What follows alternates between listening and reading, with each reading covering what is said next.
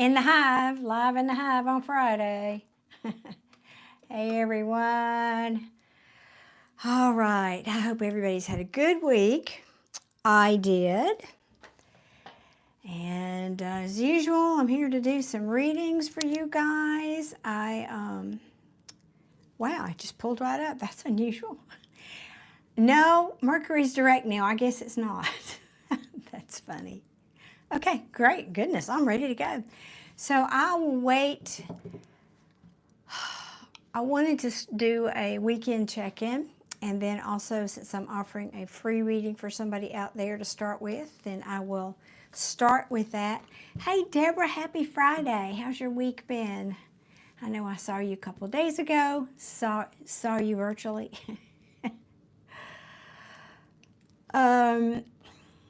I actually got a little nap in today, Deborah. I about didn't want to wake up. So I think I'm good to go tonight. How's your day been? It'll take a minute. Let people find us here. And I am going to do, a giveaway for a free reading tonight, because I had some people who were, asking about it last week. Hey, Jay, how you doing, sweetheart? Are you working tonight on Friday night? Well, Friday, it's night here. It's not night yet where you are in California. That sounds nice. Yes. Nap was nice. That's what was nice. I don't often get those in, but I did today. It was just a day. Yeah. I'm laughing with you, Deborah. Been trying to avoid the jerk. The jerk. Yes, the jerk. The jerk, the knucklehead, the sleaze. I'm trying to think of all the names people call that other person who shall remain nameless. I'm really good, Jay. Like I said, I've had a really good week, and I don't know. I'm still working on my schedule for YouTube, trying to figure it out. I might change it a little bit next week. We'll see. But it was interesting that when I had 2 nights off from doing a live, I did feel better. So, yeah, I may have to do something different. Hey, Ryder. Good evening. Good evening. Indeed. Sit back and relax. All right. I don't know what is going on with YouTube. Like I said, the last 2 lives, it's been really odd that they have reduced viewership very significantly. So I don't know what, I'm not doing anything different on my side, but what we did notice was less trolls, right? You guys both observed that last time. So I guess you got to take the good with the bad, or the bad with the good, or whatever. So usually by now, what are we, 3 minutes in, I would have had 120 people asking for a free reading. I don't know what to do. I'm not being attacked over here.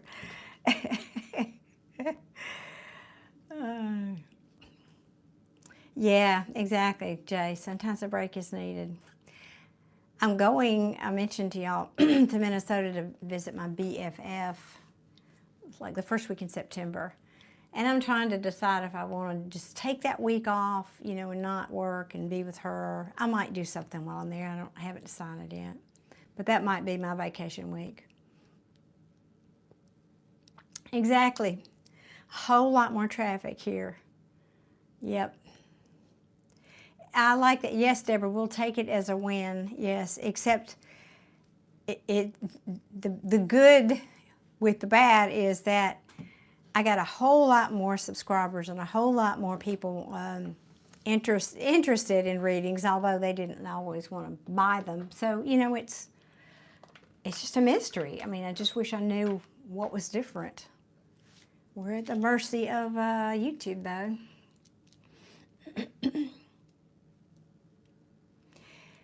Yeah, Jay, yeah, you may be right. It may just be time for just take a week off and just do nothing. I'm going to try to do some recordings tomorrow. I was so frustrated. You know, Mercury is still in shadow. I'm going to blame it on that. Yesterday, I did 2 30-minute readings for Scorpio and had no sound, not bad sound, 0 sound for either of them. So I re-recorded both of them. One of them I actually got uploaded right before I came here tonight. And the other one, it's not uploading. I have no idea why. It's showing it's still on my phone. I can play it. It looks perfectly fine, but it's not uploading. The life of a YouTuber.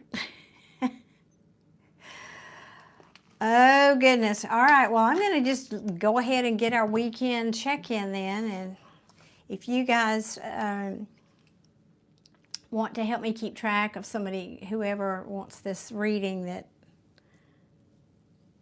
you're a mess lately, Ragu? Well, I wonder, a number of us were really feeling that last planetary. We had Neptune, well, 4 planets are retrograde. And then we had a Lionsgate portal and a full moon on top of that. So yeah, it's been a bit difficult for a lot of people. I'm just looking to see what deck shall I use for the weekend check-in. Okay, that's an odd choice, but we'll take it.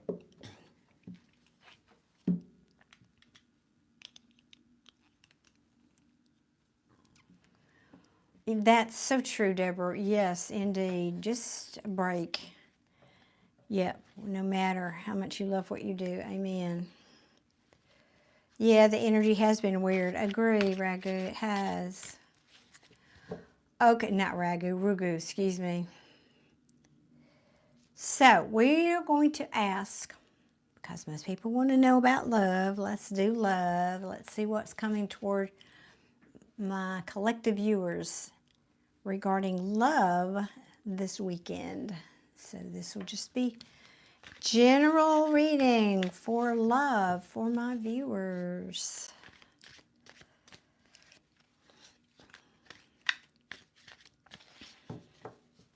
Hey Nick, how are you tonight? Good evening. What do you got planned on this Friday night? Besides watching me, of course.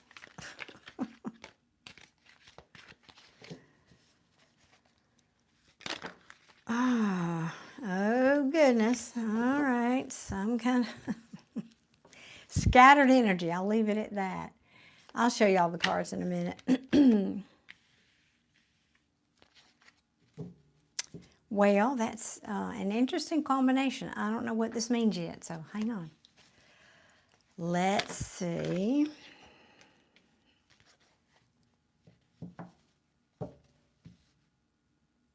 Just relaxing at the house and taking it easy. That's awesome. That sounds like a lovely evening in. Some of my favorite evenings are evenings in alone by the, you know, just enjoying my company. No offense to anybody in the world. Let's see. I think that's probably more so now that I'm here on YouTube, because I talk so much on YouTube. It's like nice to just be quiet. Hey, Nancy. Good evening. How are you tonight, girl? Goodness me, what is this? I'm going to have to get a couple more cards, because a couple of ways I could read this. Don't want to jump to conclusions. General knowledge. I am well, thank you for asking.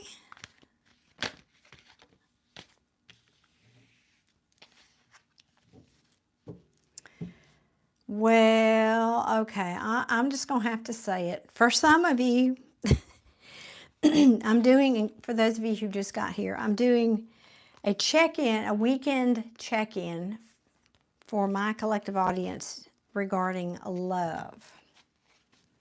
Awesome, Nancy. I'm glad to hear that. Oh, y'all know what I forgot to do?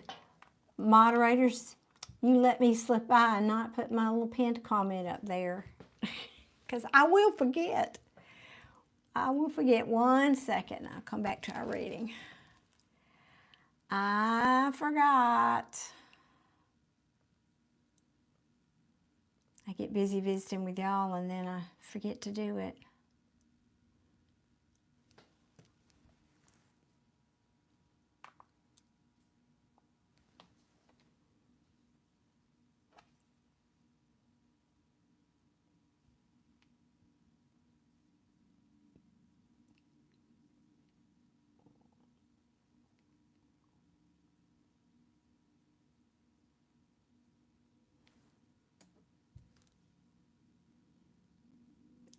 Sorry guys, 1 minute please.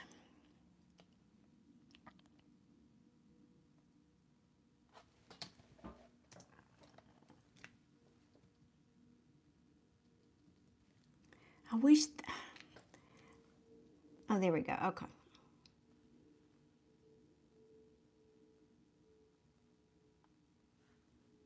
I'm trying, there it is. Okay. Huh, the link didn't light up though, I don't know why. I mean, you know how it changes colors to blue, I don't know why. Anyway. Hey Cardsy Z, how you doing? Good evening. Okay, all right, there we go. Now, as I was saying,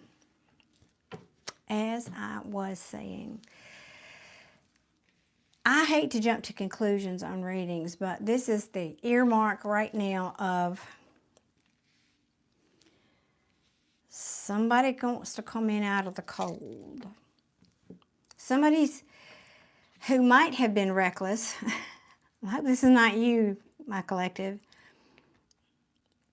This is delays, frustration, somebody who comes in and out, somebody you can't necessarily count on, somebody who acts a bit reckless, who may be feeling abandoned or might have had a financial loss even. Okay, we're trying to talk about whoever this is that I believe might be coming towards you, or you might just be having a conversation. I don't know yet. Let's see. But this is the card we say is out in the cold, okay? It means in a love reading, usually somebody you've said go take a hike with.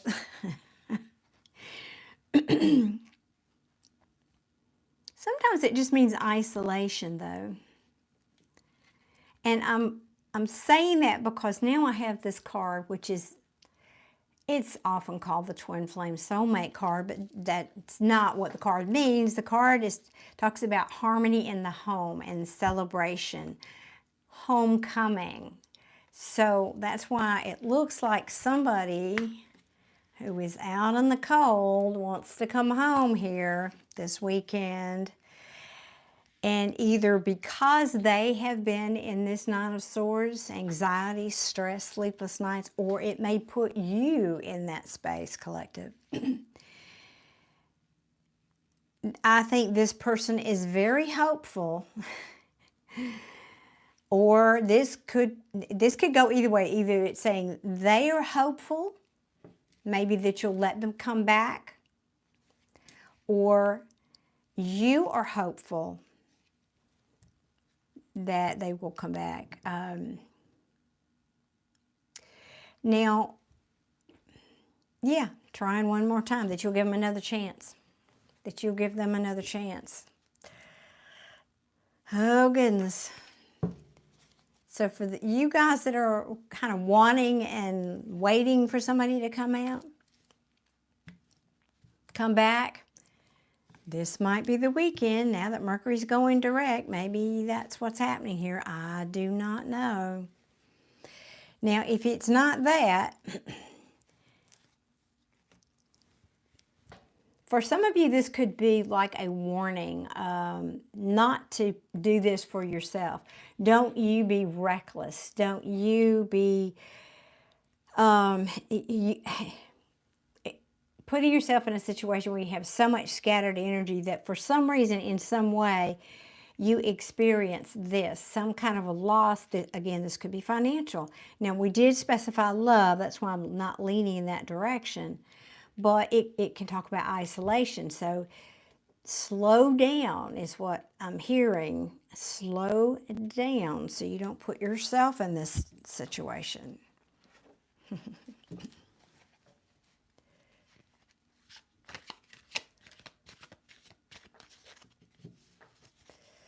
All right, anything else you want to tell my collective? Moderators, do we have our free reading person yet? Misha's here. Hey, Mishy. How you doing, Mishy Bear?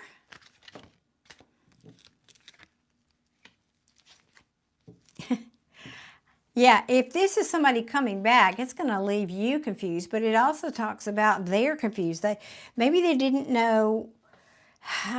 Wait, let me just get some more cards before I speak on that. That's a lot of cards, but we will take them.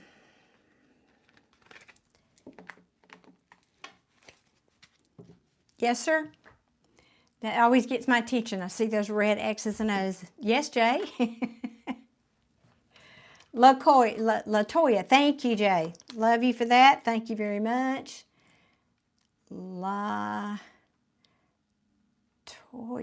okay, thank you. And Latoya, I will do that for you right after I finish this.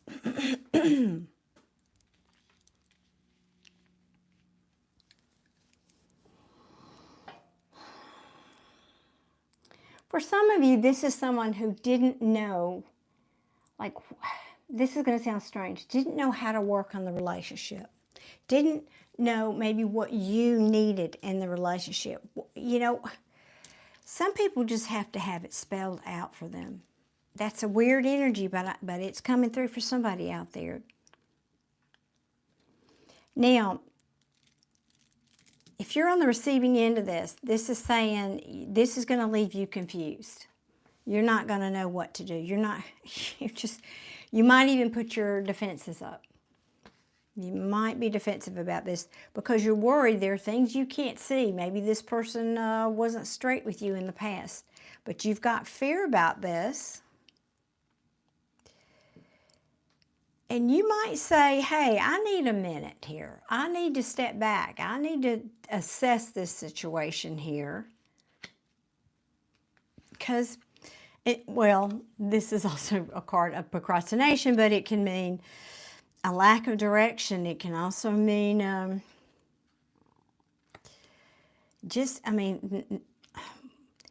no communication. So this, I don't know.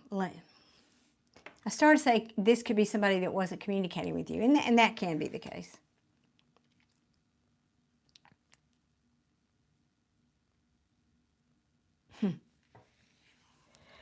So again, if you're on the receiving end of this, you may be saying, you know, whoever this person is that might be trying to come back, I'm just over it. I'm tired. I'm exhausted. This thing has pushed me to my limit.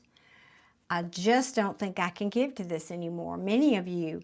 And it's interesting because I did do, I started this live by talking about this. I did 2 30-minute readings, neither of which had any sound. So I had to record them again.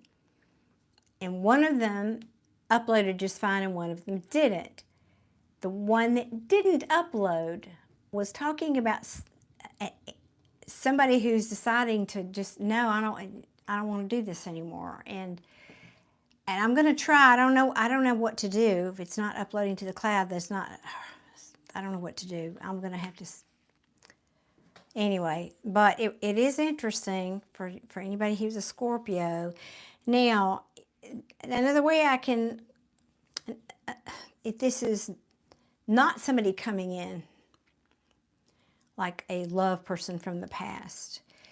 Again, back to you, collective. Maybe you're just for some reason in this reckless energy, maybe quite a bit scattered. Because you're worrying about something here. Now, we did talk about love. This is specifically love reading, but you're worried about something or someone here. You're trying to hold out hope. You're hoping somebody's going to come back from your past. But you can't see. You can't see the forest for the trees here. You don't know. You don't have clarity. You're willing to put the work in.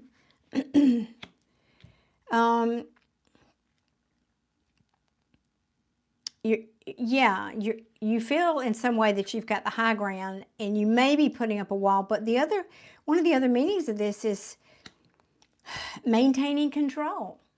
Maybe you're saying, okay, I need to maintain control here. So, for example, maybe you get a text from your person and you haven't heard from them in a long time. That might really put you in this kind of energy because you don't know the rest of the story, as Paul Harvey used to say. Anybody here remember that? Anybody old enough here to remember Paul Harvey?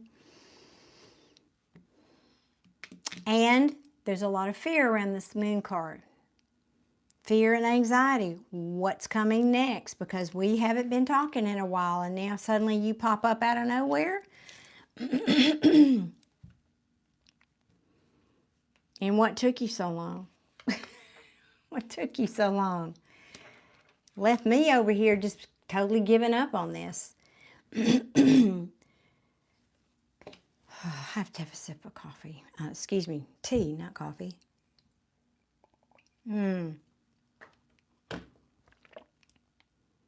Do you remember cards that you love Paul Harvey? Wasn't he something? These young people won't have a clue, but he was a classic. He was a classic. Classy guy and classic. I mean, not like I knew him personally, but seemed to be, and always had great material on his broadcasts. You too, Heidi, you remember Paul Harvey? Yep, he was a good one. Back to the scenario about somebody from your past wanting to come in out of the cold, or that is out in the cold maybe. They're holding on to you, collective. Maybe you're holding on to them too. A lot of confusion about this. Oh, goodness. Oh, good. I don't want to get y'all's hopes up, but there may be this big fat offer coming in to some of y'all this weekend. Some kind of big fat offer. Goodness me. And again, because I designate this to be a love reading, this would be an offer from a person who you want, I think, to come in and, it's some kind of a new venture in love. And yes, it could be a new person, but not with these cards, I don't think. Unless you got two people coming in. Unless you meet this person and then that puts you in all of this, oh God, boy, I can't sleep then because I'm thinking about that person. But that doesn't make sense with a couple of these cards. So I don't think that's it. I think it's this person. And they may be saying, yeah, I want to make amends for what I did. I've been thinking about this. I've been making plans. Maybe this person even is traveling to come see you. This person may be trying to boss up, y'all. I don't know. This is something new. I haven't had a reading like this in many, many moons. But then a lot of energy is shifting. Now, you may see them as somebody, they may be coming in posturing as an emperor. I think you may be seeing this person as as this page, somebody, first of all, who may owe you an apology, but who is not emotionally available, or at the very least is immature. They may even be a little introverted. This may cause a tower for you guys. It could. It could. It could.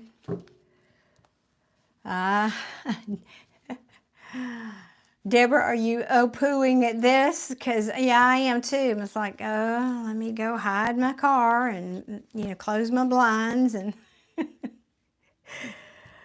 I don't know, guys. I think I'm going to leave it there. This is just a heads up. So if you guys have somebody coming back. They may be coming in saying, I want to work on this now, but they're confused. I don't think they have clarity, again, about how to do that. Or maybe they don't have clarity about what you want. Like if you say, I want you to work on this relationship, they might not really know what that means. You may have to spell it out for them.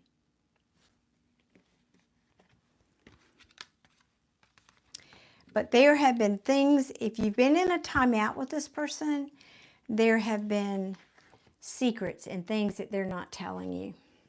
Just to let you know that. Just a heads up. Wow, this is different. This is different. I have felt the shift. Since Mercury went direct, I felt the shift in the energy and in the readings too. Yep, I have.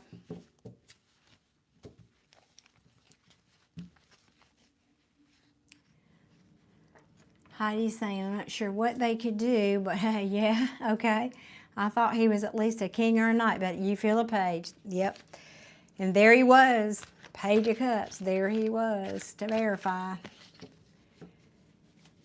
Okay. Thank you, Jay, for anticipating that. Yes. Latoya is Latoya here. Thank you, Mish.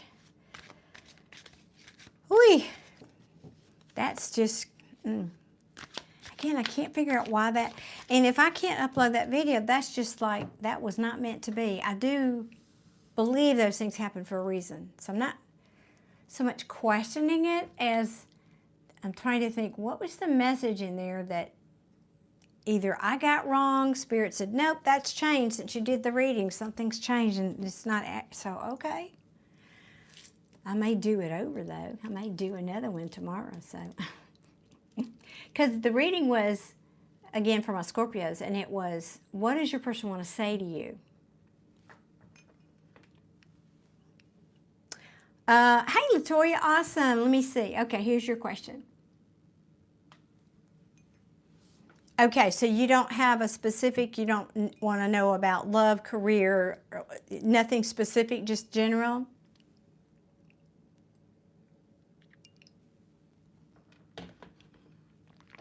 And what deck for Latoya?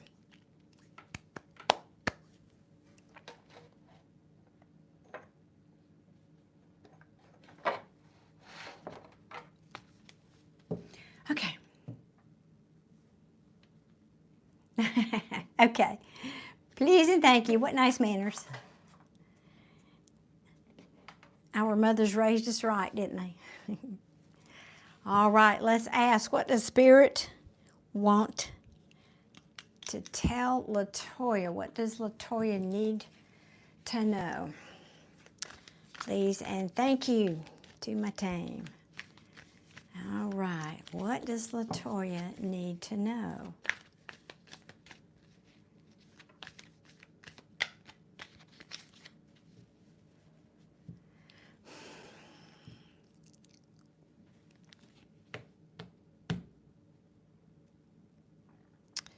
Okay, time out. We may have an incoming here, y'all. Y'all know, my moderators know what that means. Knows what that means. Latoya, do you have a young girl? I'm trying to get a sense of an age here. I want to say 8 to 10-ish, maybe 7 or 8 to 10-ish. Young girl that you know that's crossed over, that would have been close to you in some way.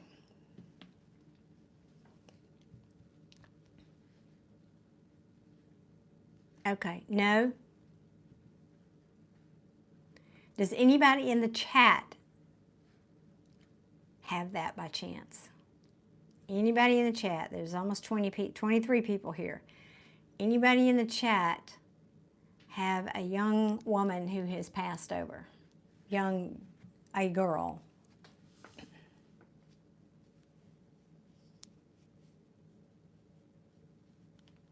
Sorry, Latoya, just give me a minute, please. We'll come back to your reading.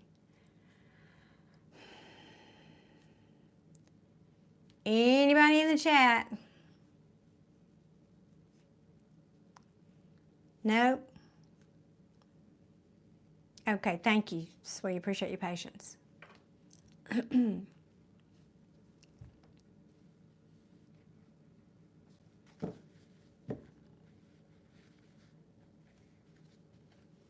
Judy says no.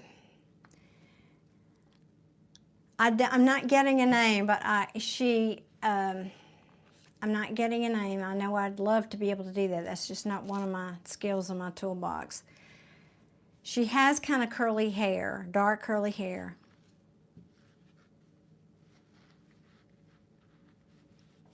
She reminds me of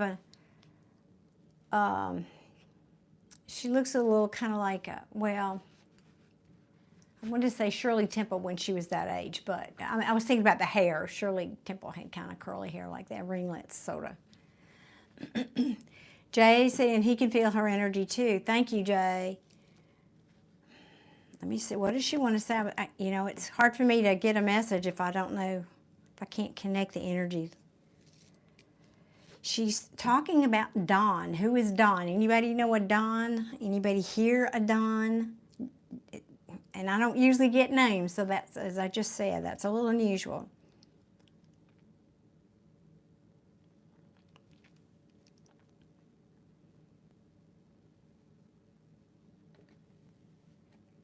She's here with an older woman, like a grandmother figure.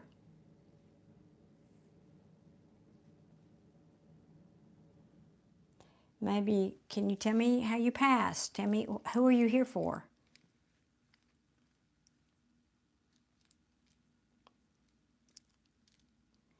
She's saying she hit her head. Does that relate to anybody? Sacred knowledge, did your person, Emily, did she hit her head? Is that what might have caused her death, or subsequent to a head injury?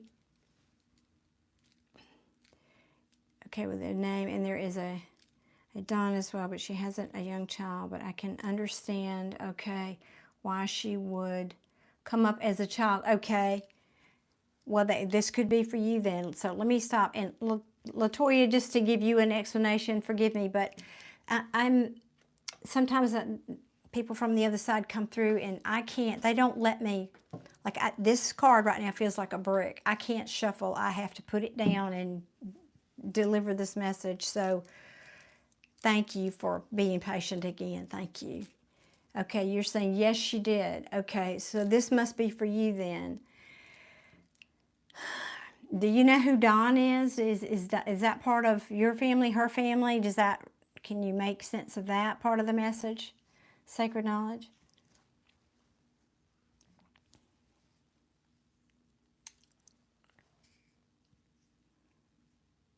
We're just starting out with a bang tonight, aren't we?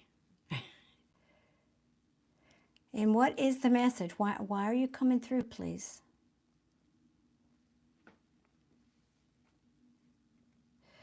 She's talking about somebody here wanted to save her. I don't know. I'm not seeing how. Well, wait a minute.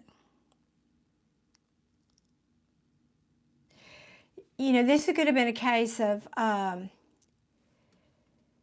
if she had a head injury, she might have not died right away. It might have been put on life support or something, because I'm hearing absolutely, it was her husband, but he had his name. But his name was very unusual to be Don. Okay. It almost was Don or Dom, D-O-M or D-O-N is what I was feeling like. So the energy feels like, wait a minute, let me see. Her dad is Don, Deborah's saying. For her death, she reverted back to when she was when she was a small child, and she had lost her mother very young. That makes sense. And sometimes they don't come to me necessarily at the age that they died. They come to me when they want me to see them so I can talk about them to you. So that could be very well the case. But there's a message here about, it's almost like there was some kind of, like, I want to say life support, like she was not really conscious and there's life support of some kind. because she's saying whoever this was that was there with her wanted to save her, knowing they couldn't, but there was like, I want to save you, but I can't. There's something, this person could have never spoken that, but that's the energy she's showing me, and she's bringing this through because she's wanting to get a message to that person that it was okay. It was okay. You were never, what is it?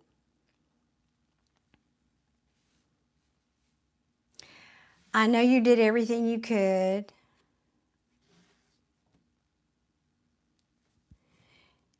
In fact, you were, oh, this is interesting. She's saying, in fact, you were the only one that really cared, that really tried to, she's talking about toward the end of her life, tried to really do much for her. Is this resonating? Okay, you're saying Dawn. And you're saying, yes, before her death. Okay.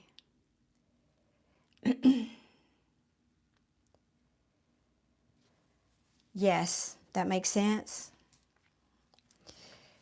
So, I guess this message then, since it's making sense for you, Sacred Knowledge, is this message for Don? Is Don the one that was there with her? Because if this is him, whoever, this person was really grieving the loss. I mean, I'm just seeing somebody in like in a hospital room setting, and just, even though it was like it wasn't a surprise that this person was about to die. Yes. Hey, Jennifer, thank you so much for your sub. But there was some, I'm trying to get to the heart of this. Y'all, I'm getting hot. Channeling this energy, I gotta turn my fan on. Can you tune that in a little for me, please? Can you give it to me clearer?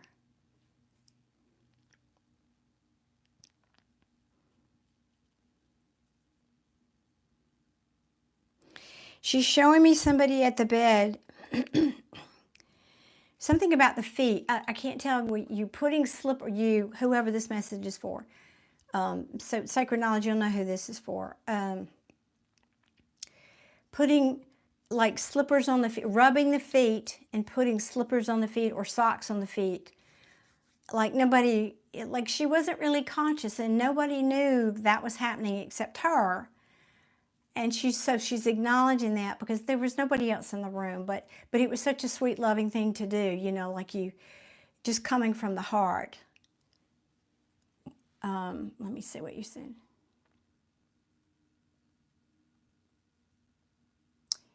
He was deceased, okay, before, okay, so this is the message for whoever was there. 1 second, I got to turn my fan on. I'm burning up all of a sudden. Which I wonder if that's part of the message too, is I wonder if she had a fever or she was hot. I don't know. That could be part of it too. Ooh, y'all. Hang on. I'm not one to typically get hot flashes, so this is part of what's happening. Bear with me. So you wouldn't know then if somebody, whoever did that with her feet, you wouldn't know that then if that was true or not, right? Sacred Knowledge. Because she's bringing these little things through to say, I saw you, I know what you did, I appreciated what you did, and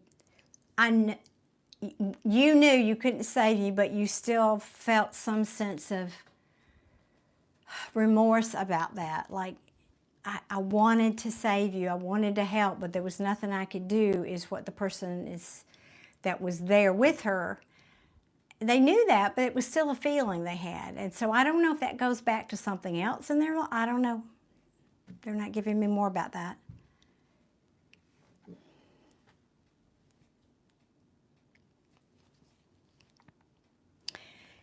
Did she have, wait.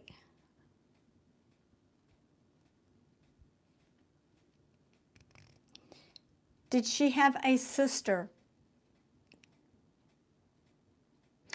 Oh, awesome. Sacred knowledge, thank you. I'm so glad that you know this person, and please share it. Yes, please. That's the magic of the internet and being able to do things like this, that I firmly believe that whoever's meant to find a message will find it, just like this. This is a perfect example. So did she have a sister also?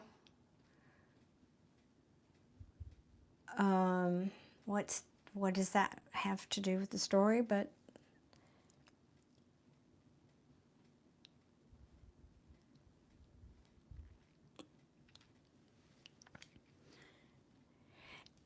she's okay. This is going way back, but oh, let me see. Appreciate hearing. Yes. Oh my God, you're the one that did that to her feet. And no, I know she wasn't conscious. I know that. That's why she's telling you this.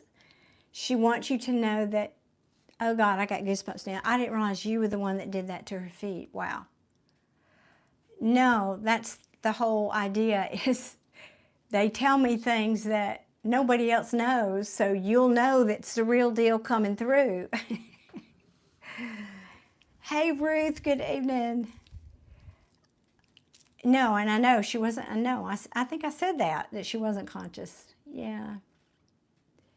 She did have a sister, because she's talking about her sister. Now,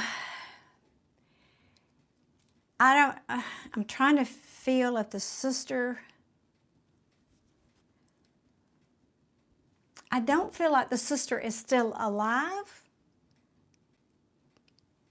but she's telling me a story, and I don't know why she's telling me this story. If the sister's not alive, you can't share this with her, but I don't know, it may be relative. It'll make sense or it won't. I don't know if they were very poor when they were young, but there was a doll. It's like she's saying we fought over the doll, but really it was just that we shared the doll. But she said sometimes we fought over it. There was something about we only had one doll. There were two of us, and it was only one doll. So I don't know if that will make any sense. If you have any, I don't know. Yes, she did. Okay, so, what else?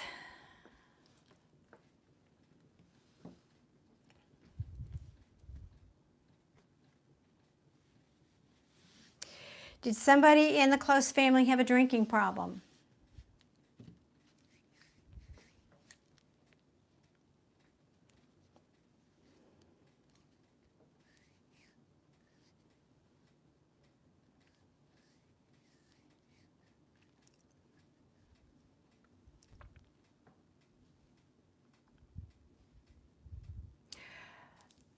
Oh, Jay, really? That is interesting. Okay. Thank you for that. Yeah, because they do, I have a list of everybody that's ever been banned, and there may be some magic number that I've hit, and they're not. That may be something, Jay. That's interesting. Okay. Thank you. So all my moderators, please read that message that Jay just typed there. And Mish, if you're still here, maybe capture that information, and once it's confirmed, we might put that in the email to the moderators. You did hear that? Because we were just talking about that earlier, and I'm coming back. You guys, it's not like I have AD or HDD. Yeah, it's not like I'm a bouncing ball or anything. Yeah, well, we were talking about this, Mish, that it's something happened. These last 3 lives, I've had much lower viewership than before. Anyway, okay, so Sacred Knowledge is saying, yes, this makes sense. Okay. Okay, anything else? All right, she's also sharing now, she's saying there was a brother, but he didn't live. I don't know if he died in utero or a child or later in life. I don't know. That's the only comment I'm getting. There was also a brother, but he didn't live. I don't even know if you would know that or not. Sacred Knowledge.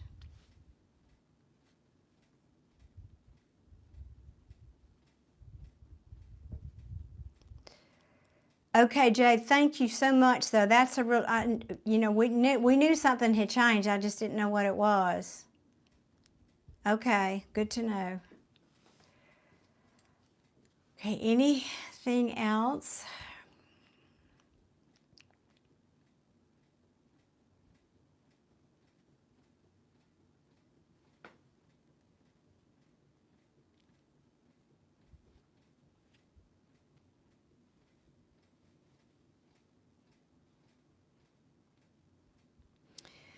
I'm trying to, there's something about a car ride, her first ride in a car, and it's not coming through very clear.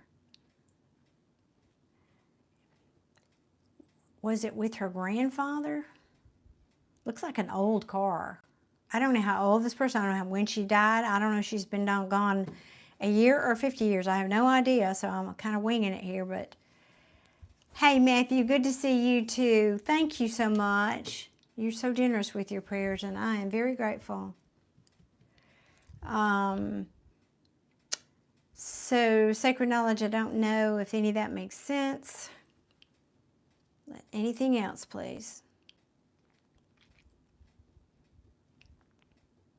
Oh, Matthew, you are so generous. Thank you. Thank you, kind sir. Thank you. Well, I say kind sir. That's a Bible verse. I don't know if you are a male or female, but thank you, Matthew. It's very generous.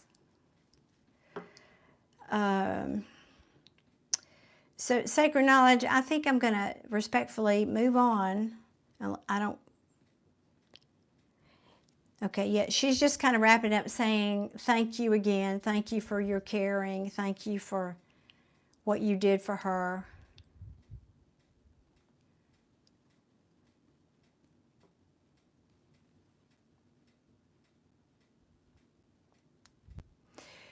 Well, I think it does. I don't technically know the answer to that, because when a soul leaves here, they go into the non-physical and they have no restraints like we have here in the 3D. It's a different, they don't have the emotional baggage that we have. They don't have any, it's just different.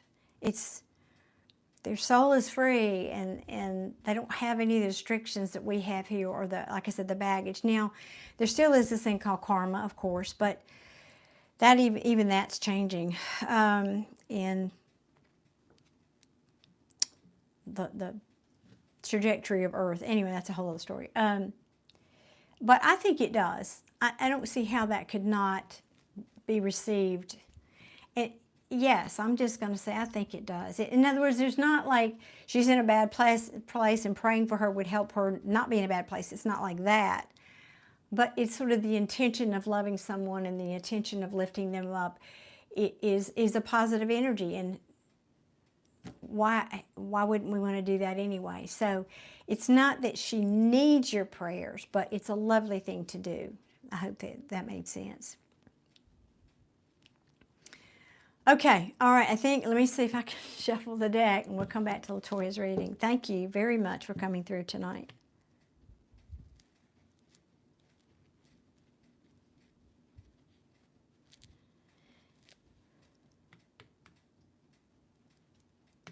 Okay. You are very welcome. I'm glad I could do that for you tonight. And the older lady here is saying something about put your shoes on, put your shoes on. She's talking about shoes. It's the weirdest thing. It's been this theme with me, I don't know, for a couple of months now. Spirits come through and they talk about shoes. I think one of my spirit team has a thing for shoes. I don't know what that is, but it's kind of been comical, and invariably I'll bring through a message about, they just talk about your new shoes or your new red shoes or something, and that person said, I can't believe I just bought those today. It's been kind of weird, but in a fun way. Oh, goodness.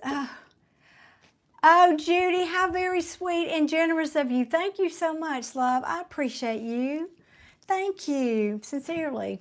Thank you, Judy. I appreciate that. Okay, now let me take a breath here, switch gears, and let's get back to Latoya's reading. If I can shuffle, let me try. Thank you very much, Judy. Nice to be appreciated.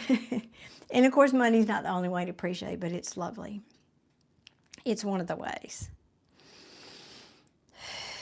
Okay, can we get back to Latoya now? Okay, yes. I don't know. I think, let me keep shuffling. I'm going to put this back. They may come out again. So, Latoya, thank you for your patience. Thank you so much, hon. And I'm going to get to your reading now. So, what does Latoya need to know most? Thank you, Matthew. It was lovely. Thank you for dropping in and lending us your good energy. You are always good about that, and I appreciate you so much. And thank you again for your prayers. Thank you. Okay, what can we bring through for Latoya here?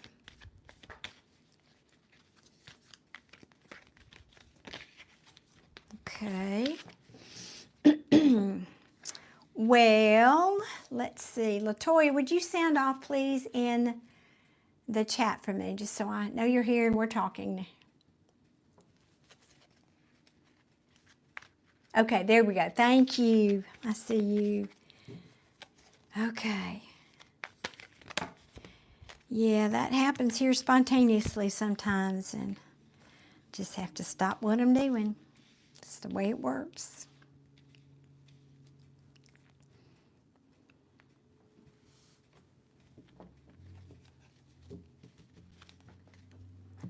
Okay.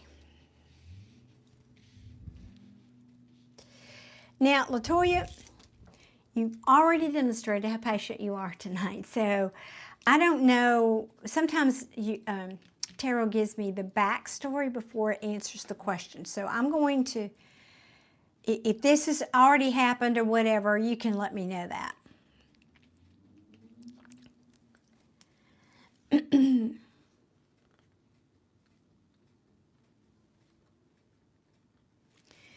And I'm trying to keep this very general and not make it, specific, as you specified, not about love or anything in particular. Because sometimes we just need a framework, before it really answers I don't know. That's one of the ways I explain it, but I've got the Hierophant in reverse. This talks about being sometimes it can mean being a bit of a rebel, not going with traditions and doing things differently. You may have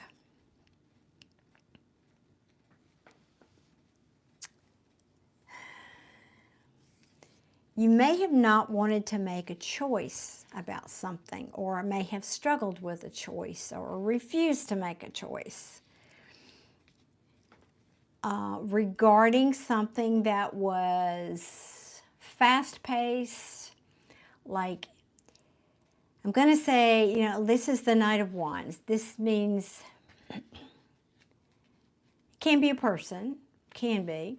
Usually the queens and kings are people, but sometimes knights are. But it represents doing something like fast-paced and kind of like, in the love readings, we call him the player. Like, he would come in and he'd have a really good time, but then he wouldn't necessarily be there for the long time. It's not a bad energy. And I don't feel that with this card tonight. I don't feel like it's a bad energy. It may just mean that, I don't know if this is talking about you and your energy. Maybe you're just not wanting to settle down in some way in your life right now. Or maybe this is telling me this is how you were in the past, because now I have this Queen of Pentacles, which most likely is you. So maybe if this is telling me what you need to know, this could be saying, this is how you lived life in the past. You lived like this. You didn't want to do things in the traditional sense. You made the choice to be more like this. And maybe it's time for you to settle down a little bit and focus on money, focus on your, also this queen talks about family and being nurturing and taking care of people around her and being a solid, dependable person. And so I don't know, maybe you've been forced to do this. I'm confused because I have this Ten of Wands. I don't know if you feel like, if you're at a crossroads or something, I don't have that card, where you feel like there's pressure for you to settle in and be more like this, or if you're wanting to be more like this Queen. Maybe your family's telling you it's time to do that. I don't know. But however, you feel like doing this is a heavy burden. And so I've got this heavy burden that you're ready to put down, but the Queen of Pentacles, and this represents working on something, putting in the work, perfecting your craft with something. I don't know if this is making any sense. Can you sound off and give me a clue here? Maybe you've been doing something here that you just don't love. You've been doing it for the money. That's another way I could read this. Because you had to, or because people told you you had to, or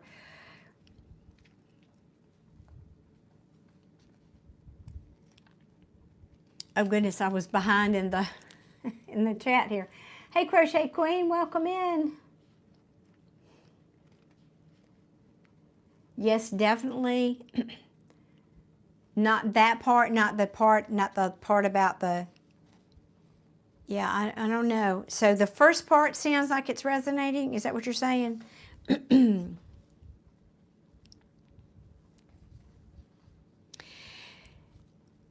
I think there's a bit, what I'm feeling here is there's a bit of, one second.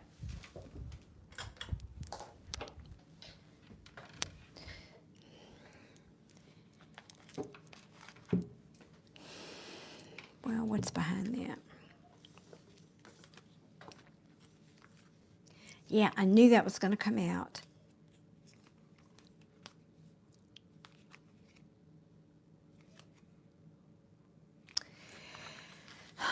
So this could go two ways because we didn't specify, and this is harder for me to do a general reading, I'll be honest, because it could go so many different directions. There could be just so many more stories here.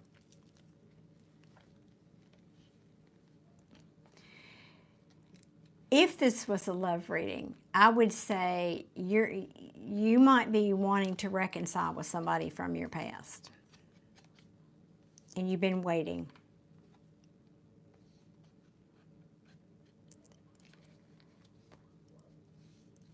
But that might not have happened, and so you're trying to move on. Or that person maybe moved on, maybe that's them moving on. Now, if it's not that, if it's not love, this can talk about loving yourself or something coming into you that you love. Whether this is a new person, this can be that. This can be a new love. But we didn't specify love reading, so it could be something you love. It can also mean, again, loving yourself, awakening. Whatever this is, if it's not somebody like we talked about from the past that you're hoping for, it can be talking about, this may be cause an awakening within you. Something you love or someone. That's possible too.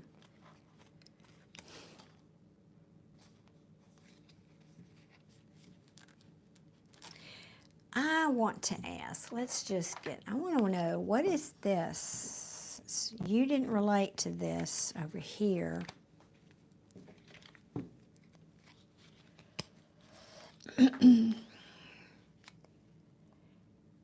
Okay, thank you. That makes sense that you were waiting for somebody.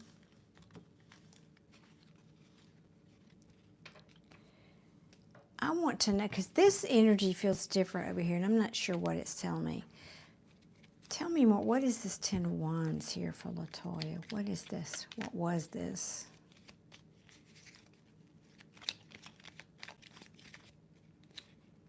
Because sometimes that might have been somebody might have tried to play mind games with you. Was that somebody trying to play mind games with you? That could have been at work.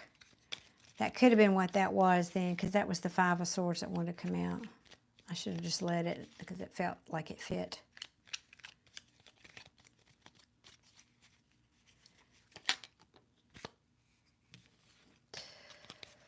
Well, whatever it was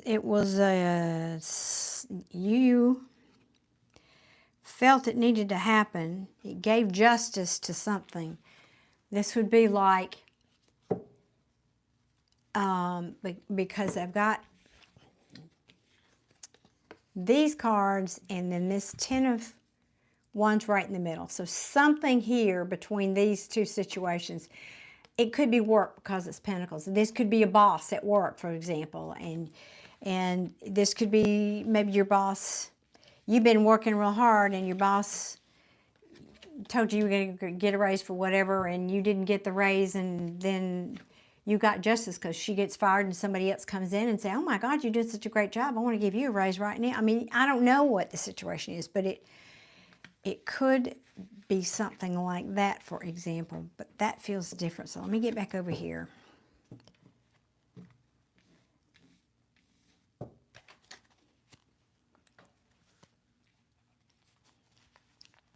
Okay, all of that. Back to her original question, if we could please. What does she need to hear? That's a lovely question. It's a very enlightened question is how I want to say that.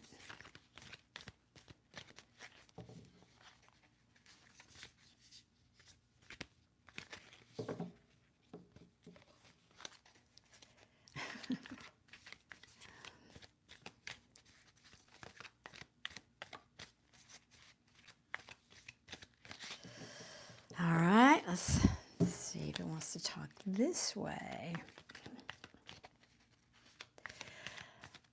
Raymond, I gave away one free reading tonight, which is the one I'm doing. The rest of the night, they will be paid readings, and that information is pinned at the top of the chat.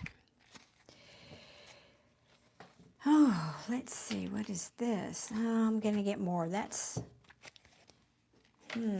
you're questioning. That's something you need to reframe there. Let's see what else.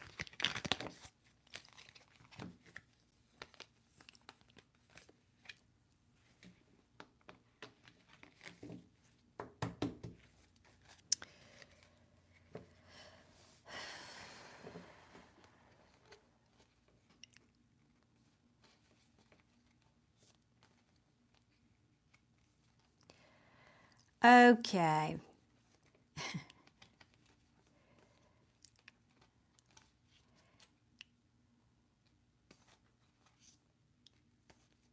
Yeah. All right. Here we go. Latoya, the reason I think it was starting out talking, you know, we determined that some of that energy had to do with your person you were hoping to come back, is because when we're holding on to a person, and I'm guilty of this, so I'm not being accusatory or judgmental in any way. When we're holding on to a person, it can be affecting our energy in other areas of our life. It can certainly be pushing away other people, for example, that might want to be interested in us. But it can also affect other things like job and family, because it's in your energy. You're not just a physical being. You know, there's a lot more to you than that. And so what I pick up is what's in your energy. And that's, I guess, what Spirit wants to tell you tonight is, because when this card fell, I heard reframe it. So this is the victory card, and in the reverse it means failure. When it's sideways to me, it's neither. It means it's undecided. So Spirit is saying, and I think this had to do with that relationship, because it had to do with something that a collaboration that didn't happen the way you wanted it to. Things that you couldn't see. What couldn't you see? Very likely some kind of overindulgence or even third party. So I'm guessing if that was the situation with your past person, then Spirit is saying that's what you need to reframe here. And what I mean by that is, yeah, that feels like a failure when somebody does that, right? Now, and I need to say, third party does not necessarily mean another romantic interest. It could be a meddling mother or a family member. It could be a job that the person is a workaholic and never spends time with you. It can be any number of things, but this was hidden from you, or somehow you didn't see that, and that's what was the cause of this person. I feel like you're saying, yes, that's true. Okay. So that's coming up because Spirit wants you to know that it's keeping things, and I had this come up in a reading recently, so apparently this is a message that needs to come out for a number of folks. It's keeping things that would, like blessings, that want to come into you. It's keeping them at bay. It's like pushing them away because you're not in a receptive place. It's like, and it's not intentional. It's not something you're doing consciously. But that's what they're asking you to reframe this. So to reframe something like that might be, boy, that was a blessing. I dodged a bullet. Because if that person did that to me, he's going to, and if I let him back, he's going to do it again, or he or she. Or if it was because they worked all the time, it was, well, that was a blessing because that I would have never seen that person. That person was not going to be somebody he was ever going to give to me equally. You know, so reframe it in a way that can turn this up into a victory. And I love that saying, sometimes rejection is protection. It's for your better good, for your higher good. So I feel like that's what they're asking. What you don't know, what you need to know is you need to reframe this energy because it's got you stuck. It's got you stuck here. That's the truth. So I would recommend going into meditation. And if you don't know how to meditate, there's tons of information, of course, on the internet about meditation. I have 3 videos in my playlist. I have a meditation playlist on my channel. How to meditate and the breathing and all that there, and a guided meditation if that interests you. Take a time out to reframe this.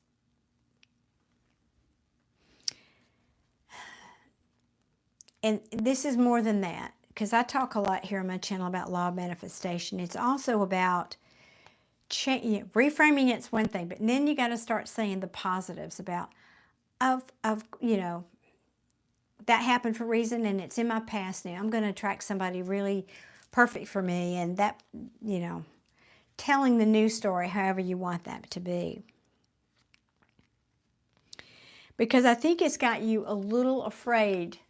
You know, it's like this is someone who's making a choice. In the reverse, it's like I can't even make a choice. I can't make a choice in love. I can't make a choice. I'm afraid to love now. I am afraid to love. That's how I read that. And now the Judgment card is in the reverse, saying when you change this, you will realize that reconciliation might not have been in your best interest anyway, because this person might have juggled you. I don't know.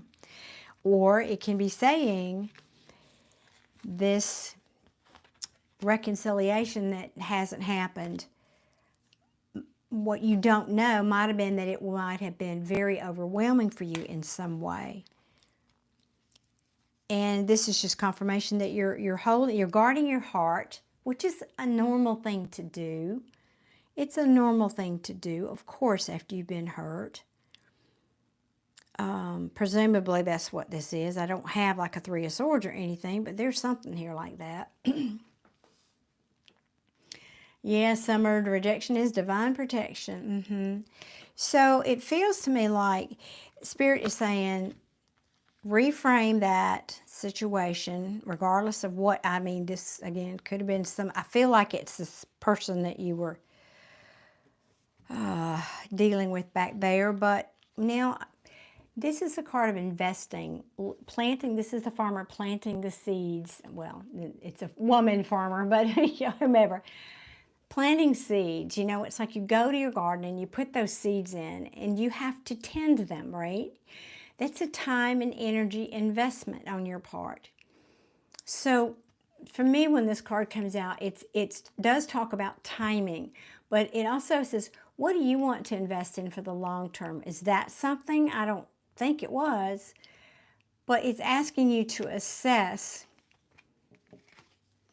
what you want, how you want to invest your heart in the future for long-term situations, because right now I don't think you're investing it anywhere. And that, if you can reframe this, and it may be as simple, let me see if I can simplify it for you, Latoya. It may be something as simple as, if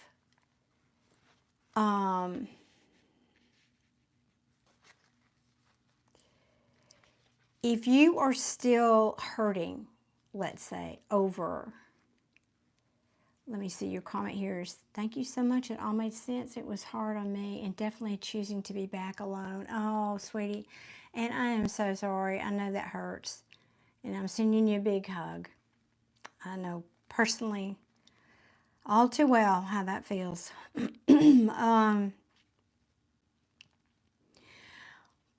But what's happening when you hold on to those negative feelings, it holds you down, it keeps you down. Life on this planet is really about energy and frequency. It's not about everything is energy and frequency. And what frequency you are vibrating at affects other things coming into you or not coming into you. And the Wheel of Fortune being in the reverse here, saying this is a lack of good fortune, bad fortune. And I just keep hearing for you the messages, you need to shift your energy. You need to reframe this, whether that's forgive, put it behind you, find something else to focus on. Just stop thinking about it, stop ruminating about it, let the person go. Whatever it is for you to change your mindset, to change your frequency here. Because this is holding you back. It's pushing money and other opportunities away from you, is the message I'm getting for you tonight. You may be in hermit mode.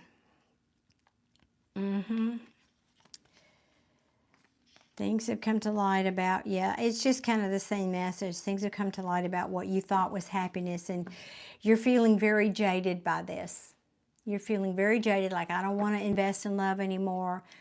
I set myself free from something that was toxic, because that person obviously wasn't willing to go down that road and bring that offer into me. And even though you felt passionate about it, and it made you happy in the moment, it's just telling this, now this is you here, sad after the fact. So Spirit is saying, but don't give up hope. Please don't give up hope. Yeah, there's the sneaky deaky, all the stuff there, but you're saying, I'm a Libra, so I'll be given and forgiven to the wrong people at times. Oh, and it's a human thing too. It's not just a Libra thing. Kind of caused me to be on a bit of a negative side. Yes, you am. And right. Okay, darling. Well, that's what Spirit wants you to do, is reframe that. Change your mindset. Start thinking positively. And you're not doing this for other people. You're not doing it for this person. No, you're doing it for you, because your blessings are out there. And until you change your mindset and raise your vibration a bit, they can't come to you. And that's what Spirit wants you to know. That's what Spirit wants you to know. And by the way, this person's going to get theirs. Karma's going to find them. It always does. It always does. So now this makes more sense to me. Spirit, I think, was saying, this is you now, or how Spirit would like you to be, focusing on you. She is confident. She's, again, a family type person. In other words, someone who knows her worth, doesn't look for anyone outside of her to make her feel worthy. She knows her value. She can take care of herself. She's working on whatever her projects are, keeping busy. Not focusing on this is what Spirit wants you to do. Not focusing on that negative mindset and how heavy that might have been for you at the time. Because, you know, karma will out, as the saying goes.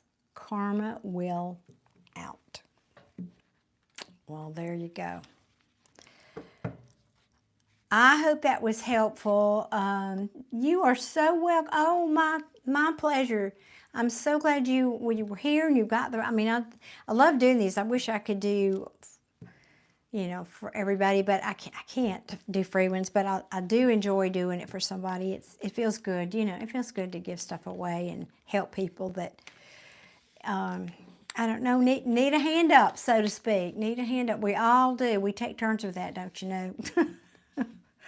We take turns putting our hand out, needing that hand and giving a hand. So my pleasure, Latoya. Thank you so much for being here. And I hope you'll come back. I hope you'll come back and visit us. And I'm wishing you a whole lot of love and blessings coming in. Just my tagline here, Latoya, is get busy getting happy. So find something to get happy about, all right? You do that for you, nobody else. You do that for you so your blessings can come in. Okay, Latoya, thank you. That's awesome. Glad I could get those messages in. Goodness, Darlene's just been busy in here. Deborah, I don't think, to my knowledge, I haven't had any other readings come through, like on PayPal or anything that I don't know about yet, do I? That I might have missed. Good night, Latoya. Hope to see you again. You have a great rest of your evening.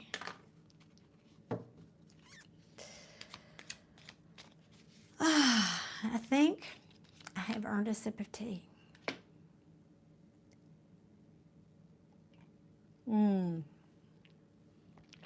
I love me some English breakfast tea. That's my favorite.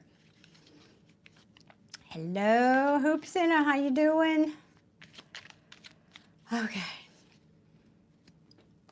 Okay, thank you, Deborah. I didn't think so, but, you know, sometimes I do miss them. Okay, now, since I'm caught up with the readings, is there anything, anybody has a question about anything metaphysical? Just general question, not personal. Metaphysical or esoteric that I can help with tonight? I was thinking of something earlier that we might talk about. I might make a separate video about that. I'm not sure. Yeah, I think I'm going to do a separate little series of videos. I'm going to be busy tomorrow. I'm going to be busy tomorrow, making videos. Hey, Ruth. Do you have any general questions, Ruth? Like anything metaphysical, esoteric, anything that somebody might want to know about? Well, Gina, that's a personal reading question.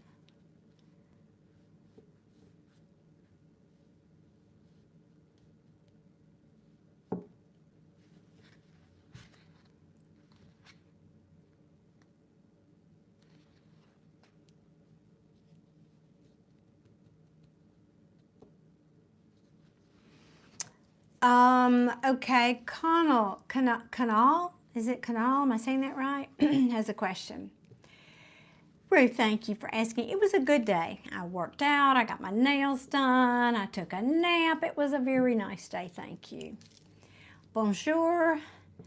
And, oh, that's a great question, the tarot deck. Let me answer Kanal's first and I'll come back to your question. I'm not sure how to say your name.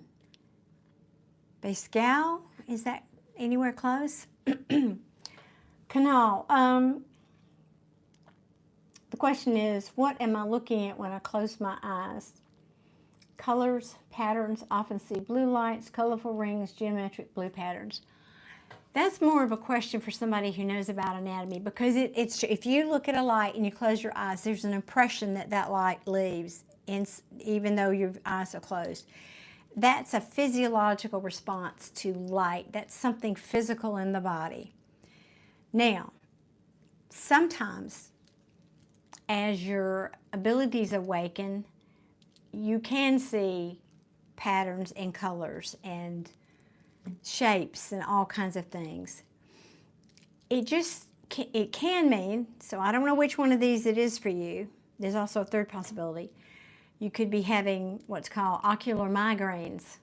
An ocular migraine does not necessarily come with pain. Like I have them, and they're not painful, but I get those, it's like rainbow colored zigzag pattern around my peripheral vision, and it's like it's flashing.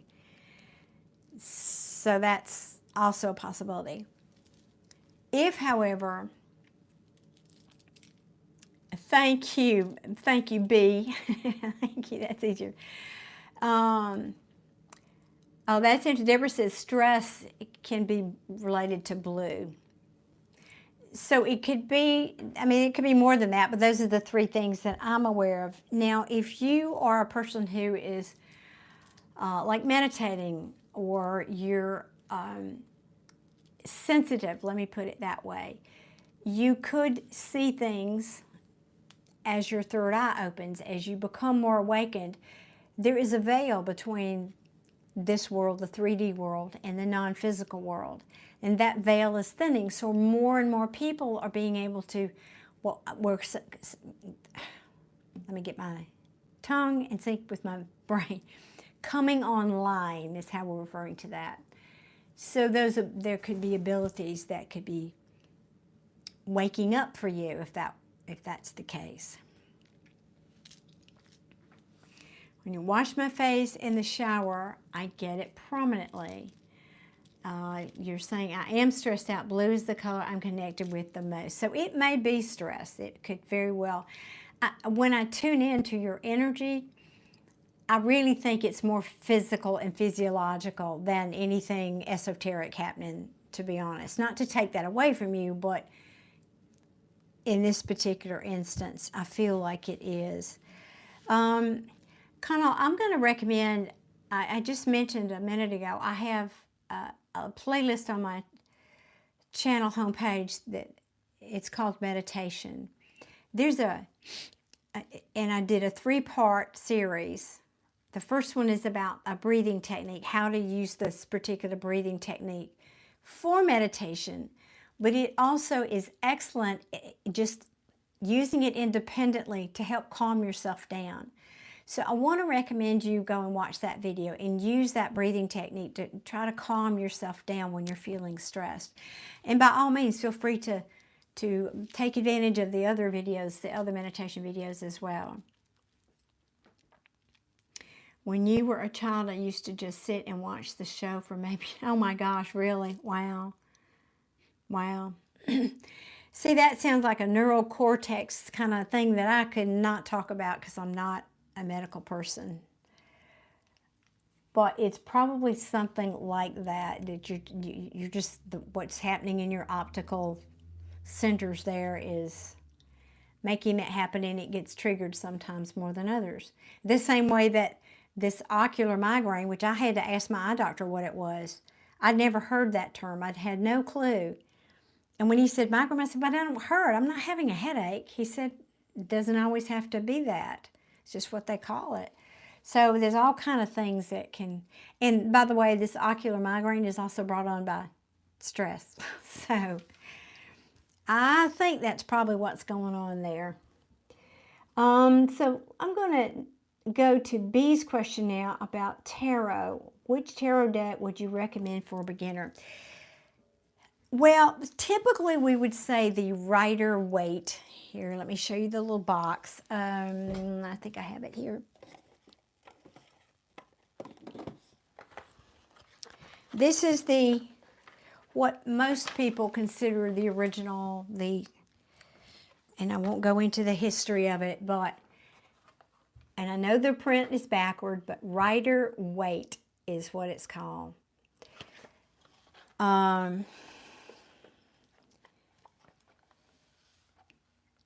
Actually, this just says Rider Tarot Deck, but anyway, there are 78 cards, and let me, hear me out.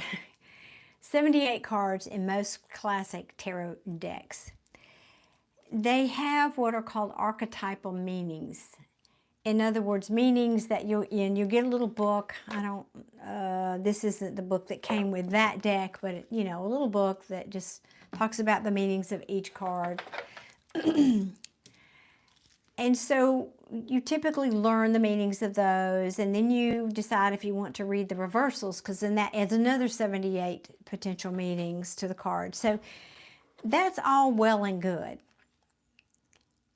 And other decks, the majority of other decks that you use in tarot are based on the archetypes of this deck. For example, this is called the Rider Waite deck. It's another very popular deck by a lot of tarot readers. The images here are very different. They're much more modern, whereas this deck was made in the original one, 18 something. I can't remember what year.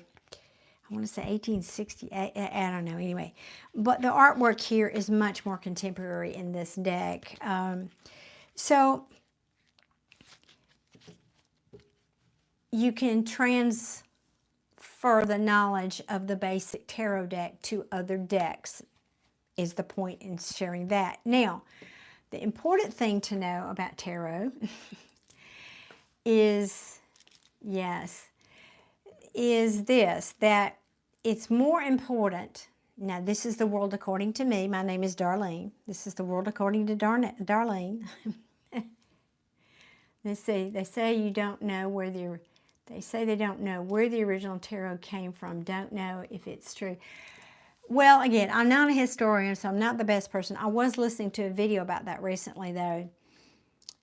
The story I heard, myth or fact, we don't know, was that it came from somebody who was playing cards with a regular card playing deck, and they started assigning meanings, and then they said, well, then they took it one step further. Well, let's do pictures to associate with whatever. So who knows? But there was I'll call him a metaphysician who was Rider, and Waite was the artist, and they collaborated to come up with this deck. But anyway, back to the answer to your question. Now, any reasonably intelligent person can take the book and learn the archetypal meanings and be a card reader. But that is not the magic of a tarot reader. The magic is the reader. Anybody can say, oh, that's somebody in stress. Well, look at the picture. So there's a couple of things here. It's meant to trigger something in the reader. These are just tools, in other words. This is just a tool. That's all it is. I could just as soon read a cup of tea leaves or coffee grounds. Those are tools also. So the magic sauce is with the reader and the reader's intuition. Because sometimes if I get a card, there's many different ways to interpret that card, or several cards, then it's exponential. So you have to kind of be able to hear what your intuition is telling you about how to read those cards. It can go a million different ways sometimes. So it's most important that you connect with your intuition and learn how to use your intuition first. And then if you decide to pick up a tarot deck, that's great. But if you don't, then it prohibits you from being able to go to a depth with that. I'm using tarot as that, whatever thing you pick up. You wouldn't achieve that if you don't cultivate your intuition first. Because some people, there are people who say don't even learn the readings, don't even learn the traditional archetypal meanings. Go by just, and I do this exercise with my students. I have a class on Mondays, and we do meditation and all kinds of things, but tarot. And so, for example, let me get a good card here that would give an example of this.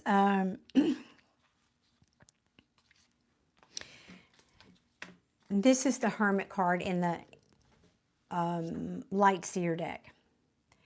Now, if you knew nothing about tarot, absolutely nothing about tarot, and you looked at that picture, what do you think about? So this is a way you can cultivate your intuition. What are you thinking about? When you see this card, what is it, first of all, evoke in you?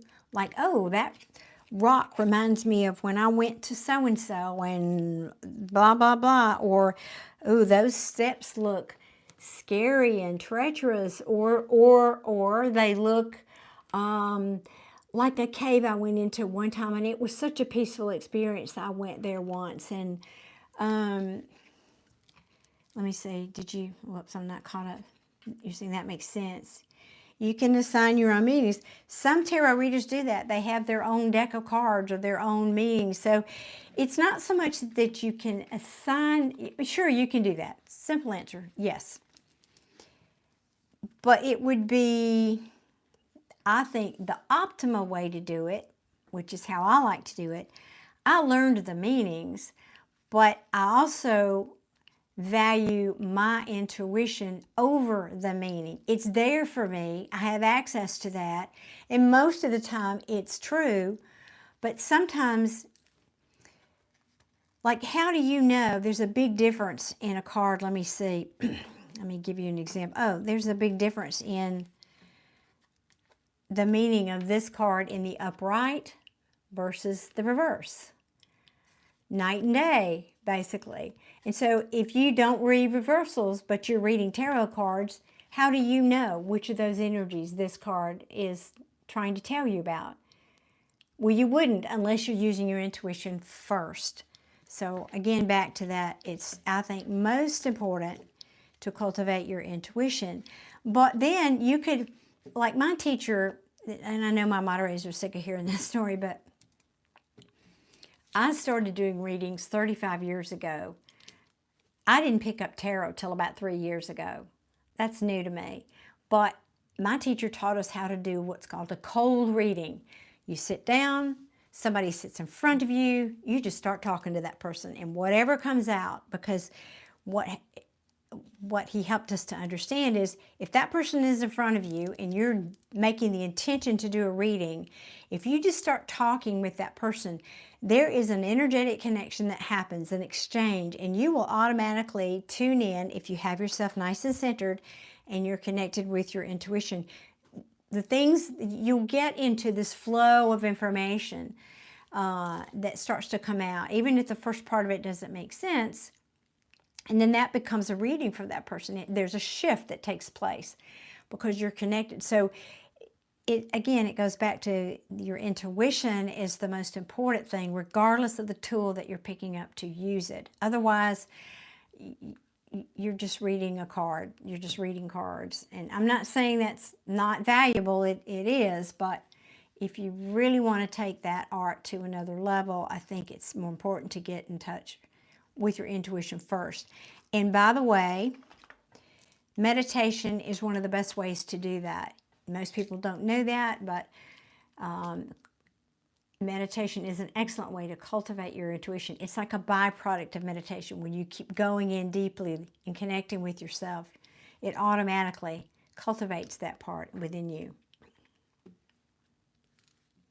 Yeah, always trust yourself first. If not, you're a slave. That's good advice.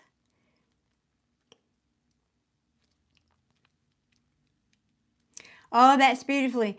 Melanie, I think you were talking about the Hermit card that I showed. That's how you would, and I've already put it back here, darn. Because that's a beautiful, I want to show that. 1 second, let me see. Can I find it? Because I love that interpretation. What did I do with it? There it is.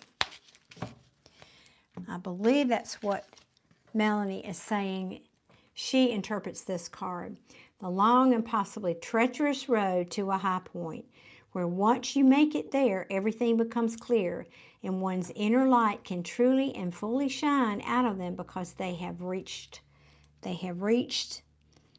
I think the top, we'll say the top in the pinnacle. I think that's a beautiful interpretation of that. Oh, here we go. I know it cut you off, Melanie.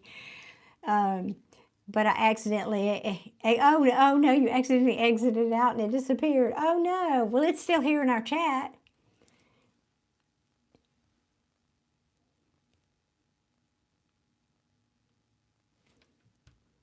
You're trying to remember the rest of it?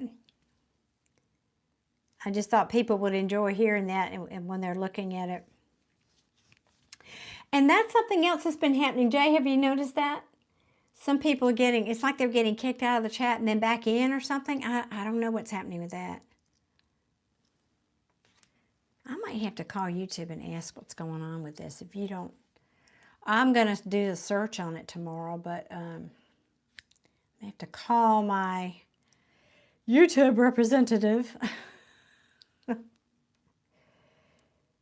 Okay, we're standing by, Melanie. Standing by.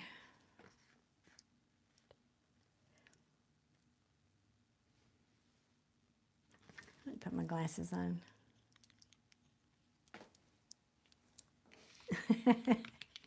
And hello, by the way, to you too.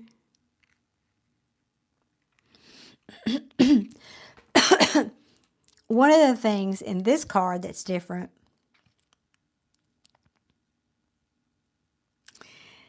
let me see if I can compare. Let me find the Hermit in the other one of these other decks so you can see the difference, because I think that's another thing that's really beneficial. If you can see the different artwork, you know that old saying, picture's worth 1,000 words. Of course, we want to be at the bottom of the deck. That does not feel like it belongs in there. Yeah, the top of the mountain, after traveling down the long road, and a sense of calm takes over, and they activate their higher self. Oh, I love that. That is really beautiful. And, and to your point, there it is. Well, that's, okay. Bear with me. Speaking of hanging on, bear with me. I'm going to get the traditional one here, because this is really, if you're thinking about learning tarot, kind of hold on one second. This will be helpful visual for you.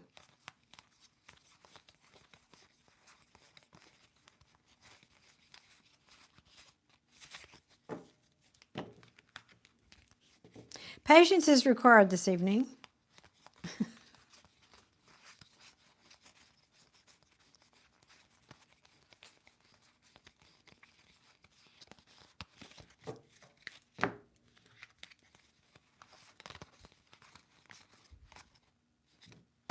Okay. 3 different decks. 3 different versions of the Hermit card. This is called the Hermit, which is the card we were talking about. This is the Light Seer that we were just looking at. This is called the Astro Matrix deck. That's the Hermit. And this is the traditional Rider-Waite deck. So these cards are very different. So, Connell, if you're a card reader and you're looking at those, whether or not you know the meaning or not, one might have a slightly different meaning over the other one, right? Because just using the artwork and what you associate with the artwork, for example. I'm sorry, Connell, I'm talking to you, B. I'm sorry. Exactly, they're all different. Different is night and day, very different. So, for example, what she was just talking about, usually this is the most common because this is the Rider-Waite. well, he's holding up a lantern, right? He's just holding the lantern there, looking. There's no real background to indicate where he is or anything. You can kind of make up your own story. But in this one, like Melanie was referring to, I know I got y'all mixed up, sorry. There's a whole other story that can go with this. So it's kind of like combining your intuition sometimes with a little bit of an imagination to extrapolate more story from the card. Because as she was alluding to, like in this deck, he's holding the lantern here. I'm going in, like the more traditional meaning is, I'm going into the cave. I'm going to reflect on, try to gain some higher wisdom, maybe insight. Well, here, as she was referring to, he's put his lantern down right here. Or she, this is a she. She has put the lantern down. She has already elevated here. She's already, elevated, ascended, whatever, to this higher knowledge. So, I mean, you can see, and yet this guy, he's not even in the cave. He's outside, still looking for it, got his flashlight, searching. Now, this environment is cold. It's probably more bleak. I mean, there's all sorts of extrapolation and messages you can get from the artwork. So it's not just about reading cards. Again, and you as a reader would get a different message from me because maybe, for example, I've never been, I don't know what that is. I've never been, I live on a Caribbean island. I have no idea what snow is. I can't even relate to that. So that wouldn't help me. But if you do, that might be a whole other message for you, for example. And why is he building that fire outside instead of in his house? Which, I'm just saying. Let me come back over here and see your comments now.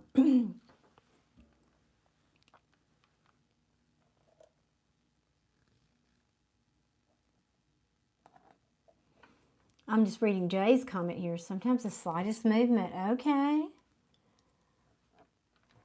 I wonder if that could be, a device thing too. Like if we're on a certain device, maybe Apple's done something. Oh, so many unknowns with these electronic gadgets. YouTube Shorts is getting used to the way you swipe. Ah, that is true. But it seems pretty dumb right now. Yeah. Melanie's saying they become one with spirit, the divine, but most important of all, they become one with themselves. Yes, I love that. Which is so well depicted in this artwork. One with themselves and all of the energies, therefore they are able to emit their inner light after being in the, oh, that's awesome. So you can see how it's just such a beautiful rabbit hole, and how, and most tarot readers have multiple decks, and why, like when I do readings, and I know I'm going to do a reading like Latoya, I ask, what deck would you like me to use? Because there are certain messages that that deck might give me that a different deck might not. So, hey Derek, good evening. So I hope that was interesting to you and anybody else who was here listening to that. And hopefully, I don't know, if you want to read cards, that's awesome. But I do... Oh, Connell, that's so sweet. B saying, I have always wondered about that. Thank you so much for taking time to... My pleasure, my pleasure. I'm not just here to read cards. I'm here to share whatever a little bit I know with people. I certainly don't have all the answers, but I share what I can. And Awardo, thank you very much for that comment. Thank you. Oh, did I just put that card in the wrong deck? Did I? No, I didn't. Okay, good. All right, anybody else have a great question? Those were great questions. I love those. Anyone else have a question that is generic like that? I do not have a daughter. I have daughter-in-laws. I have 2 sons who have beautiful wives.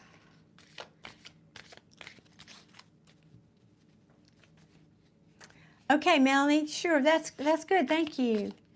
Thank you for giving me that heads up, because otherwise I might jump on out of here. Thank you. Every time I wear these, I get compliments. I don't know if you can really see what's on them. They're owls, and one of my students gave them to me, and they're just, I have a thing for owls, and they're just like my favorite, so thank you. They're very special. Yeah, they're very special. I usually like to, if y'all compliment them, I try to take, I don't know if y'all can see that at all. It's kind of like a little face there and an owl. But anyway, I love them to pieces. And here's the hard part, getting it. No, there we go, got it right in.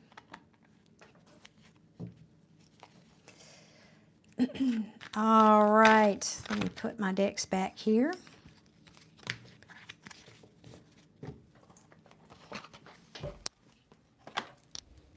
Oh, that feels good to stand up. Woo! Stretch my back, stretch my legs. Yeesh. Sitting down too much. My trainer didn't work us too hard today, though, thankfully. She wouldn't like it if I said that. Well, I have to try harder next time. Well, I know, they look like that, but they're owls.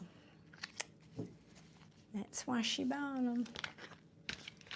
Okay, Melanie, whatever works for you, hon. Whatever's easiest.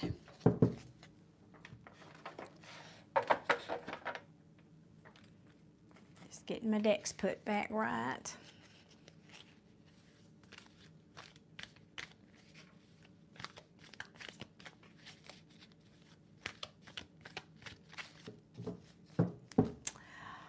Alrighty.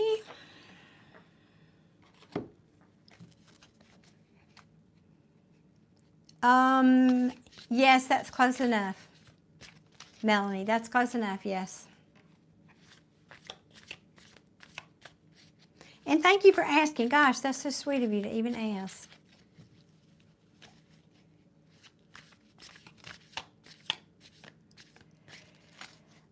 I might start doing that, Jay, seriously, especially when these things get so long. And I mean, you know, I feel like I need to just go stretch out. Hey, Brandon, good evening. So, yeah, and I could. This table is tall enough I could stand. It's an interesting table. It's actually like a workbench, but I bought it for my art. It's got 2 drawers in it and it has a crank over here. And I can actually crank it down or crank it up for height, which is really cool. Well, maybe not. I don't know, Melanie. I trust you. If you've tried and you can't get it, then I am not going to lose sleep over that penny, I promise you, or whatever that is. Thank you for even trying, for caring to make it right. I appreciate that.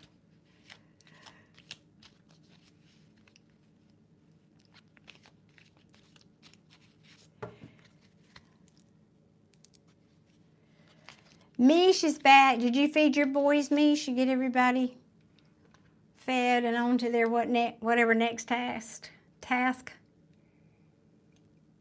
Oh, that tea's so good.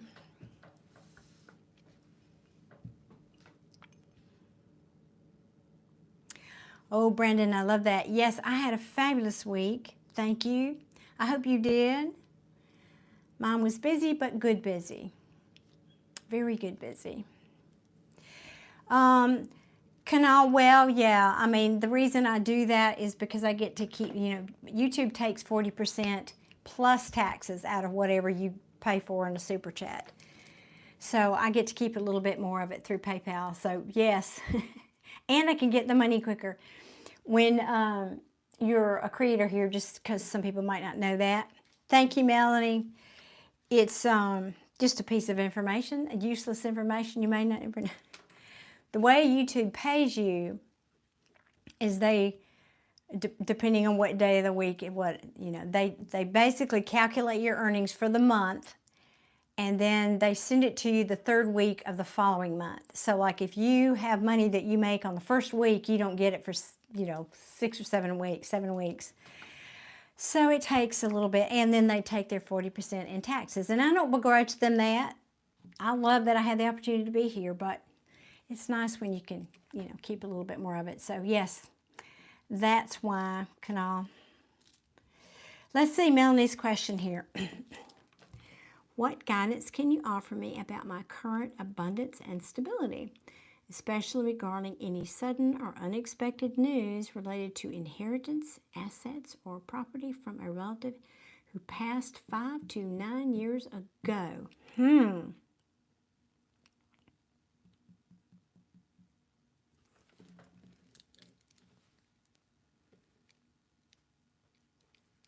Hold up.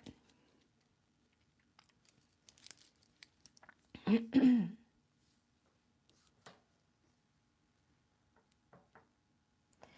kind of getting a whole backstory about this. This relative that passed, there was a discussion about the property before they passed.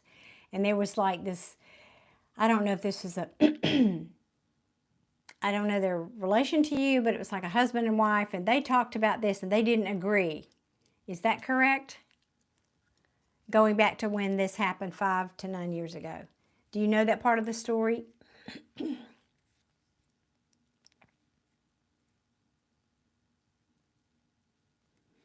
Kanal, were you talking? Yeah, that's crazy. Yeah. So anyway, it is what it is, though. Talking about YouTube. So Melanie, do you relate to that, or do you know?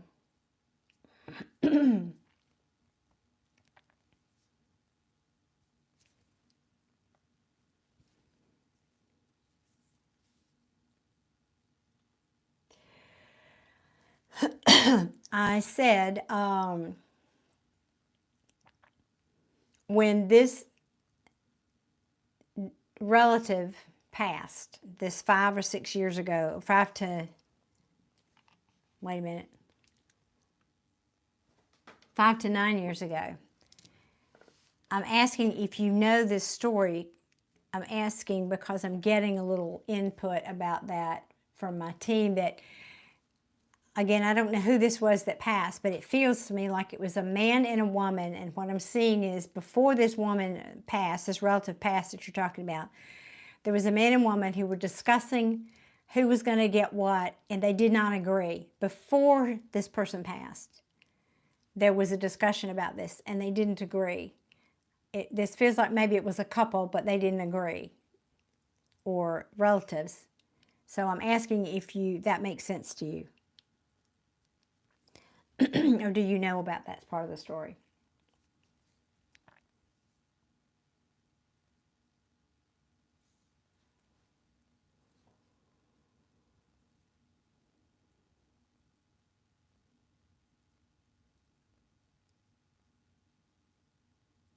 This is called the pregnant pause. While you wait. I'll enjoy my earrings while you're waiting. Melanie, there you are. It sounds a little bit like part of the story. Okay. I know, that was just the beginning. That was even before this person passed. This person that passed, is this a woman? An older woman? I don't know why I raised my voice. I do that like you're in another room, guys. I'm sorry. Gotta laugh at myself.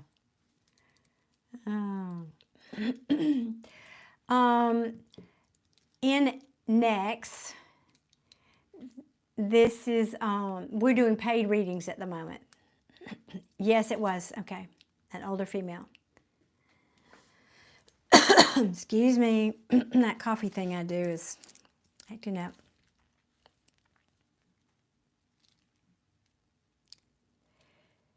And then after she passed, there were relatives. This is a very common story, actually. It's not like I'm psychic or anything. This is a common story. The relatives, I think probably her children, dispute about how the property should be divided. They don't agree. That's, like I said, kind of a common story, sadly.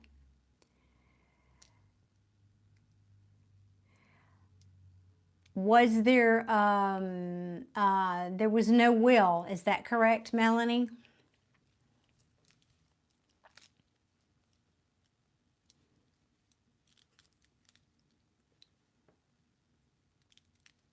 Liza's here. Hey, darling. How's Liza tonight? How's Liza's week been?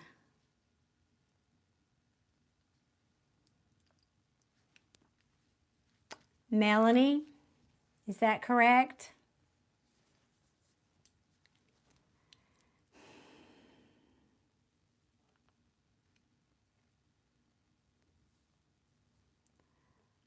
Melanie. Making art, keeping busy. Well, that's good. That's what an artist should do. Allegedly, right. The house has been in probate like forever. I could feel that, yeah. And my mom has all info, very hush-hush.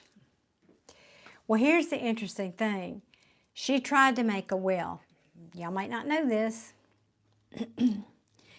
She tried to, she wanted to, but whoever this other person was had resistance against it. It's like, I don't know if she couldn't drive herself to the attorney's office to do it, and they kept putting it off, but she wanted to, she intended to.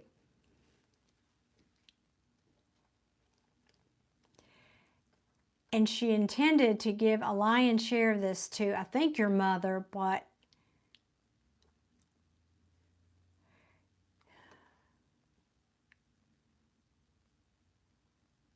just a second, let me sort this out.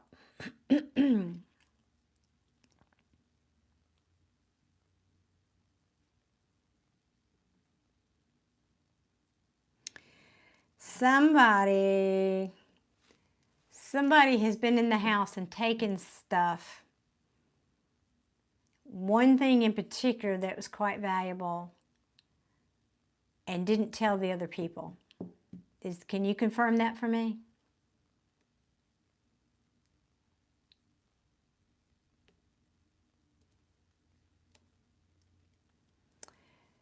Okay, you think, okay, let me see. Like pertaining to any kind of information getting, oh, wow, she's really, you're not kidding. Very hush-hush.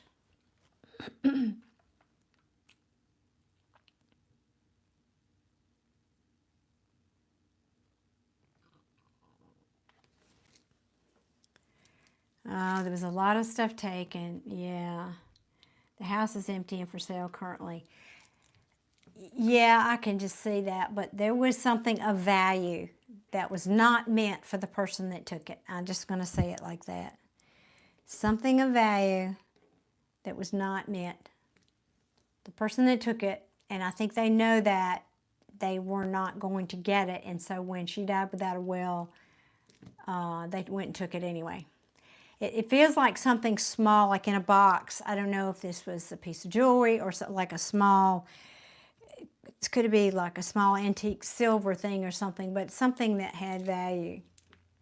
I'm kind of, they're showing me this box that I have of an antique silver dessert set that actually has a crest on it. It was whatever, it's showing me something like that, about that size.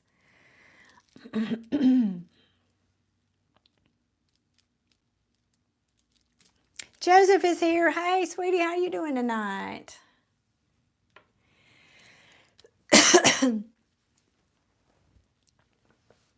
Okay, now, is there anything else you want to show me that's relative here, or I'll pull some cards for Melanie?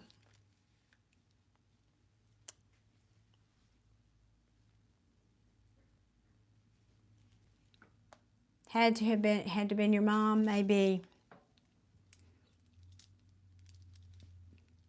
This, I'm just seeing this person like standing there, and they knew this was not, didn't belong to them. They knew it wasn't supposed to go to them, whatever this was, but they took it anyway. They felt a sense of entitlement, maybe because she had helped take care of her. I don't know what this is, but the the person did not intend to leave it to her. Anyway, okay, moving on. What deck for Melanie?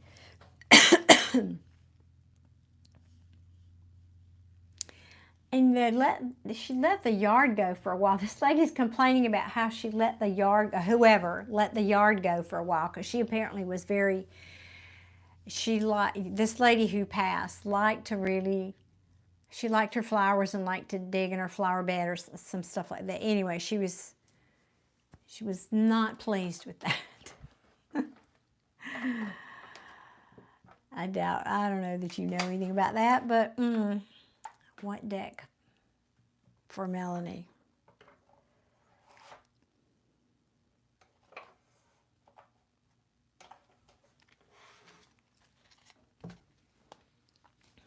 Okay. Okay, she did take care of her in the end. My mother definitely was a severe sense of entitlement. Yeah, and yes, the yard was definitely let go. Sad, isn't it? Well, I mean, we can't do everything. I don't know what the situation was, but yeah. Yeah, the last time I got a reading from me, you're on your way to the property, actually. Oh, cool. I remember talking about this. I didn't know that, the whole story about the house. I know this has been an ongoing thing for a minute. I want to go back up and read your original question, though, because I kind of want to get that right. I just, when I get stuff like that, I like to pass it on through.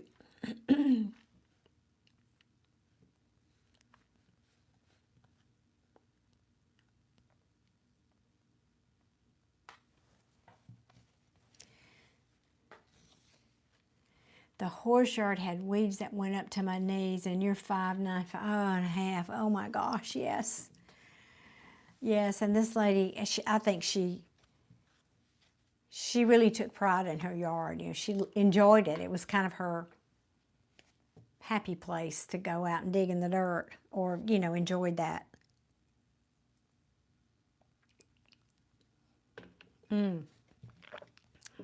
Okay. Well, Michael, that's very kind of you. I'm doing well. Thank you so much. I hope you are too. I am doing very well. I got a nap today. That was exciting. The reason you included the abundance and stability in my question is because I feel like my granny's house has something to do with my abundance path.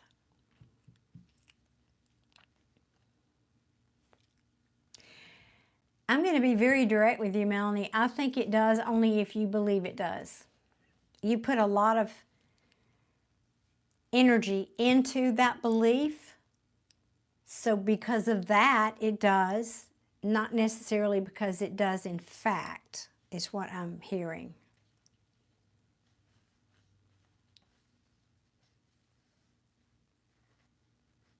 Oh, and then you learn to love it. Yes.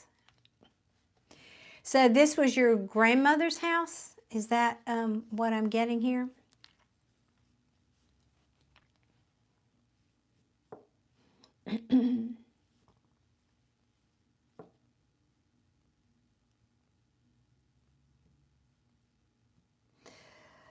All right, I'm getting a whole other, hold on.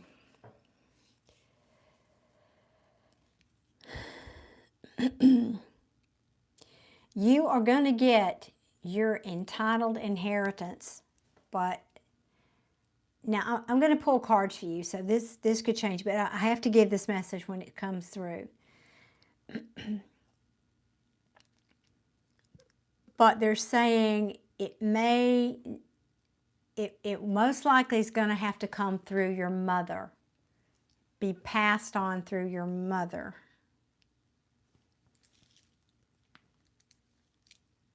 It was your granny's house, yeah. But there's what I'm feeling about that is there's going to be some karma for your mother around this, because I get the feeling she'd, I don't know, I'm not going to...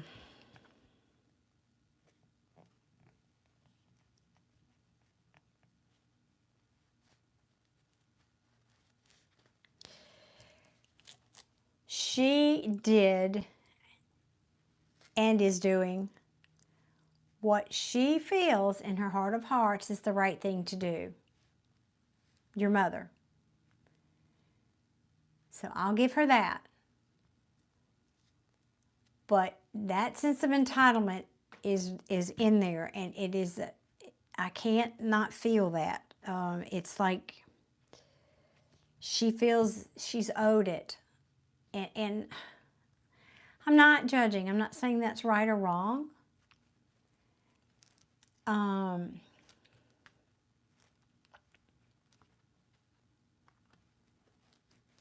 But it doesn't come from a deep, how can I say this?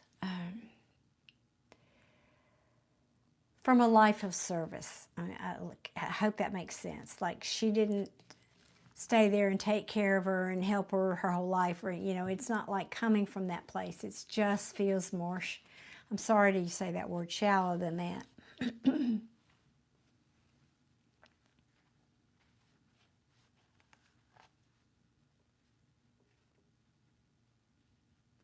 Oh, goodness.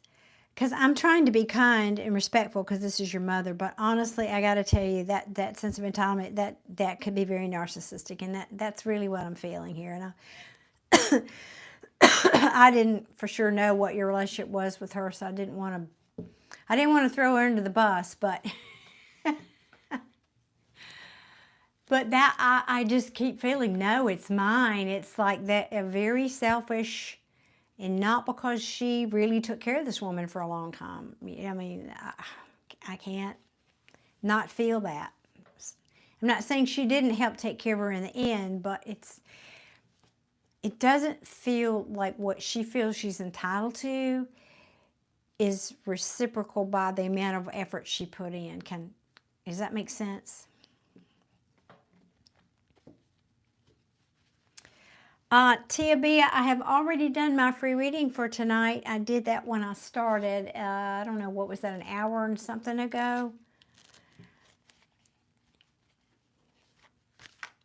And I'm sorry, you've been here 3 times and missed it. You have to get here the minute I go live, sweetheart. I'm so sorry. I know, and I appreciate you coming back every time I do. Just got to be sure your notifications are turned on and you get here right when I go live. The list for paid readings, I don't have one. After this one, I have no list. So what can you tell me about abundance and stability regarding this property issue for Melanie? Yeah, now don't do the free event. I was just reading a comment. I don't offer a free reading with every time I go live. I don't. But Friday night, tonight I did, and I try to do it at least one night a week.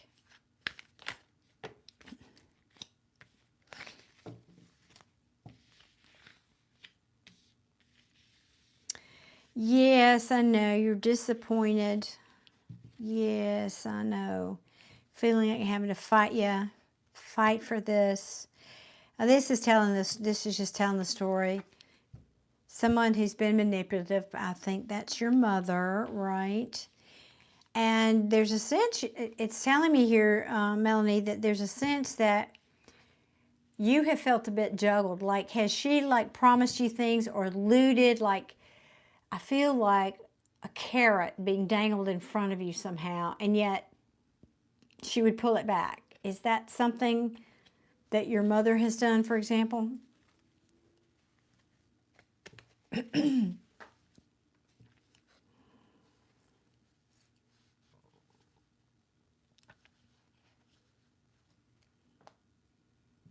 Oh, what a waste of a gift, I'll have to say to that comment, Melanie. That was a super gift that you were offering, and she's not evolved to the point, not open to the point where she could take that in. No, that's sad.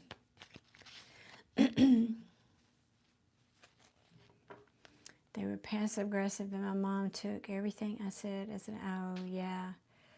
She acknowledged your pain. Oh, honey, that's awful. Right, because that means she would have to acknowledge any wrongdoing, I suspect is what your next comment would be. Yeah, wrongdoing she may or may not have done in her role as a mother. Oh, goodness, that is so sad, Melanie. I'm so sorry you're dealing with that. And I guess I can see why you cut her off, yeah. That's very sad. And she does dangle carrots. That's the energy I'm feeling here. I'm sorry, but it's just not nice. And that's kind of what, I mean, you clearly feel very manipulated, and you're kind of over it. You're like, Don, I don't want that conflict. It says why you cut them out. I don't want to deal with that conflict anymore. I want to know, though, maybe how does this bode for the future with this inheritance? That's really what we want to know.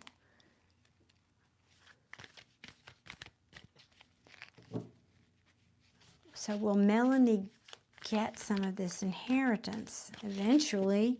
I'm hearing yes, eventually. But, you may have to wait for your mother to die, sweetie. That's a horrible thing for me to say. I don't even like that coming out of my mouth. Let me see. And, yeah, and unfortunately, she also told me new and sad information on the trip, which she has cancer. Oh, my gosh. You heard me say that. I didn't even see that comment. And I said, you may have to wait until she dies, and then you say she has cancer. Wow. Which made my decision to block her even harder, but I had to make the choice of me because I am important. Oh, well, that is indeed an incredibly hard decision, and I'm hurting for you. And I'm sending you a big hug, because no child should have to cut themselves off from their parent. That's horrible. But at the same time, I'm really glad you put yourself first in a healthy way, because that's the healthy way. Yeah. That is healthy. Wait 1 second, I wanted to see your,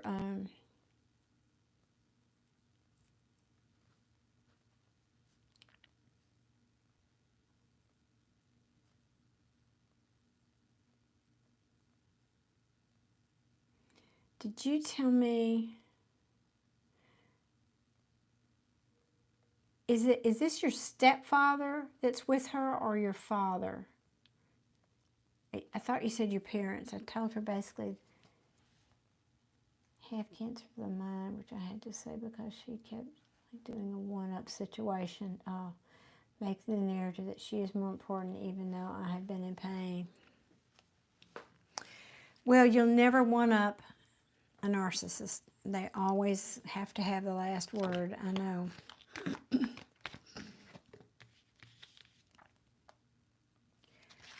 Melanie, oh no, it's her new boyfriend. She just met earlier this year. Okay. Because what I'm seeing is there's a man around her that is more sympathetic to you and understands your plight. And I think when she passes, he will find a way maybe to get some of this to you. Even, I don't know, but I just see this man. Maybe this is a brother. I don't know who this is. It's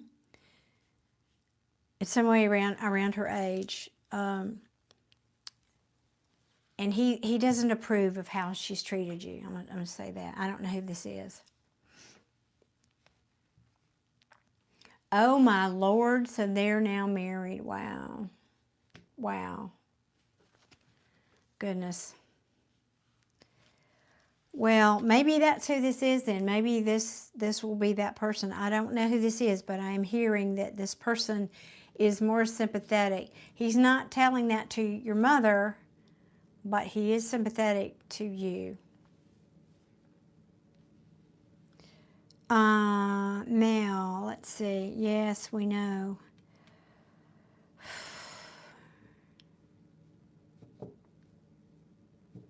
you've grown tired of waiting. But this is beautiful.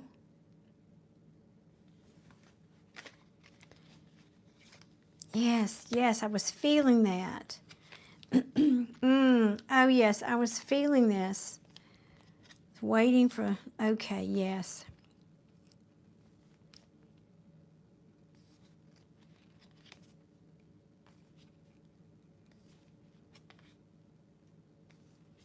Justice will be done.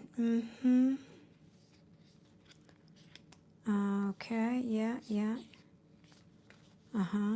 Telling the story there. Let me see. The only man around her is him, which confuses me because he kind of matched my mom's energy, which I visited my granny's house, and they came down from Idaho to do some work on the house. Is it freeing yourself if you are wrongdoing something you have to muster and inform them of what they have done to you, Melanie? I don't know. Maybe.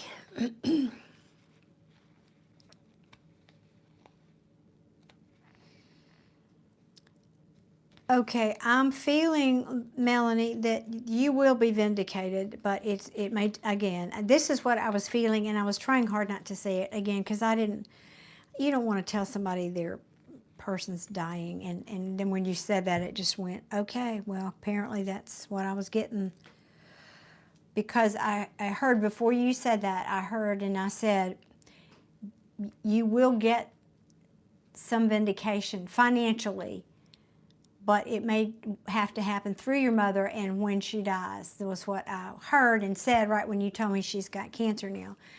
So this makes sense, but somehow I'm seeing a male. I don't know, this could be an executor, somebody she's appointed that you don't even know about. I don't know who this is. It's just a man, an older man. When I say older,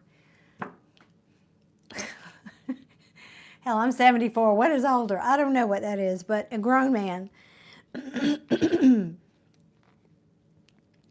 who is more sympathetic. Now, are you going to get what you feel, the share that you feel you deserve? I don't know that I can say that, but because, I mean, this is where you are. And we talked about this.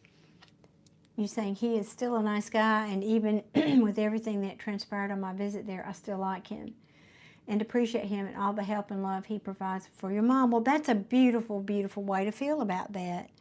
Yes. And again, I feel if this is who this is, he puts on a stoic face maybe with your mom because he doesn't want to take sides and upset her. But you, believe me, whoever this is, they see your point of view too. Oh, okay.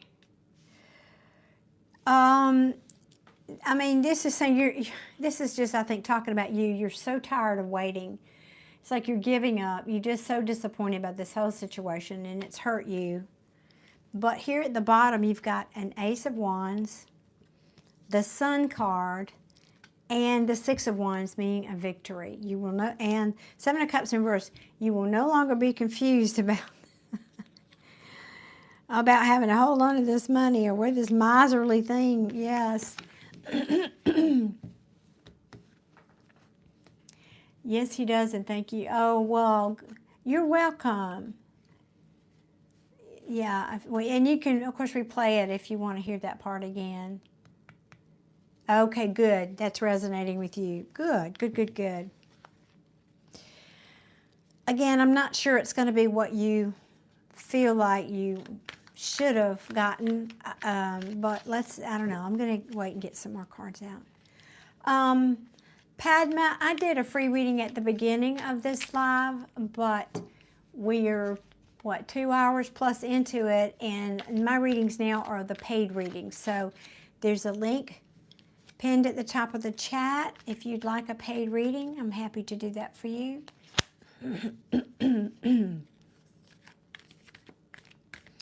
What else can you tell me about Melanie's stability or financial abundance that could be coming because of this inheritance? A while back, yeah, but I told her I wouldn't want anything. Well, I think you need to take that back.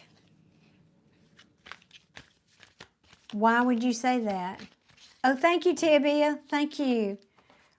I mean, why are you asking about the money if you don't want the money? That makes no sense to me.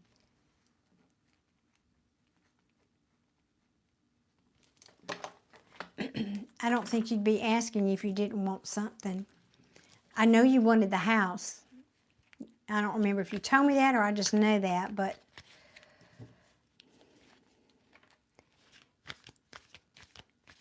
and then during a separate conversation during my recent trip with her, she informed me she had fixed her life insurance policy to be more, but I told her I didn't want any money. Melanie, you're contradicting. You're paying me to do a reading about if you're going to get any money from this estate, and yet you're telling your mother you don't want it. I'm confused.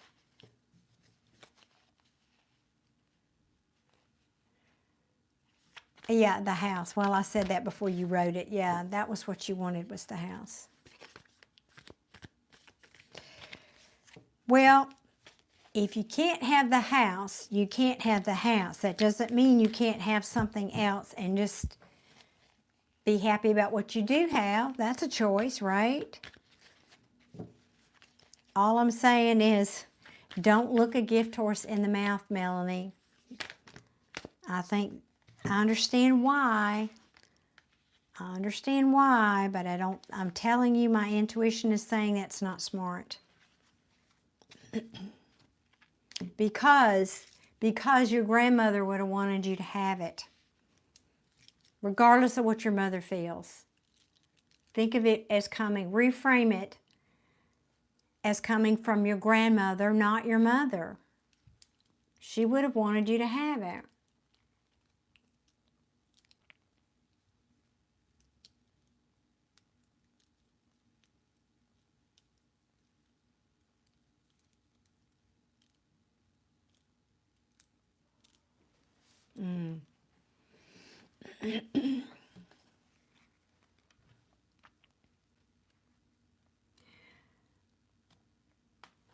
Okay.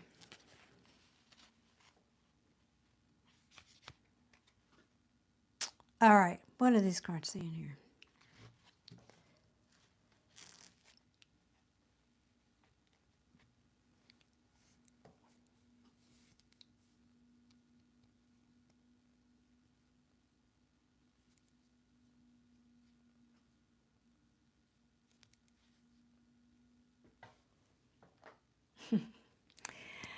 I know, Melanie, and I know all too well, I had to give up my dream house that was my brother's home. It was a beautiful handcrafted log home that he himself, because he was a master carpenter, finished every square inch of the house. There was not an inch of sheetrock in the house.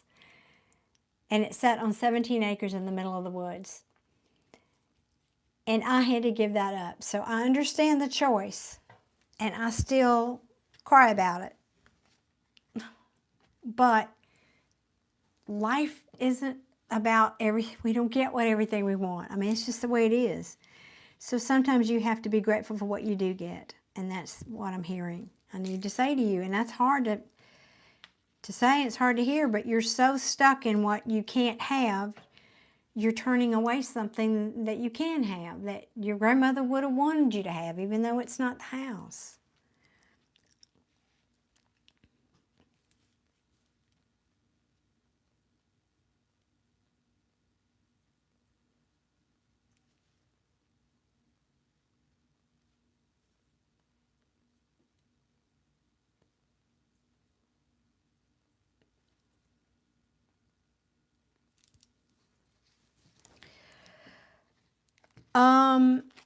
Well, Melanie, and why can't you accept that? I don't know how old you are, but that is a real situation in life. We all have to have money, and maybe she has debts that she has to pay off because of that. I'm not taking her side. I'm just saying there's a financial reality to this too.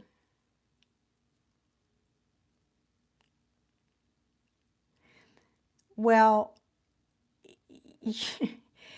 Now, see, you're contradicting yourself again. You're saying, I'm not turning anything away. Those are merely just my wishes I expressed to her. You told her you didn't want the money. Are you going to complain when she doesn't give you the money? You just told me you told her you didn't want the money. You typed it here 2 or 3 times. Now, which is it? I know what you're saying. What you told her is, I don't want the money, I want the house. I think it's what you mean.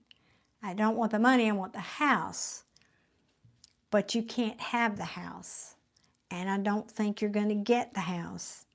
But you might get some money, so stop turning it away.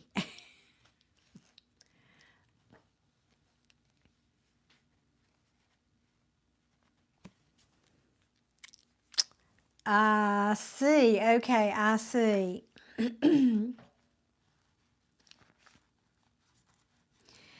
Well, I don't see that here. What I see,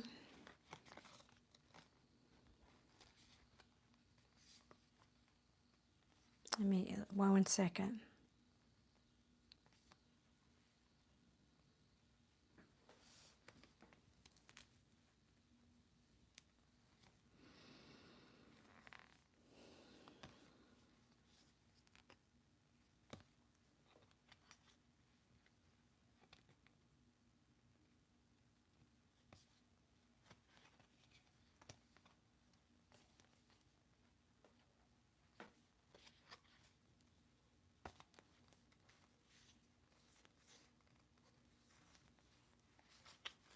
That's all backs. Whoa, what's below? What's beneath the? Yeah, again.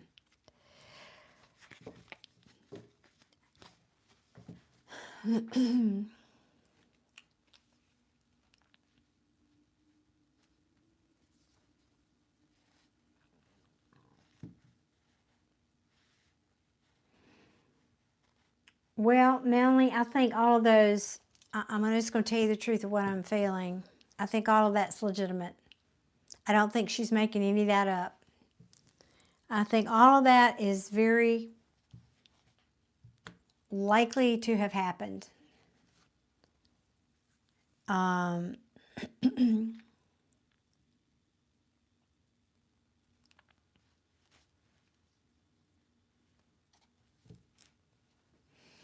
Well, yeah, but a lien could be somebody who came to fix a gutter and then your grandmother didn't have the money to pay him and they, or she, you know, these things happen all the time. Maybe your grandmother said, well, you didn't do it like I told you to do it and I'm not paying you. And that person left and then went and filed a claim in small claims court, which puts a lien on your house. So it could have nothing to do with your grandpa. It could be some other, that's what happens. And if you've never had to deal with those things, you wouldn't know that.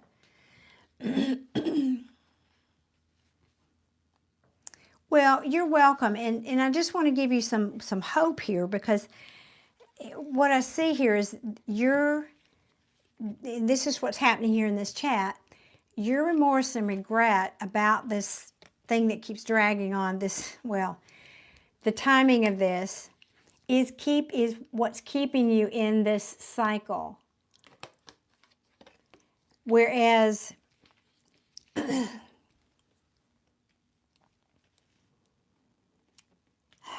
if you poured a little love into it, if there were some apologies here, you would have a tower moment. This would be a good tower for you. And it would plant some good seeds for you. Now, I'm not saying don't misunderstand me. I'm not saying you have to go run and suck up to your mother so you get some inheritance. I'm not saying that. However, making peace is not a bad thing. All I'm saying is making peace with the fact that you can't have the house and yet you won't let it go. You're not letting that go. You're not doing yourself any good by not letting that go. The decision is made. It is out of your hands. The house is going to be sold, is my feeling. And yes, there are debts owed that your mother has to pay on it. I think all of that is probably true. Now, So Spirit is asking you to take a time out here. Take a time out, step back, which is kind of what you're doing after this last visit. Take a step back from this house situation. That can literally be a house. Because this might be something that has to be handled in a less traditional way. Less traditional way. Or not the way that you expect it to.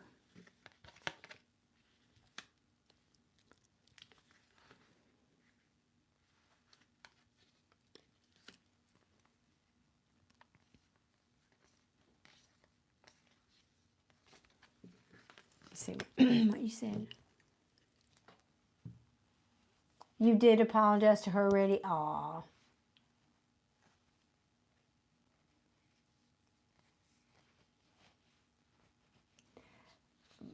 Okay, boyfriend visited from Idaho. Well, that's good. That's good. Because here's, I mean, I don't need these cards. What I'm feeling, Melanie, is make peace with this house being gone. Let it go. I'm just saying, I know how it feels. I know how it hurts. But I feel like this decision has been made and you're holding on to it is not doing you any favors. Number one. Okay, and you're saying, Minister April, peace, love, and light to you as well. Thank you for that. You're saying you're totally okay with that answer. You have, suspicions of lying. Oh, no. Regarding whether, whether your mom was being shady with her words. No, I don't think she is. I think that's a legitimate thing. Awesome. Oh, good, Melanie. Awesome. Excuse me. I'm about to start coughing there. Good. Well, I'm glad because honestly, I have no cards that indicate that she was doing that. And because I use my intuition, like I was saying earlier, even over these cards, I do feel like there were some legitimate liens on the property. I don't feel like that was purposely held up. And let me tell you something else. She's going to be busy fighting this cancer. I think if there was anything legal that you were sensing, is that your mother may have had a will made to to take care of her if she dies, because now she's gotten this diagnosis of cancer. That's come front and center for her. She's dealt with all this stuff, with her mother, and now she's being faced with that mortality. And so she probably wants to have that taken care of so she doesn't put you through the same thing she went through, in other words. And I've been through a lot of this in my own life. I had to probate my mother's will. I know about the stuff. I was the estate manager when my brother passed. I had to take care of all of his estate and all the property stuff. So I know a minute or two, a thing or two about all this. And it does take time, sadly. You're a pro. Well, are you a Scorpio? Because pros are definitely pros at handling this. But honestly, this feels like a good tower. It really does. It feels like a good tower. And this can also be saying maybe this apology averted some other kind of tower, but I feel like this is a good tower for you. It's like that apology really kind of created a tower that helps you in the long run. In the long run, that's going to be to your benefit. I've officially mastered processing these towers, making sure not to get stuck so that I can move on and carry on in my current life in a calm step. Amen to that. That is a really big life skill. It truly, truly is. I'm telling you. If you're solid and you don't let stuff shake you, you can handle a lot that life throws at you. I'm just saying. I am just saying. Yeah. Anyway, I just feel like that's, I don't know what more you want, I can say, really. You are a Scorpio. Yeah, I could feel that. I swear I could. Scorpio, I love that. Sun, Mercury, Venus, Jupiter, and what? No wonder you're so intense with all this. We are intense. We're intense. Yes. Oh my gosh, that's awesome. Now, Melanie, I got to add one more thing because I know we've talked about this before. But you know what I've told you before about that get busy getting happy and about manifesting and how you need to start telling the story like you want it to be. I know that we've talked about this before because I've done 2 or 3 readings for you, and I don't remember everything about everybody I read for, but yeah, I'm a Scorpio sun and rising.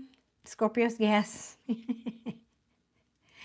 Crow is here. I was thinking about you today, Crow. I was wondering where you've been and wondering how the house is going, and I've been thinking about you, just wondering how it's going.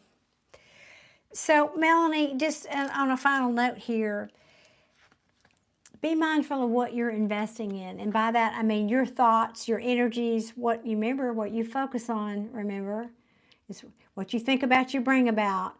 So start telling the story like you want it to be regarding this whole property situation. And who knows what else you want to apply that to, of course, all around this situation, like your mother and that whole business. Team Scorpio, I know it. We are a hell of a force. So true. I'm just saying, they don't know. They don't know they got a tiger by the tail. I think they have a Scorpio, but they really have. Yep, indeed. Melanie, honey, I hope that helps. But really, I do think that everything she's telling you is on the up and up. And I hope you can mend your relationship with her because she's going to need you. And you want to leave that in a good place when she leaves. I'm just saying. Take it from somebody who's been around the block a little bit.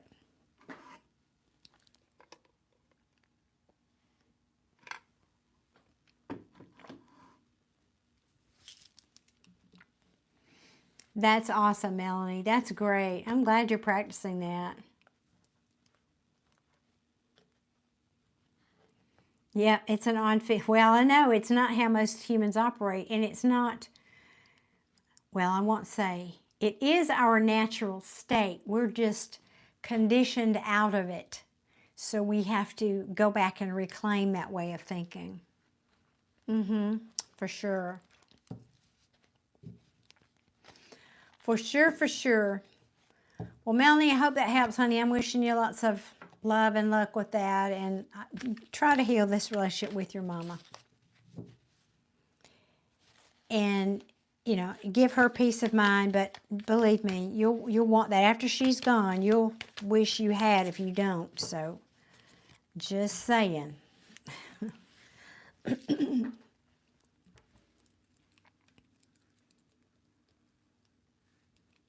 That's a great question. A very thoughtful question. Is it too late to engage in a relationship with her? Because I don't want to revert back to the state I was in. But I continue to work with the therapist once a month. You know, I saw the 4 swords, and I really feel like maybe give it a little time. Just a little time. I don't mean a long time. Maybe just a few weeks. Give it, 2, 3, maybe 4 weeks. And get yourself a little bit stronger. And let that argument, that conversation kind of, go settle down a little bit and all the things you were feeling from that. So, not a long time, but take a little break, yes. Awesome. Well, I am so glad, Melanie. I appreciate you. Thanks for being here. Thanks for the reading, and I'm wishing you tons of success. Make right with your mama.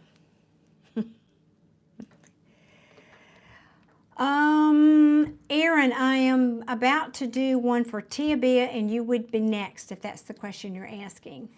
Hey, Susie. Okay, Tabia, did you post your question? Let me go look. Let me just go over here and look in PayPal.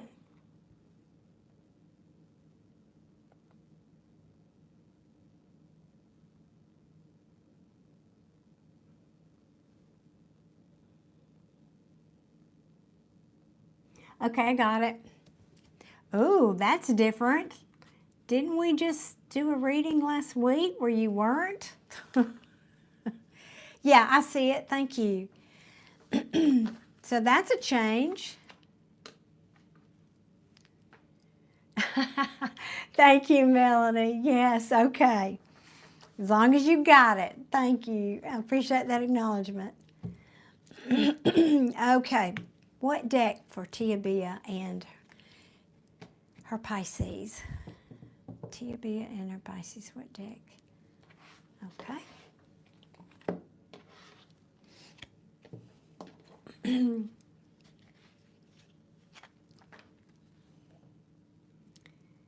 I know, and I know I did a reading for you, wasn't it just a week ago?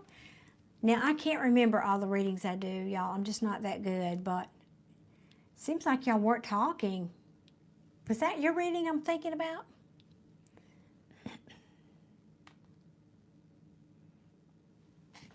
Maybe I've gotten it confused with somebody else's. But anyway, how does he feel? So how does Tabia's Pisces feel about Tabia?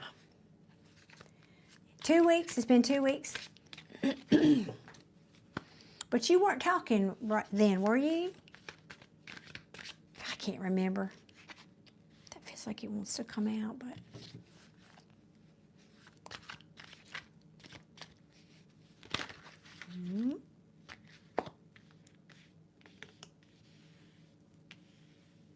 Mm-hmm. Yeah, I think if he wasn't consistent, like you said, now he's being consistent. That in and out energy seems to be settling down.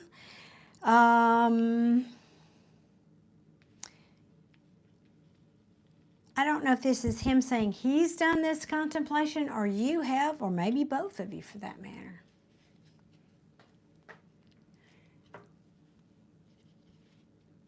Oh, Melanie, thank you. That is so beautiful. I love that. And you too. And I hope you have a great rest of your day and a fabulous weekend.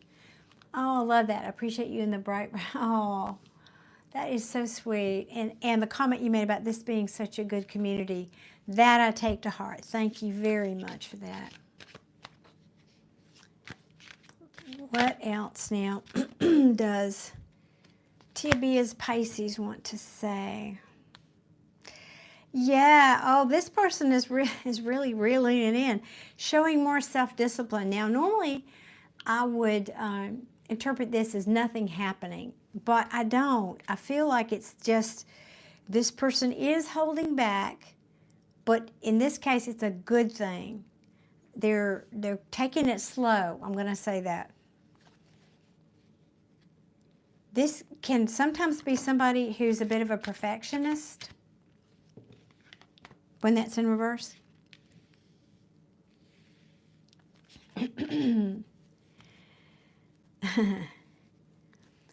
Apparently he was wanting to communicate a lot with you, right? I mean, I think you said that in your message, but I've got the Knight of Swords here. That's can sometimes be an argument, but it's in the upright. I don't so much feel that as much as this is somebody who's it's action. It's a lot of thinking, a lot of mental activity, and therefore maybe communication. Now, I've got the Seven of Swords here. Now, normally this talks about deception, but I feel like in this case, it talks about strategy. Maybe this new level of him coming in and not being this player and being more thoughtful and taking it slow is a strategy that this person is like a new strategy. Yes, he told me he loves communicating with you. Awesome. Yes. This feels like this is the strategy that he's taking with you. That's lovely. Love that. Oops. I can't tell if that one wants to come out or not. I think it does. Oh, there's a lot here. Let me make room.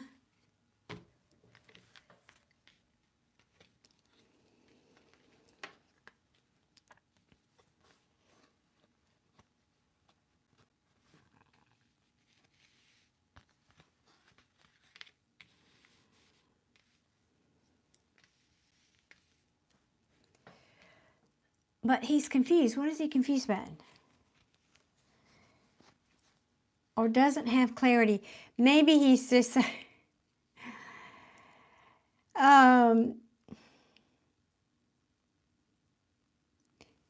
this could be causing him a bit of internal mental chaos. In other words, am I doing it right? This feels like, is this the right strategy? Am I doing it right? That kind of rethinking things that he said, or, you know, I don't know. That's kind of sweet in my mind that he's cares about it so much, right? But he still has fear, and he's, why is this here? The Moon card talks about illusions and things you can't see. Let me see.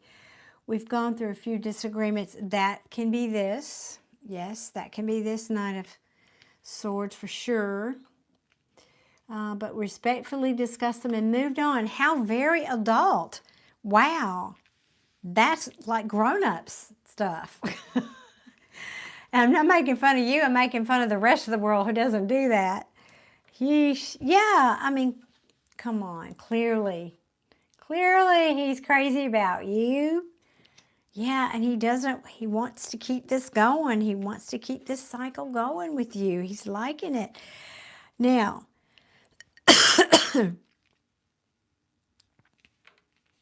yeah, there's unfinished business with you here, clearly. But here's what I have. Now, I think this is him and this is you. Now, you feel free to reverse this, but this may be him coming in, trying to be vulnerable and show his emotions with you, and you still feeling a little guarded and a little bit like, maybe not so fast, you know, suave, suave Rigo. I don't know. You tell me if that sounds right. Because you've both been divorced. Yeah, well, should be cautious, right?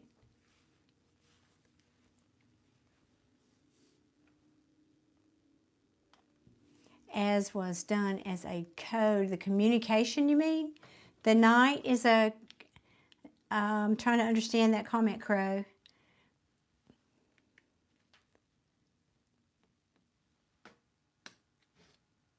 You are guarded. Yeah. Okay, so that's you. I was thinking that. Yeah, because you're still hesitating. You're still holding back with this, you know, exuberance that you would normally have with a new beginning. Yeah, you're holding back for sure. Indecision and yeah, it's. I won't say it's hugely risky, but there's an element, that's why you're holding back. There's an element of risk there. Now, we ask how he's feeling toward you. I feel like this is, maybe both of you are doing this. And he's acknowledging that he knows you're doing that. Because this is how he feels about you, right? I got you, Crow. Thank you. Yeah, okay. I see what you're saying now. Took me a minute. I guess I'm slow tonight. Oh, that's a good point, Deborah. That's a really good point. Deborah actually was listening to my reading earlier. God bless you, Deborah. She's saying that this sounds a lot like the reading earlier. Yeah, so you might want to rewind back, Tabia, to when I started the reading, this live tonight. I did a collective reading, a collective love reading. So that you might want to go back and check that out. Anything else? How is the Pisces feeling about Tia? You know what I don't have yet here, though, Tia, is any cups. 0 cups. No. My bad. I'm sorry. We got this guy here. Yeah, and that's an important cup, so that will do nicely, thank you. Not enough hydration. I think you're right about that. Yep, went to the gym today, been running around, not enough hydration. You get me every time, and I love that. You do that. See, if you keep me hydrated and Jay keeps me remembering to breathe, I'll be good. Now, He's saying, I don't know how this is going to turn out. I don't know if this is going to turn out good. I don't know if this is going to turn out bad. It's just saying it's undecided yet how this is going to go, right? That's fair.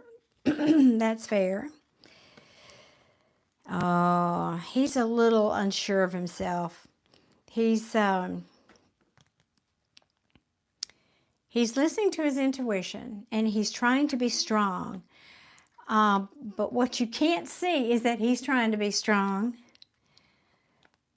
He's trying to be patient. That's not the real meaning of that card, but this means waiting.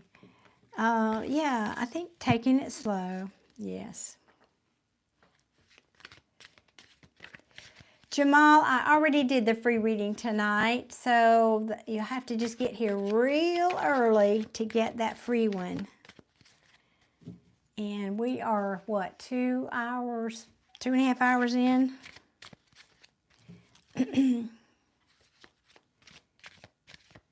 Oh, okay, thank you, Tia. So, right, we weren't trying to date at first. Okay, this is logical. Now, yeah, okay, perfect. That couldn't have been more perfect. So, undecided here about how this is going to go, the Wheel of Fortune, because we're undecided if we want to be lovers or not, because it came out sideways. Couldn't have landed more perfectly to display that, what you just said. We're deciding. We're not sure yet. So this is how he feels. That's what we asked. Because you're still kind of coming out of, still working out the kinks of coming out of some choppy waters. You still want to be sure this is going to go smoothly. And that there's not a lack of balance. Oh, I'm sorry, I forget to show you the cards. That there's not a lack of balance here. But he's saying, but I'm going to put in the work here. I'm willing to put in the work. Even though it might be a little tough sometimes, and you might, but, okay. Anything else for Tia?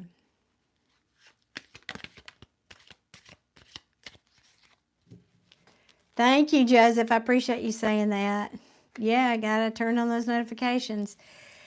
And I say it again, it's not just turning on YouTube notifications. Sometimes you have to go into your phone settings, go to General, go to Apps, go to YouTube app, and turn it on. Allow YouTube apps to be, so it's a phone setting, not just a YouTube setting sometimes.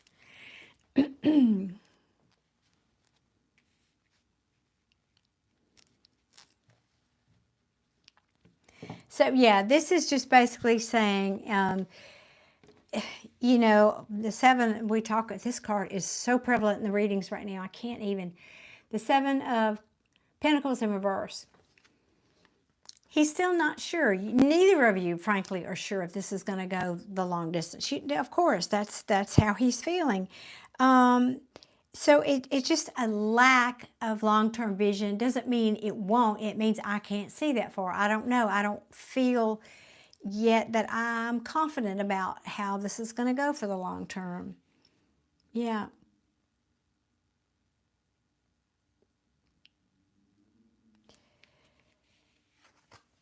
I think this is a fear, not a reality. I've got the 9 of Cups in the reverse. Now, why is that there? Because everything was going well. Yeah. It's just a fear that this is going to end up. This person has been hurt before. This person, like you said, you're both divorced. It's just that typical, I've been hurt once. I don't want to get hurt again. I don't want this to end up in this unhappiness. It can also be saying, yeah, is it being a fear? Yes. Because maybe this person's still dealing with a little bit of old baggage, emotionally speaking, from the other relationship. Because I've got some cards here at the bottom of the deck that, yeah, maybe he's, spends a little too much time, if you ask me, thinking about this. And I don't think this is you. I feel like this is his past. Cause, well, it's reversed for one thing. And the disappointment. Yeah. The disappointment, right, that, you know, he thought this previous relationship was this happily ever after, and it wasn't. It was disappointing. So I think that he's just a little afraid. That's, you know, normal. Perfectly normal. But this looks, let me see, what'd you say? Fits. Yeah. And he has told me he was holding on to some things emotionally in the beginning. Makes perfect sense. That's definitely what this is saying here. Yep. Yep. I don't think he's truly jaded, though. There are some people who are, let's just face it. But I don't sense that about him. I mean, especially because this King of Cups is in the upright. I don't feel that's the case with him. But I think he's just being appropriately cautious.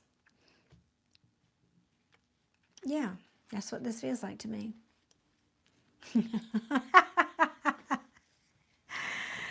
Are you trying to win the best T-shirt slogan awards for the year, aren't you, Joseph? I love that one. Like that old bag from home. You got Gucci.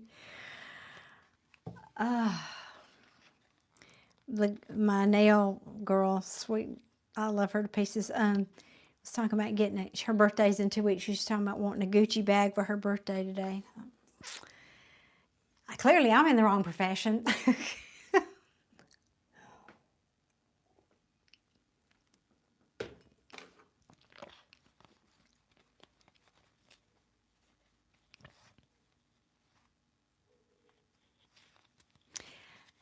I don't know what more I need to say here. This feels very optimistic. This feels, I think that, like you said, he's being cautious. He is someone who is emotionally available, but he's being cautious. He's being cautious. Yeah. And I think, I mean, there's nothing here to indicate anything's wrong that I can see. I mean, it all looks good to you. Gosh, isn't that true, Crow? That's so true. Anything else to tell Tia about this?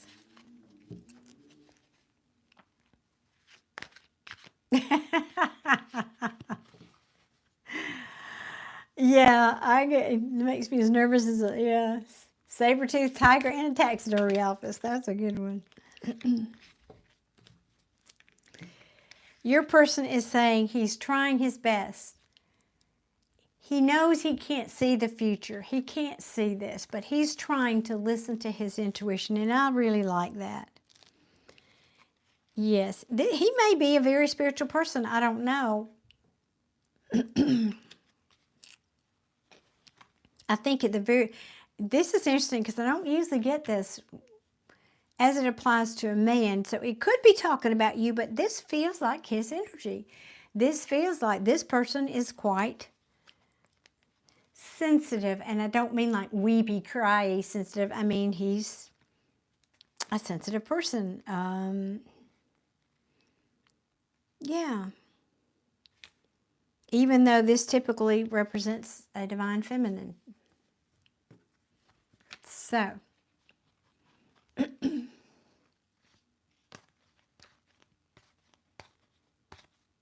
yeah, this is just kind of telling the backstory for him.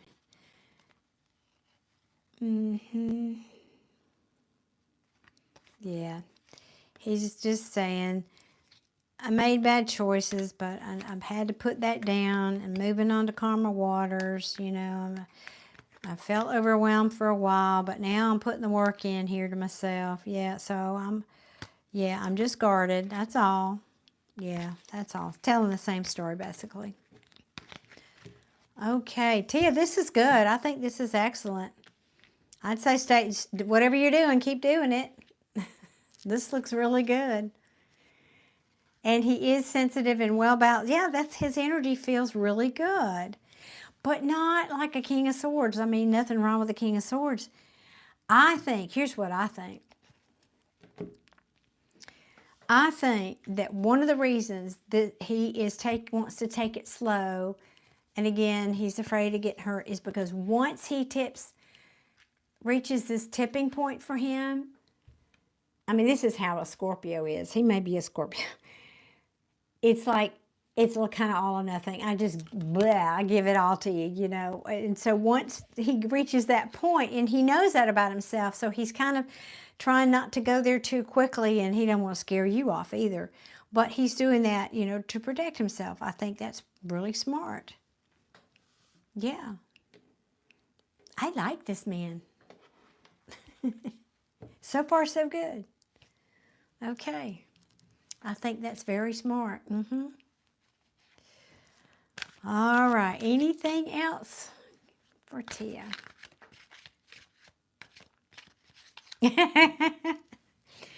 I would not use the Acme cast iron pan. I'd use my Lodge. Thank you very much.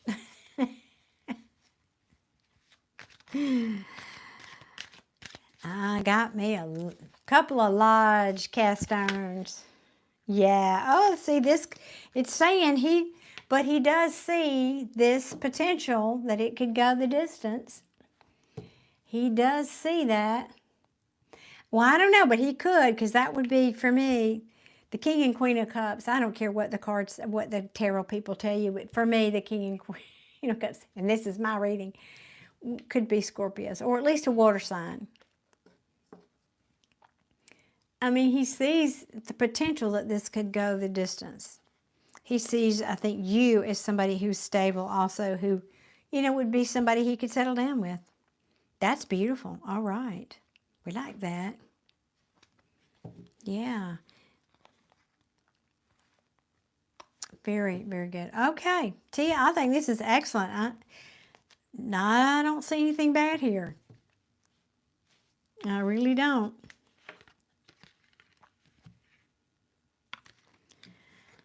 I do not. Whew. Well, I hope that helps. I mean, really, I just think that's all.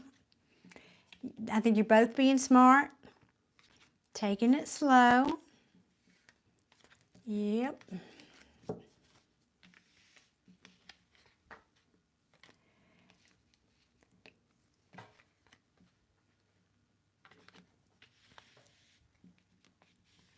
Awesome, awesome, awesome, awesome.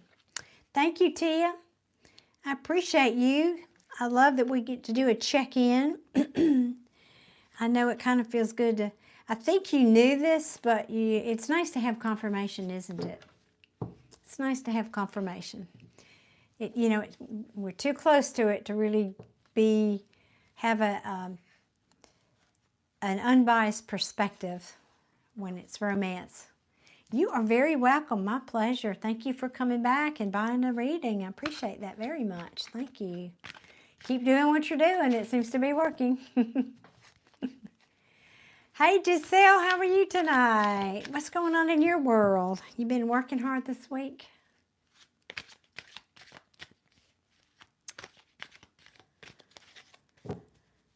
Okay. There's that. There's that.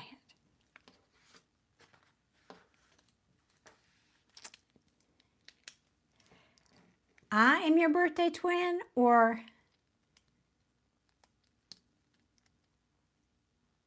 Tabia, are you saying I'm your your birthday twin? James, I'm in Alabama. Yeah, oh, Jay answered me already. Thank you, Crow. Thank you.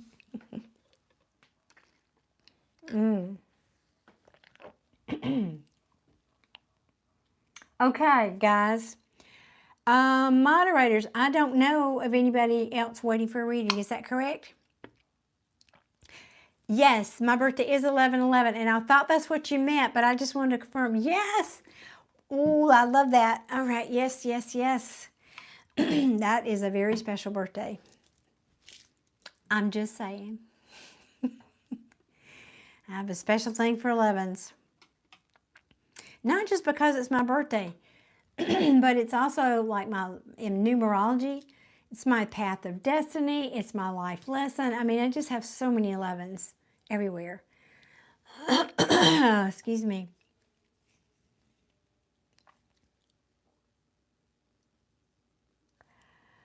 Okay, today, what was the question you asked? I kind of need to know that for context, Giselle.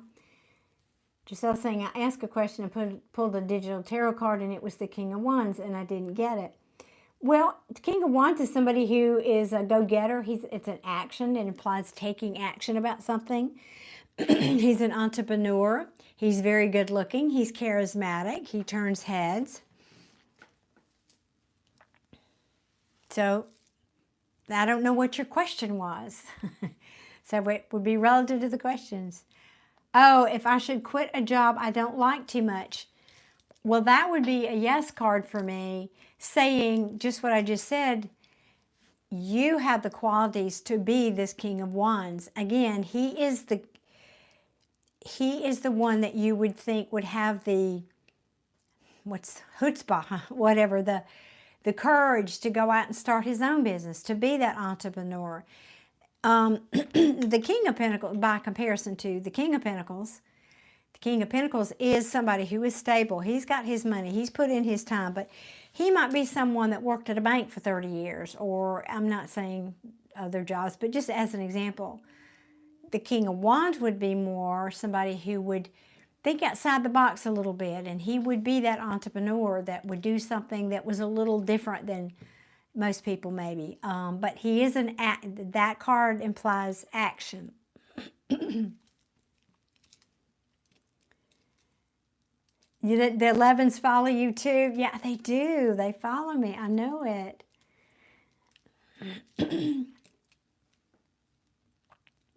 Okay, thank you, Jay. Appreciate that.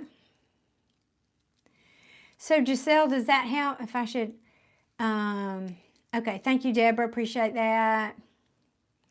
Your birthday is 7/13? I don't think I actually... I know you told me that, but I didn't write it down anywhere, and I'm not good if I don't write it down.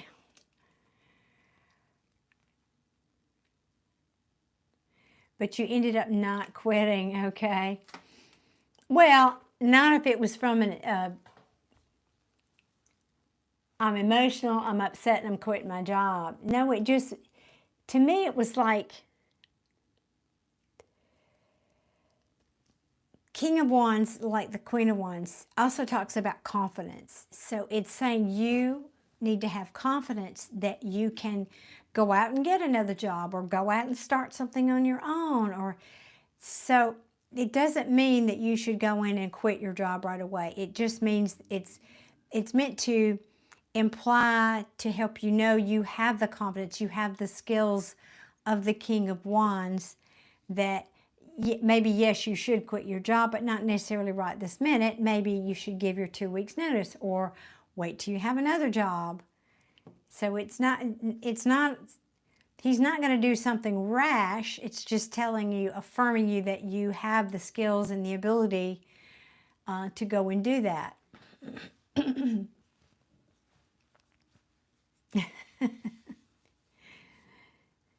Okay, I hope that helped.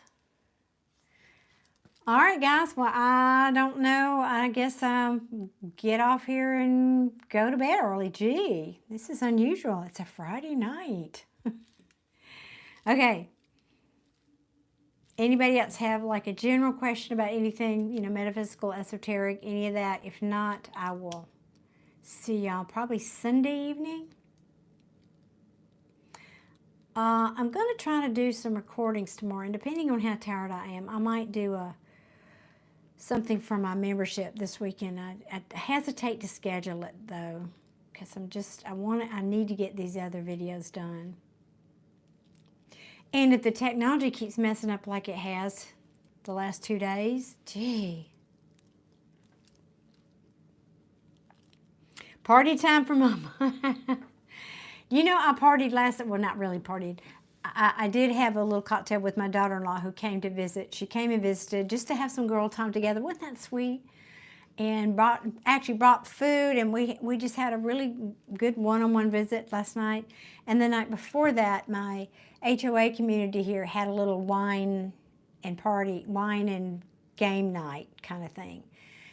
So I might just not do that again tonight. I might just actually, I don't know, do something really rebellious like watch TV. That's not rebellious, it's making a joke. Yeah, see, Giselle, yeah, it made you feel strong anyhow. That's how, yeah, that would be the energy of that card for sure. Strong and proud and confident. Yes.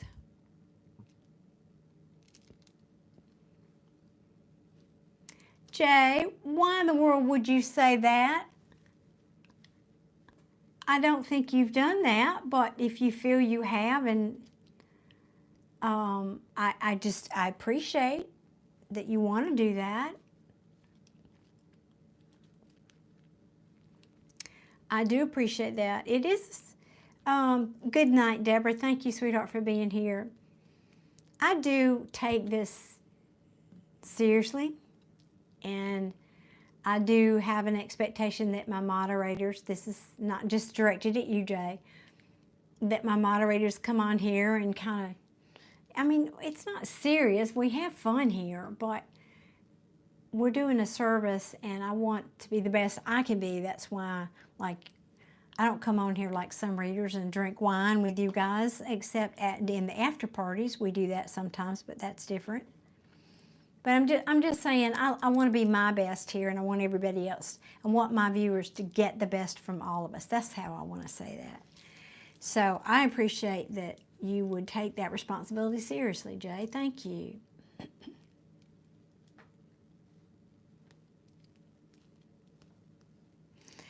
That is a very, I'm going to say grown up, but not all adults are grown up way to feel, Jay. I very much respect that. That's right. You should never make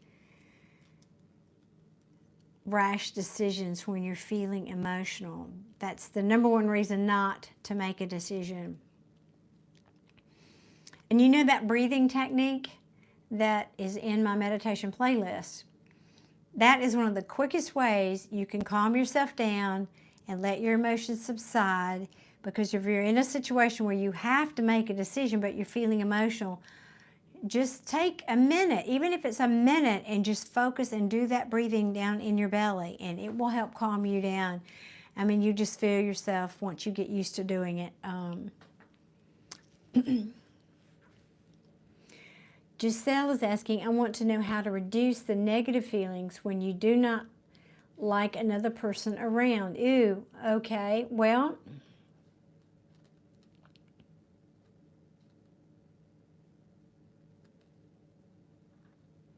one second, I'm reading Jay's comment. The reading may have shifted from me going through it and shifting. Ah, I see what you're saying. So you're taking some responsibility there. Well, and it could have. Yeah, Jay, that could have happened. But there's a lot of people here, so it's not all on you either. I have to be clear about that. Giselle, how to reduce negative feelings when you do not like another person around. Well, that's tough. It's tough, but it is a choice. One way you can do it is to reframe it. Now, I almost would want to ask the situation, when you're saying that, is it a work situation, for example, where you can't, maybe it's your boss and you can't not be around that person, right? You kind of have, this is sort of like you kind of have to talk your own self off the ledge. Let me see. I'm getting better on working through it, but I believe I need to take more time for myself to accept the emotions I'm feeling. Jay, that's very smart. It's a beautiful gift to give yourself, because processing your feelings, it's not good to shut them down, but it's also not good to throw them up all over everybody else who might not have any clue of what's going on within you, right? Or overreacting, like you were saying, from that place of being emotional. So yeah, it's very important to step back, take that time, allow yourself to process your emotions for sure, and then acting after that, so that you are in fact acting and not reacting because of your emotional state. So that's a very adult, emotionally mature, spiritually mature way to handle things.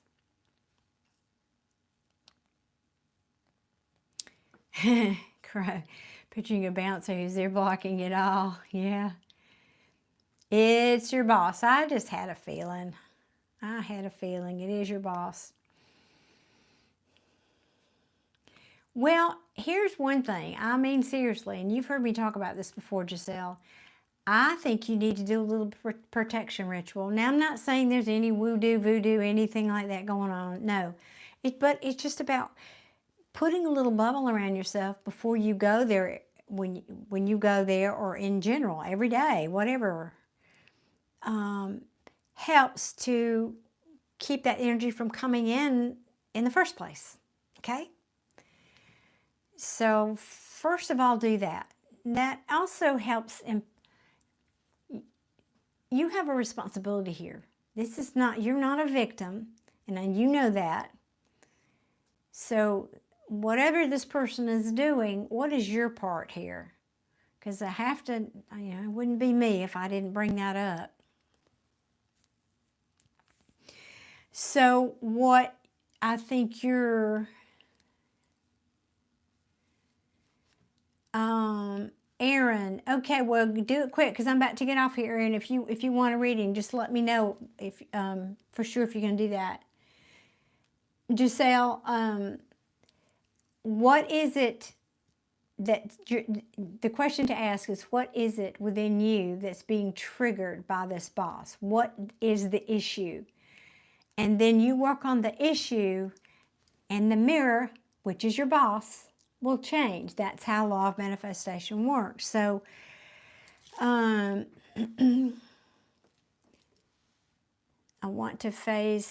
want my face to look relaxed and not too obvious. I want to walk away. Well, start affirming, of course, you're welcome. Start affirming, I'm strong. Like, I'm strong, I'm confident, nothing upsets me. Nothing gets through my, now, you don't want to put up a wall, I'm not saying that. But, I'm in charge. Here, Giselle, I'm in charge of my emotions. I take time to act, not react. I am in charge of my emotions.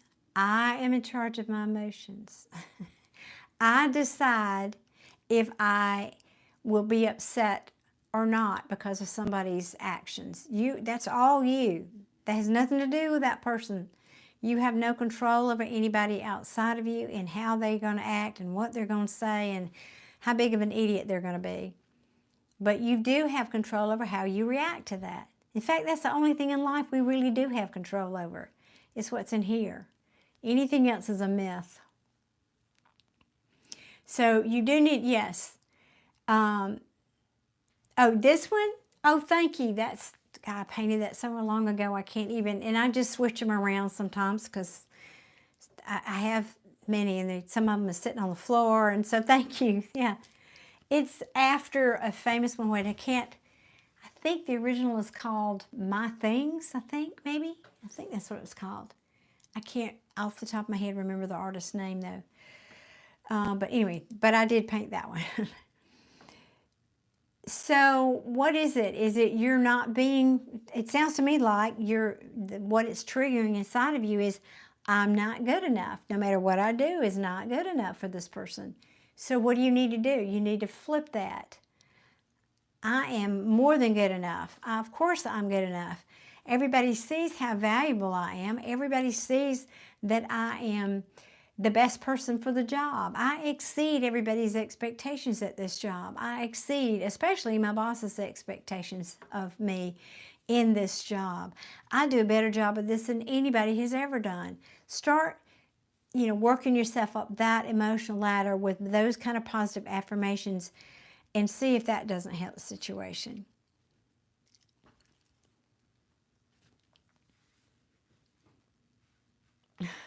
Yeah, that's a theme, I guess, tonight, huh, Jay?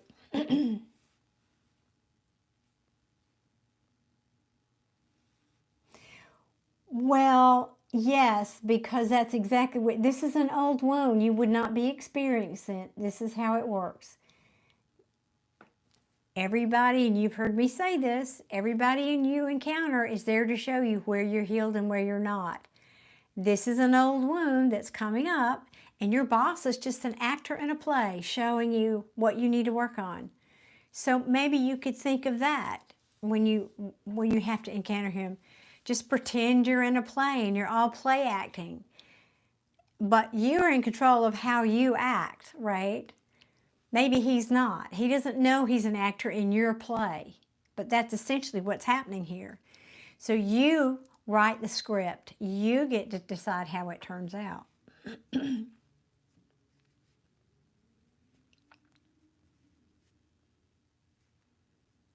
I'll check. Thank you, Jay. I'll check. It looks expensive, does it? Yeah, well, it was expensive in time that took me to paint it. Yeah, that would, because it's got a lot of layers. It's got glazing, which is like the vase, the blue vase. Well, it's all over it, but the blue vase in particular is a method that the Dutch painter Vermeers used, and it's layer and layer and layer of transparent, very, very lightly tinted color of paint. And you have to wait, because this is oil paint, between each layer to dry before you put the next. So it's very time consuming. It's a labor of love. But my art teacher was, y'all have heard me talk about this before, he was very big on, he had us do the master's paintings, because how better to learn than to follow the masters. And so, you know, we did Vermeers, we did Monet, we did whoever this guy is, I can't remember. You know, we did so many of the old masters that, again, what a better way to learn. So that's why I have so many of these classic old paintings. The big one in my dining room, you guys have seen in the members only chat sometimes, the after parties. That's a Thomas Cole from the Hudson River Valley days painting school. So, you know, it was just a thing I did. Thank you. It's actually not finished, which you can't see close up, because there's notes on that piece of paper. They're musical notes. And I did them with pencil and was going to go back in and paint them. And then my life took a turn and I never really painted them. But you don't even know it unless you get up close to it. The notes are there. It's just not painted. They're in pencil. And I don't know, maybe I put a layer of varnish over there. I can't remember what I did now. Bed's calling you, Crow. Good evening. Oh, goodness. You've been up 3 days straight? Well, I don't know what's going on, but hey, I'm hoping you get a good night's sleep tonight, Crow. You're a sweetheart to just pop in and say, hey, considering all that. So, let me check now. So, good night, sweet dreams, Crow. Let me look, Jay, check over here.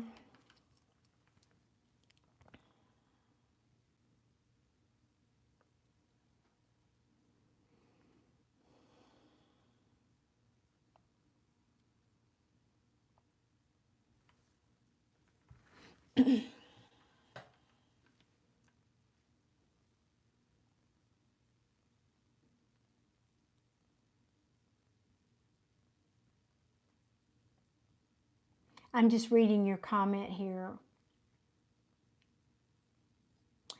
And I hate that they cut it off and I can't read the end of it. The very end of it, but I think I've got most of it.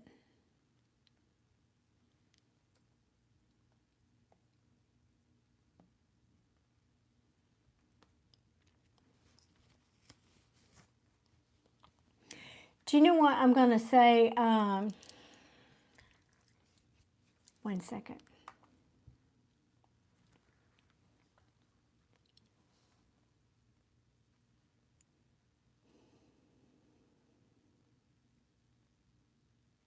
Well, craft with the purpose. Maybe there was a purpose and you ran across my channel.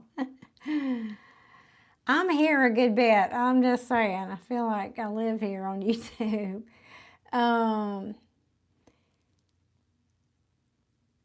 Aaron,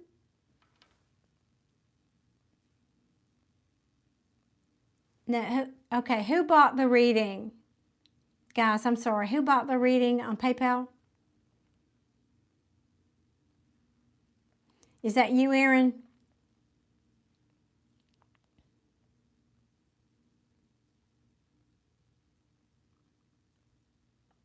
Okay, I thought so, just to check. You know, because the names are different, I have to just confirm. Oh, we were just talking about that just a minute ago, about the 11:11. Yeah, it is my birthday, but it's also, in addition to that, my numerology. If you know anything about numerology, it's my path of destiny and also my life lesson number. So I have so many 11s.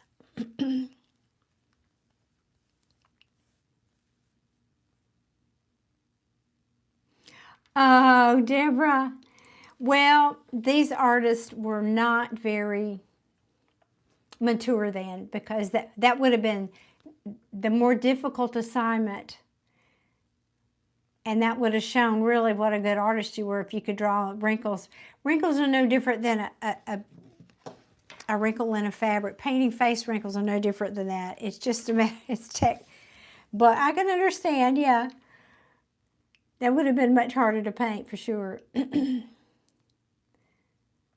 Okay, Giselle, I hope that helped. Just focus on the trigger inside of you and say the opposite of that is what I guess I wanted to finish that comment with you.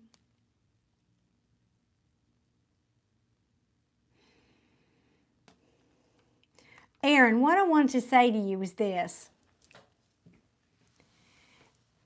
because I feel like you heard me and I feel like you've been working on the homework that we talked about. Oh, good. So, Giselle and Aaron, I want you to hear what I'm saying right now. Both of you hear this, okay? Because you've had a long time, and I think for both of you, this is true. A lifetime of whatever this issue is of, I'm not good enough, no matter what I do is not good enough, or in Aaron's case, maybe a sense of abandonment, you know, I'm never chosen. That's another one I think is coming up in there. So you've had that since childhood. Now, I don't know how old you are, but let's just say you're 30 years old. You've had 30 years of that rolling around in your brain telling you that, right? So you're not going to fix this. It's something called momentum. It doesn't mean it's not working if you, like Aaron has been saying, you've been putting a lot of work into this. You've been trying to heal yourself. It doesn't mean it's not working. It means you've got a whole lot of back momentum behind it, and it's going to take a little bit longer for you to change the direction of your energy around this subject. And the more emotionally invested you are in the subject, the longer it's going to take to turn that train around, so to speak. And that's what it is. It's like a speeding locomotive going down the track, and you're trying to tell it to go in the other direction. So you have to slow it down and put on the brakes, and then eventually you can back it up. But that takes time. And so you have to be diligent. It doesn't happen overnight. But Giselle, particularly because you're going back tomorrow, do some pre-paving. It's what Abraham Hicks calls pre-paving. Start tonight. Don't wait till you get up in the morning, and don't wait till you drive in there in your car. Start tonight with saying those positive affirmations, picturing in your mind a different reaction from him. Because eventually you'll manifest this. Picturing him looking at you differently. How would he look at you if he respected you? if he treated you like you want him to treat you, and this is for you too, Aaron, how would that look? So Giselle, I want you to picture that face. How is he going to look when he's telling you something good, or he's, you know, valuing your worth? What does that look like? So picture that. Start pre-paving all those positive affirmations tonight, you know, even before you go there. Awesome. Good. Good, good, good. I'm glad to hear that. Aaron, yeah, I'm not laughing at you. That's not uncommon what you're saying there. Either give in too much or say F it and move on. I know. Well, here's the thing. That's okay in some circumstances, but you're not fixing the problem. The problem is in you. And I'm not saying you're broken or damaged or whatever. Frankly, we all are, but to some extent. But what I'm saying is that's exactly what you're perpetuating the cycle of never healing it. Because you're giving up before you see the result, is what it sounds like. You're giving up before you see the result of what your hard work, your internal work is showing you. Now, I'm not saying you should stay with somebody forever, especially if they're treating you bad and they keep saying no, no, no, no, no. That may also be the universe saying, hey, you shifted your energy and this person is not, and they can't come with you. Because if you raise your vibration, Aaron, and that person doesn't, they can't come with you. They need to leave your life. But the next person that comes in will match your vibration, because all of this is about vibration and energy and frequency, as we've talked about before, I believe. So, and Kraft is agreeing. I think you're agreeing with me. Oh, Desi's here. Hey, Desi. How are you doing, love? You've been busy getting ready for school. I was thinking about you. I wondered if you had started school. I know my granddaughters have, and anyway, apparently so. Came in right. It's all perfect. So, Aaron, those two things might be working against you. Either maybe you have already raised your vibration, but this person is no longer a match for you. And yet you're hanging on to them. So guess what? If you're doing that, then you can't, you're not making room. You're not leaving a space for somebody who does match this new vibration of you being healed to come in. So it's either that, or you got a lot of momentum built up with the old beliefs, and you have to keep being consistent and keep working on it, and then hopefully you'll see a change. So one of those two. Oh, Lord, about forgot my tea was on there. Hang on, y'all. Let me have a little sip here.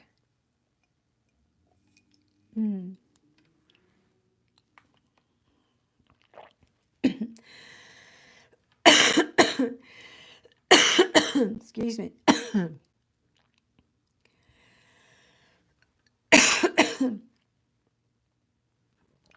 And that's why I don't like to drink when I'm on air, because I can get choked.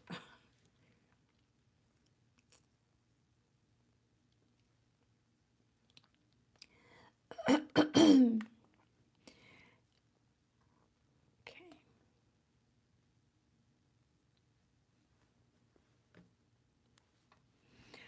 Well, that sounds like a smart plan, Desi.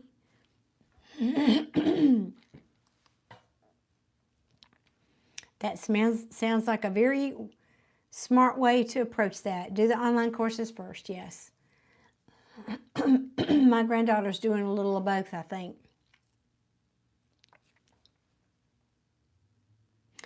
Well, no, I was preaching at you. We didn't ask you anything, I don't think. Well, I think I did. I asked if you understood what I was saying. Did you hear all that I was saying?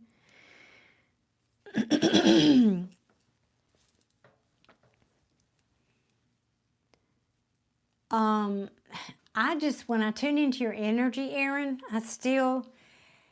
and the energy of your question, there is still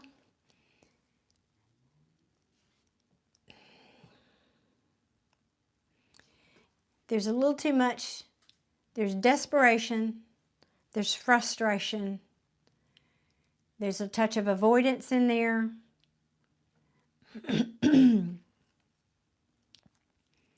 And there's a little bit of victim in there. Now, I'm not bashing you in any way. It's the human condition, believe me. We all take turns with this. But what I'm trying to educate you about is that from any of those, each one of those is a vibration. And none of those are a match for what you're telling me you want. So because you're feeling these things and you feel stuck here, you're going to continue to get the same thing you've been getting, which is this loop that you're telling me you've been in. You have to find a way to disconnect your feeling loved and feeling chosen with someone outside of you. Because that's where you're putting all of this right now. You're projecting, you're saying, well, if I'm not being chosen and I'm not being loved by this person I want, then I therefore am not chosen, I'm not valued, I'm not loved, I'm this and that, and you go down the list. So you're placing your self-worth in somebody else's hands, essentially. You're placing your value in somebody else's hands, and that's not the way this has to work, or not the way it needs to work. Your value should only ever be determined by you, Aaron, never anyone outside of you. Your value is the most important thing in the world. So, and I know you said you've been in therapy, and I'm really hoping that you're making progress there, but I still feel that your mind is on that treadmill a little bit too much, and you're still, again, looking for things outside of you, placing too much value on things and people outside of you to make you happy. It's almost, I'm feeling a bit of this, the loop with when it doesn't happen the way you want. See, I knew it wouldn't happen. I knew it wouldn't happen. I knew they would do that. I knew that, you know, with this. So you're kind of playing this victim card here when it happens. So you've got 2 or 3 things going on here. Now, I'm hoping this is making sense. So you need to stop that. You're not a victim. You know, people can be idiots. They can do all kind of crazy stuff. They can be idiots. But you have the choice of what you do with what that person is projecting towards you. You can say, no, thank you. I do not accept that energy. You go over there and be an idiot with somebody else, but I'm not accepting that because I know my self-worth, and my self-worth does not have to do with how you're treating me. Okay, Aaron, you're saying, I agree, yet I can't understand emotionally how I can learn to detach if the value of love is conditional, not pure. It's not, you got it. Well, the value of love is not conditional. That's exactly what I'm saying. You're making it conditional. You're the one that's making it conditional if you're saying, I only feel loved when that person is loving me. I only feel loved when that person is treating me a certain way. You're telling that person that you can never be happy unless they love you. Now, nobody wants that responsibility. I don't want that responsibility for anybody. That's a terrible responsibility, and they're never going to do it because the expectation that's in your subconscious is making this a self-fulfilling prophecy. Somewhere in there, you've got an I'm not lovable and people don't choose me wound.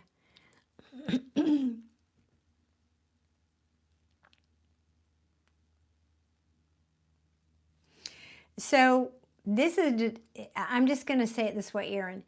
This is a decision that you are making.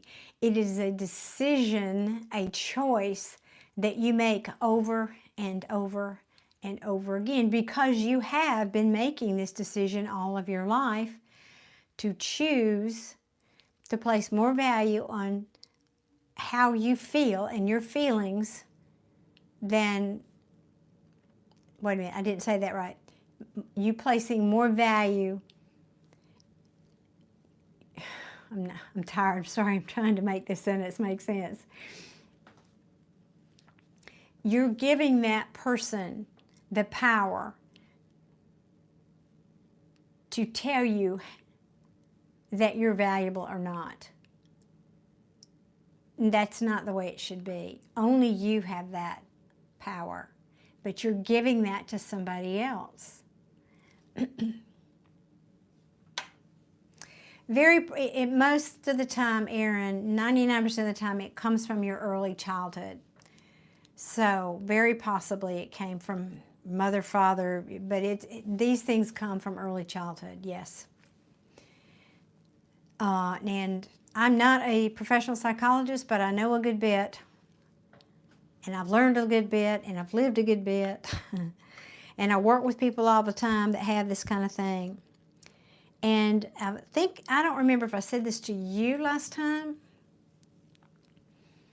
but I love Gabor Mate. He's a world-renowned psychologist, has written many books, plenty of his clips here in YouTube.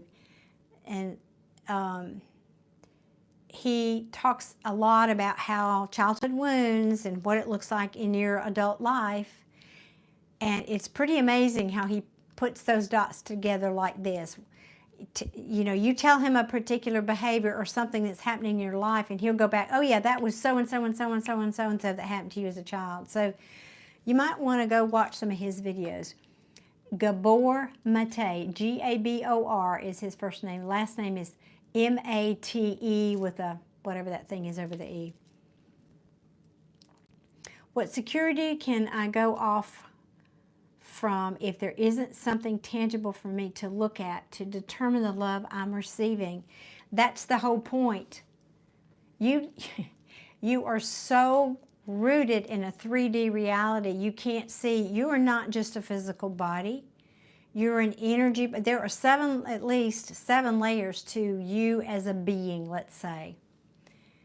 But you're putting all of your existence into this one piece of flesh. That's not who you are. You're bigger than that, number one. That's the first thing I need to share. You're quite independent, so don't understand how I could have an abandonment issue. Well, maybe that's not what it is. Maybe it's a self-worth issue. Maybe you weren't picked for sports when you were a kid. I really don't know. We'd have to do some deep diving on that. But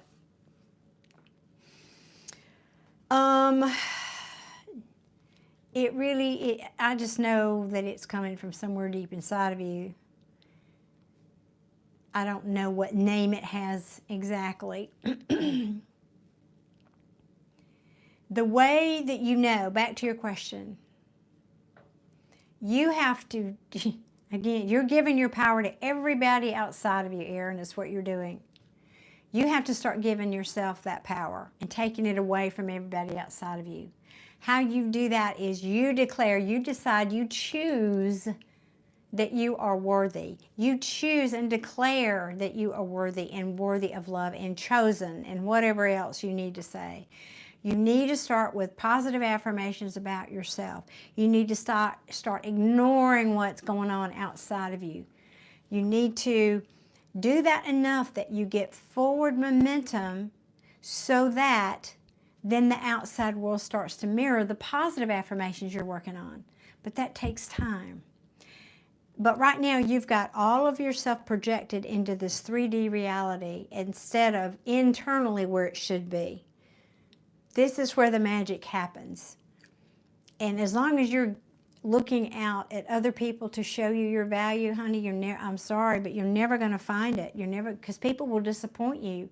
They might make you happy for a day or an afternoon, but until you heal this wound within you, it's going to show up over and over and over again. That's why it's happening. People are in our lives to show us where we're wounded.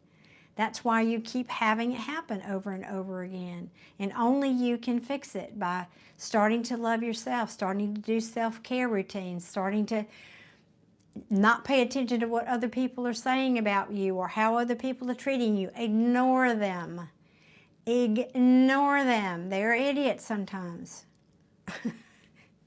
And then when you do this work internally and you start really affirming, I am, stand in front of the mirror. We've talked about this. Thank you, Michael. Appreciate you being here. Hopefully we can maybe do something for you another night. Anyway, all I'm saying is happiness is not out there. The happiness is in here because you give it to yourself first. And when you do that, the mirror out here, meaning the people in your world, start to reflect that back. They start treating you nicer. They start respecting you. They start choosing you. They start loving you. But as long as you believe that you're not valuable and that your only value is in how others are treating you out there, that you're giving your power away.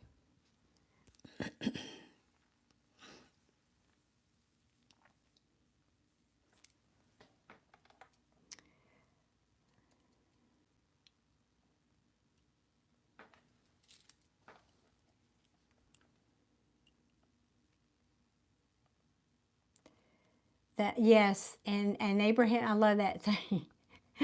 You know I say it every live. I was trying not to say it, but it's so true. Abraham Hicks, yes, is a good one for manifestation. And affirmations, she has some good, I love her. They're called rampages. Abraham Hicks rampage.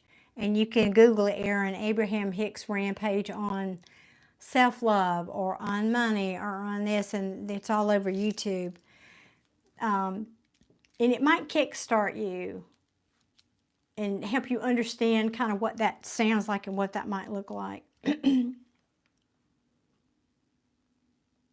That is it. My God, you get it. Woo! I want to send up some flares. Yes. Yes. Everybody in your life is a mirror to show you how you feel about yourself. That's it. That's it. So you attract those things. I love that you get that. So I attract those that makes me feel invisible because I don't value myself. Yes. Yes. Yes. That is it. So you have to start the ball rolling. You have to start valuing yourself. You have to start believing that no matter what goes on outside of you, that has nothing to do with your value because you know you're valuable. I mean, good God, the things that I get called here on YouTube and things, if I let that affect me, I'd be, I don't know what, can't even think of what I'd be. You just can't. You've got to be thicker skinned and you got to take your power back, Erin. That's awesome. That is the best encapsulation. So you really did get it. Yes. Start valuing yourself. Sometimes that means putting up boundaries with people who are not valuing you. Especially if you let them run all over you. I mean, I've done that.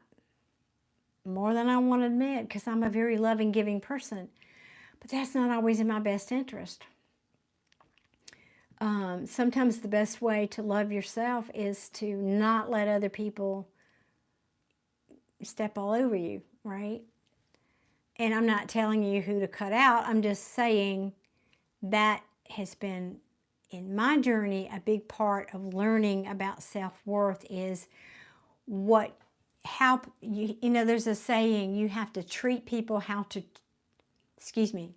you have to teach people how to treat you. But you have to believe that you're worthy of being treated well. And that's, you know, underneath all that, I think, is you've got some doubt about that, right? So somewhere back there, you weren't treated well. And so you've just perpetuated that in your subconscious all this time. But you can change it, Erin. You truly can. You have the power. Nobody else does. You're the only one with the power to do that. So maybe do a deep dive. It's the weekend. Maybe you're off work. Just do a deep dive watching, you know, videos by Abraham Hicks and Joe Dispenza and people that talk about that, and start practicing it.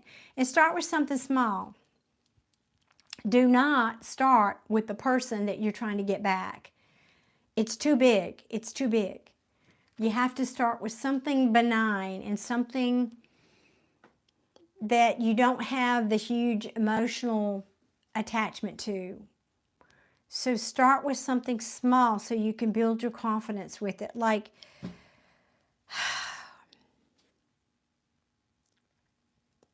I was trying to think of the example that Abraham Hicks gave in one of her videos.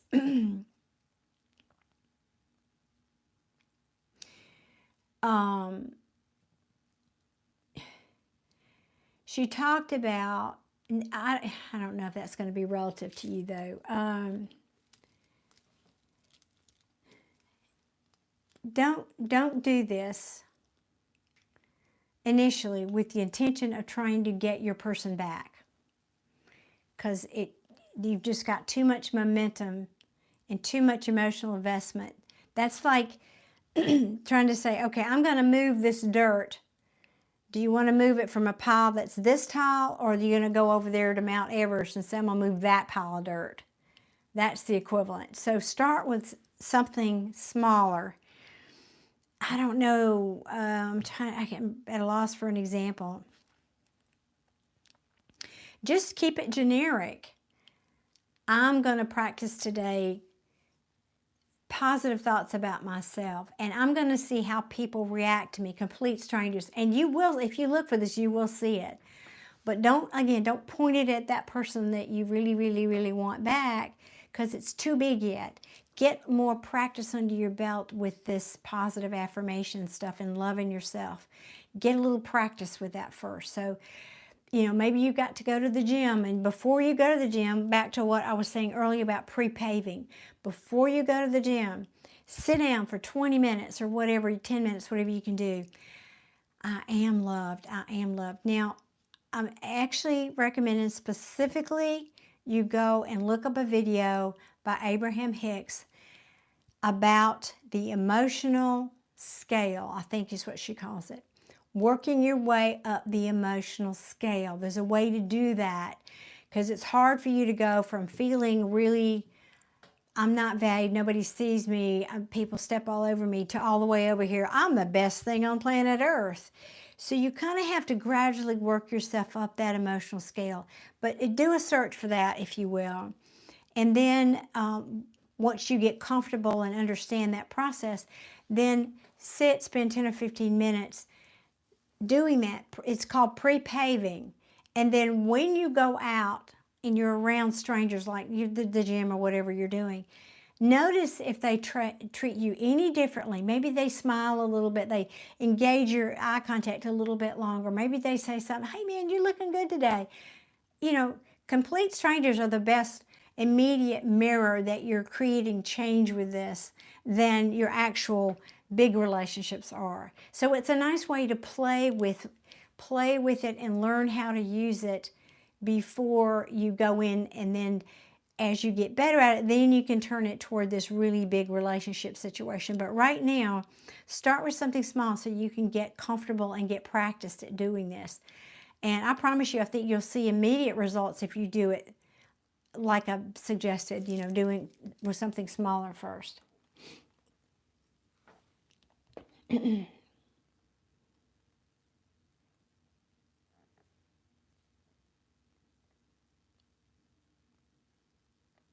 Yes, that's right, Erin. Yes, because yes, that is true. Because that's what you want. That's vibrating up here at, let's say that's a frequency of 900. But if you're vibrating down here at nobody wants me, I'm not a match, people don't see my value, that's over here at like a 250. These two are never going to come together. Do you see what I'm saying? This world is made up of energy. It's not just about your physical body. And so you have to be an energetic match for this thing that you're wanting. So that's how you get you have to raise your vibration to this beautiful new thing that you want. You do that by loving yourself, by affirming, by changing your feelings. And that eventually you get up here to hopeful, or maybe you get even up here to a little higher to confident, and eventually you get up here to where you really believe that about yourself. Well, guess what happens when that happens? Boing, then the match comes in of all the things that you were wanting. So everybody that comes in is a mirror showing you, oh, well, I got 2/3 of my list, but that's still missing this other thing over here. So I'm going to keep manifesting, and eventually you'll get the whole list. But in the meantime, you're dealing with knuckleheads sometimes. So, but yes, you have to be the thing you want. Essentially, you have to be the thing you want. That's the simplest way I can say that. Very, very well said, Erin. You're getting it. You are getting it.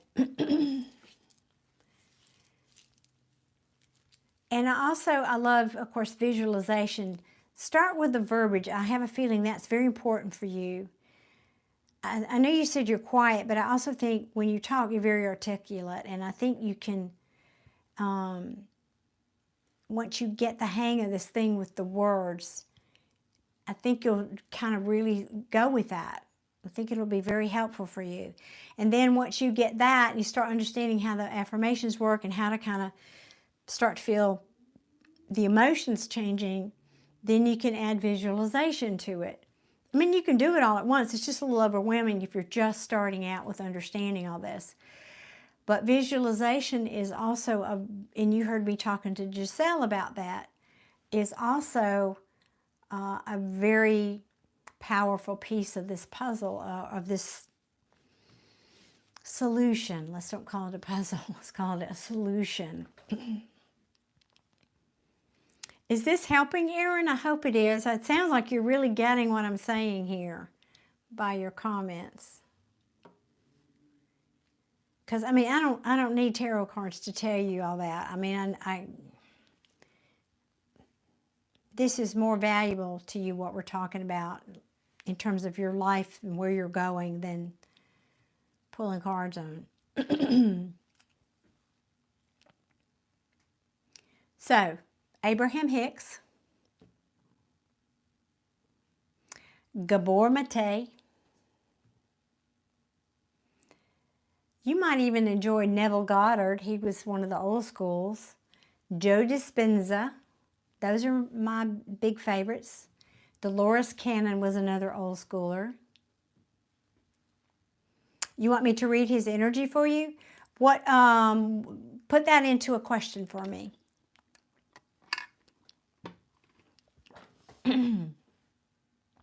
Excuse me. What deck for Erin? This one. Okay.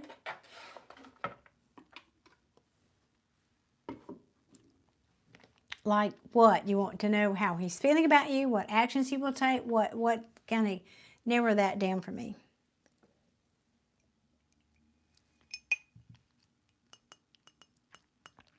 I mean, what he's doing, yeah, that's kind of a broad. What do you really want to know?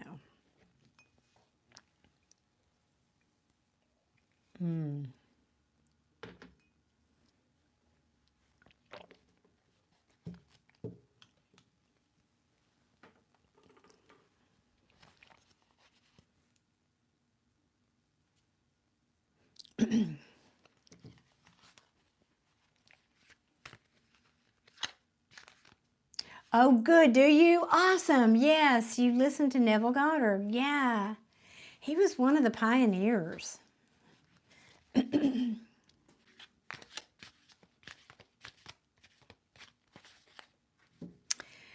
My first impression of this person, Erin, is he's a little full of himself.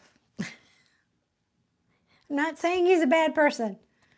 He's a little full of himself. I think this is more about your energy. But, because I didn't have the question, I'm waiting for you to type what exactly you want to know about his energy. What do you want to know about him?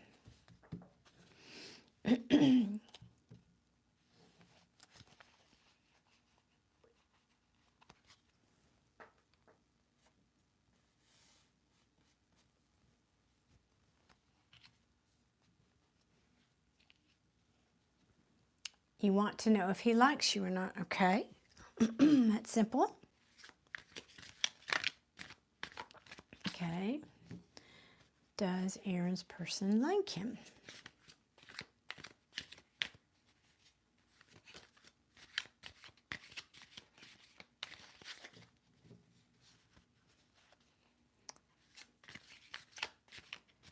Yeah, romantically.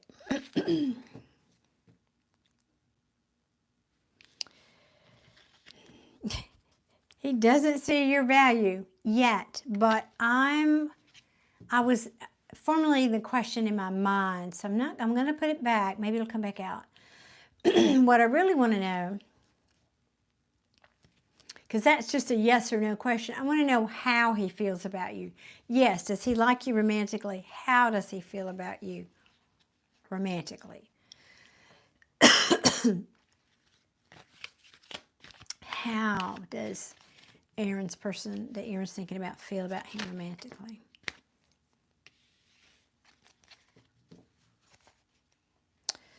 Hang on. Let me get a couple more. Are you not talking to this person? Because sadly, this is the World card. This is the end of a cycle. This can be an end, just an end, period. I don't know. Let's see. But there's...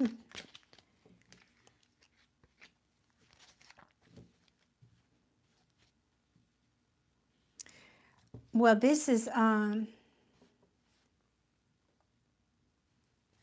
Well, you need to change that thought. It's just the opposite. It's, again, you're giving your power. I mean, I understand where you're coming from with that comment. But that's not true. And that's the very thing you need to change. You determine your value, and then people show up to reflect that.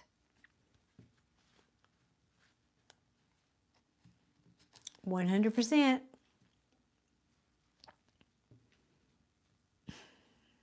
And you can choose that or not. Your life. Okay. Yeah, I didn't think you were.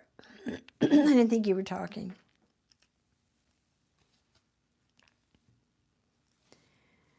Yeah. Well, this is saying that he does have feelings for you. But he knows you're single, or he knows he's single, whatever, but you're both single. But I like this because this talks about somebody who's very capable, they're independent, they don't really depend on anybody else. You know, that's just one of the meanings.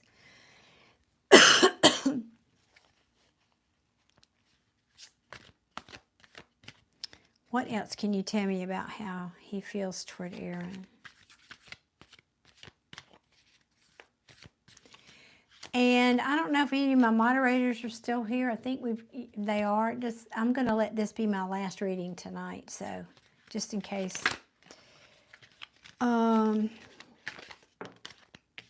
Somebody comes in late. Yep. You're not talking.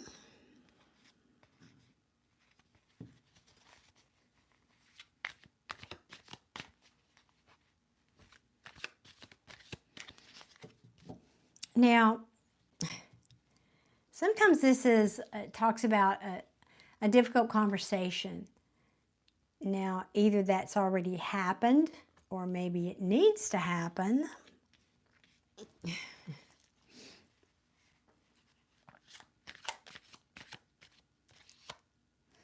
Oh, Nancy, you are so sweet. Thank you, darling. Well, I love having you here. Thank you. That's really sweet. I know I'm kind of all over the place. You never know. Sometimes I pull tarot. Sometimes I talk to dead people. You just never know what you're going to get in here, right? You can't say it's too boring in here, right?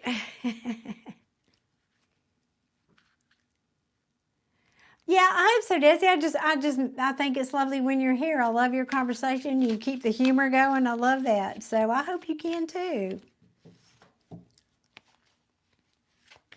But I know school is important. You need to do that too. That's a priority. Oops, wait a minute. I'm going to sneeze, y'all. Hold on. Oh, excuse me. It never gets boring after good. I'm glad to hear that. Okay. Maybe there's some kind of a conversation that you had, Aaron, because these two cards next to each other makes me feel like there is a difficult conversation that happened and needs an apology. Or a difficult conversation that needs to happen about your feelings. There's two different ways I could read that. So if that conversation has not happened, you probably need to talk about your feelings then. Mish, that's okay. You know, I just love it if you can just pop in. That's sweet too. And girl, thank you again so much for that incredible reading. Thank you, thank you, thank you. Oh no. Oh honey, I'm sorry to hear that. I hope it's not your boys.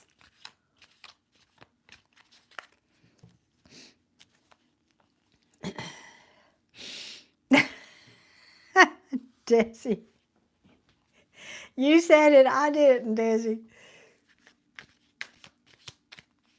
Oh no, darling, I'm sorry. I love your boys like they're my boys, and it hurts me when they're upset. And I don't even know them that well. Oh, Mish, God bless you.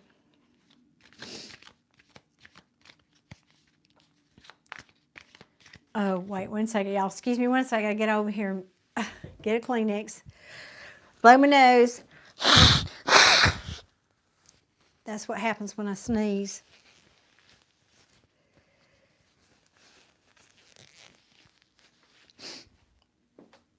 Ah, oh, that's better.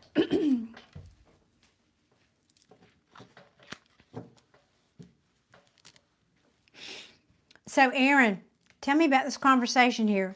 Is this something that has happened or needs to happen?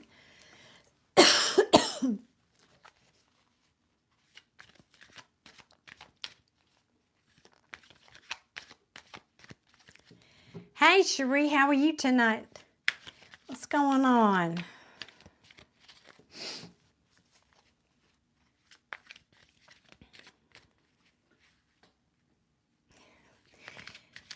Getting ready for school. I need to talk to my granddaughter. I think she started Wednesday. All right, come on. Tell me the story here for Aaron's person.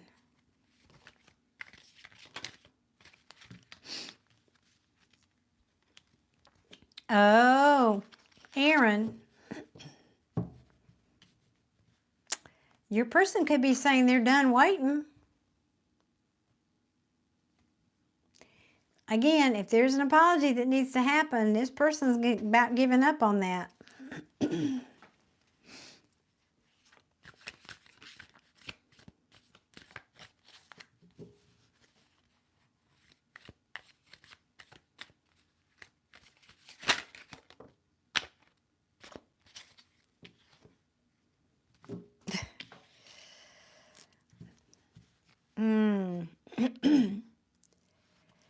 Somebody here has been resisting change.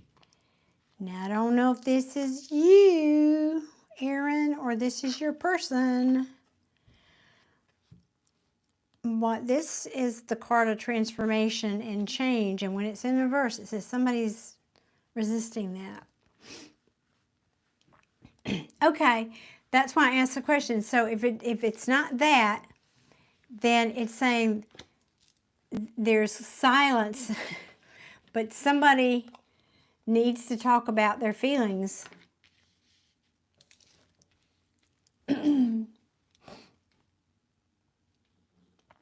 I mean, this is very, look, this is positive. You've got 2 cards that talk about somebody's got a crush on you and somebody wants to talk about their feelings here. So, Aaron, that's pretty positive. But they're getting tired of waiting on you to come around, I guess. I don't know. That's what that means to me.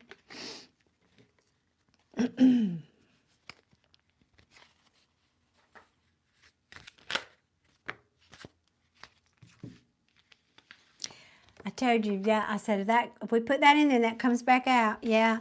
Because this person's saying this is not going anywhere. There's no expansion here. I need some communication because I'm losing patience. I think I didn't ask advice, but that's what this looks like to me.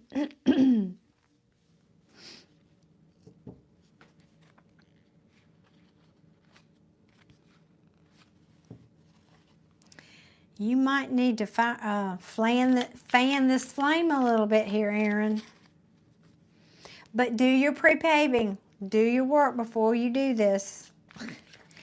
And what I mean is, like, if you reach out and you send this person a text, for example, spend some time before that. Like even all afternoon, if you're at home and you can just putz around the house.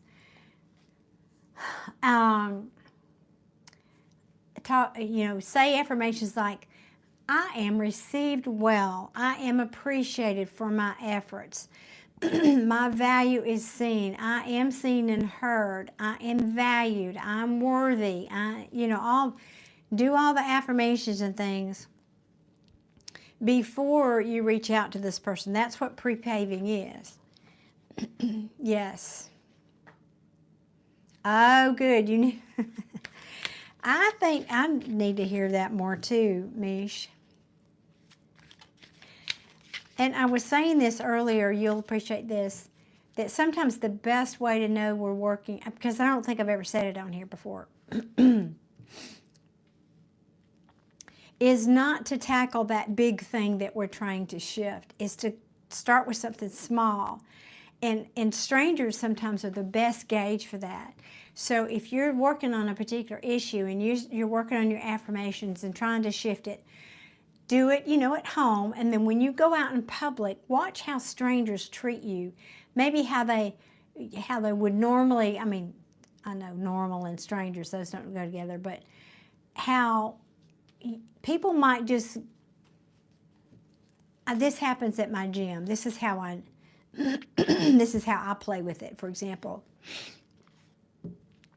If I'm not feeling particularly perky and I want to go to the gym, well, I go to the gym. And it's not about wanting to go to the gym. I go to the gym 3 days a week. And I'm having a morning. I will start psyching myself up. I have lots of energy. I'm strong. I can do this. I can, and whatever. And then I usually ease on into, and it's a great day. And I can't wait to encounter all the wonderful people I'm going to see, and everybody appreciates my smile, and everybody, and I do all that before I even get to the gym, and people just almost like go out of their way to stop and greet me, and God, you're always smiling. What's your secret sauce, or something like that. You can tell that the energy is shifting. It's a great way to play with learning how to do this. Okay, back to Aaron's person here. Somebody here is losing patience.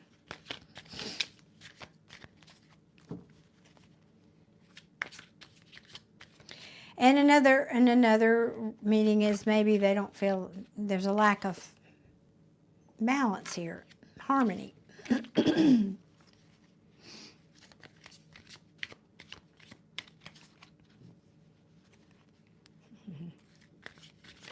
Thank you, Mish. And by the way, Mish, I don't know if you saw Jay's thing, but this is my last reading for tonight. Let me read your comment here, Aaron.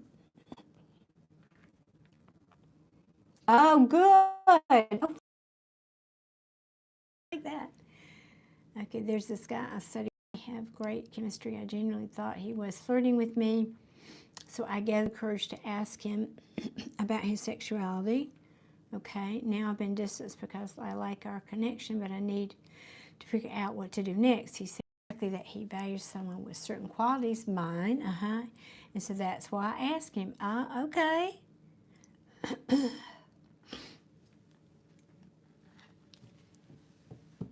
Well, again, change your vibration, and those people are going to show up differently for you, Aaron. It really is. I'm going to say it's really that easy. It's simple. It's not easy. And it takes time. Again, you've got a lot of momentum behind that other stuff that we shall not name.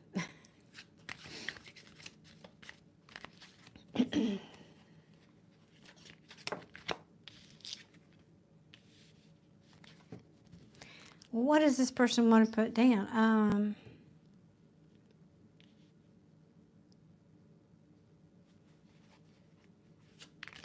Hang on. Let me get a couple more here.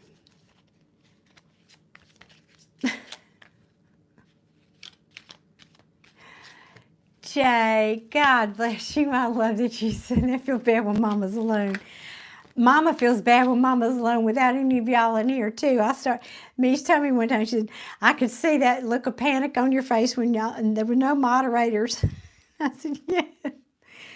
Although, Mish, we were talking about something has shifted. Jay thinks it may be, we need to find out. I don't know how to find this out. But anyway, as a point of interest for you, because you may start your YouTube channel here soon. And it may be, Jay thinks there may be some correlation between us having blocked maybe X amount of people.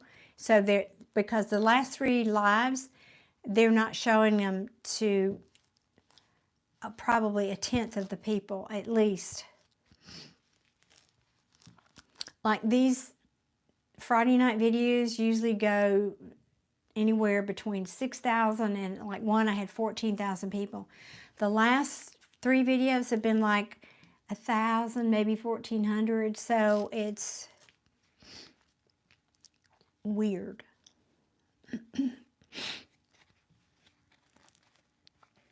And I've experimented with turning the monetization on and off, and that hasn't seemed to make any difference. Just, that's YouTube talk. Sorry, guys. Aaron, back to you.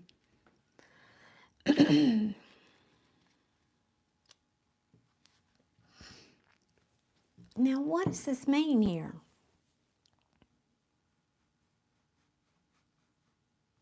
I have to ask, what? Okay, we're going to ask with this one. What is this? Because I've got somebody who wants to lay down heavy burdens here, Aaron, because things are coming to the light that were hidden. Somebody might not have been listening to their intuition, and they're feeling defensive. And then we have this internal tower, I'm going to say. Now, this can be a tower that's already happened. A tower is upheaval, throwing a hand grenade in something. It's in reverse, so either it's already happened or it's an internal tower, but I'm going to ask what this tower is.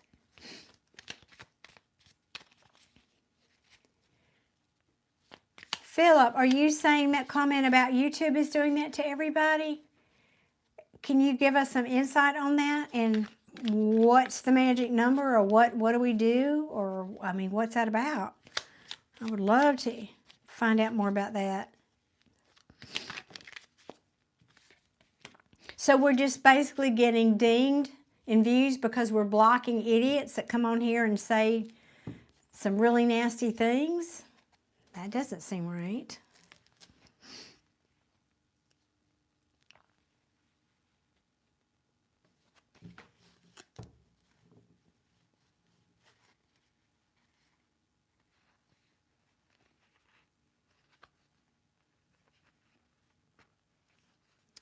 Shadow banning. Don't want us to connect with videos upload. Get no views hardly. That's yeah. Well, I mean, I would think I could make a lot of reasons for that, but if you're already getting that many views like I had been getting, and then it happens, what is that about? That just seems so don't understand. In other words, if you were a small channel and you weren't getting, that makes more sense to me, but I don't get it. I will do some homework on that, but thank you, Philip. If that's really happening, I guess I don't know what to do about it.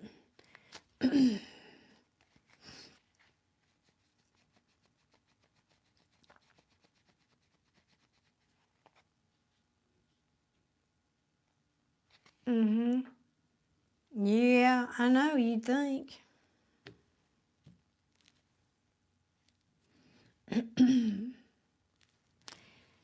Aaron, I'm trying to make sense of this, so this is me stalling.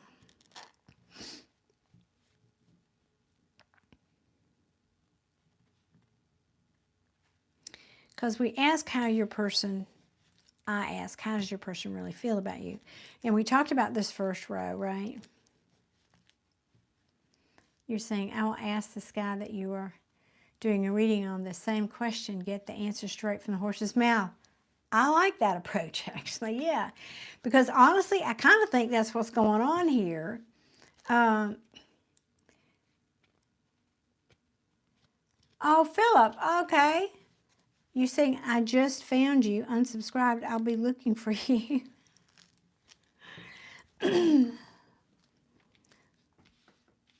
I'm not sure what you... Okay, thank you. That's what was confusing me. I thought you meant subscribe. Thank you, Philip. Okay, thank you. I appreciate you. Well, and tell me what your channel is. Maybe I can return the favor there. So, Aaron, I think what's happening here is maybe this is saying this person's kind of, like I said, maybe giving up, doesn't want to wait. Doesn't see any possibility of expansion here because maybe you need to reach out. This is a card of communication and action, so if that's not happening, they're losing patience. They're kind of feeling burdened about this or something else, but we ask about this relationship. Anyway, I've gone all the way down the line. Now, here we go. And then the Tower, I ask... What is this about? And I get a Queen of Pentacles in reverse. So this could be saying your person thinks maybe that in some way you're not stable or dependable, or this relationship is not stable or dependable in some way. And I have another Tower at the bottom of this deck. And yet, so I think this person is saying... Maybe, let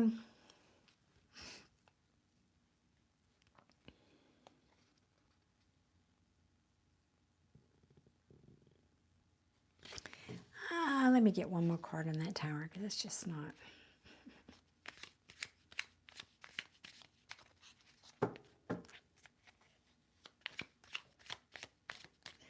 So, Jay, now, are you putting them in timeout? Is that what you're recommending?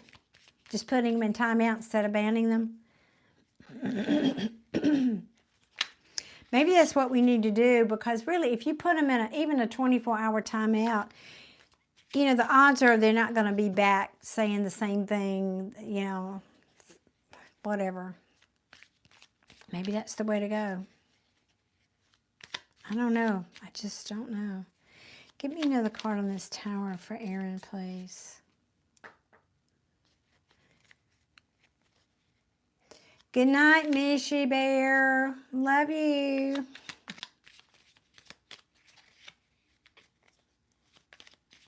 Hope your boys feel better. Come on, give me one more card, please, on this Tower.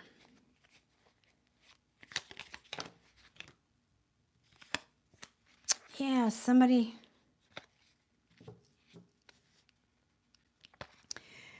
I think this person just assumes you don't want to work on this relationship, that you're not making a choice. This came out sideways. You're not making a choice is a choice. You're not communicating is a communication.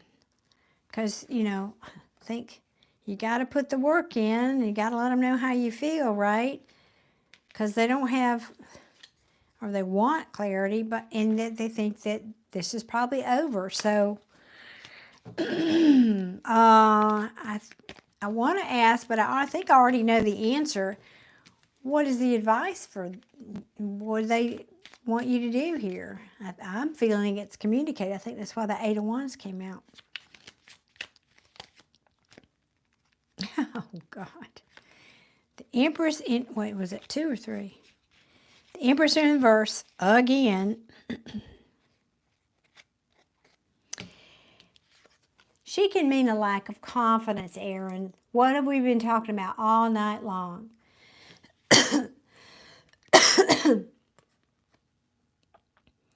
Excuse me. This can say, I've lost my confidence. That's why I'm not reaching out. I don't feel nurturing. I don't feel like this Empress anymore. And I feel like this. I'm over here worried and maybe sitting in some anxiety and stress about it. And so as advice, learn, the student card, learn the lesson that this broken heart has taught you. Make a choice to not have this, yeah, this is just no competition, no conflict. But things coming to the light about transformation. Okay, this equal give and take, standing your ground, not committed. Okay, this is a whole other message there.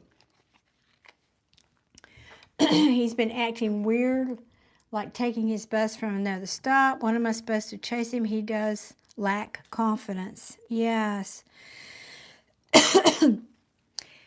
Well, if you're not talking, that's an easy step.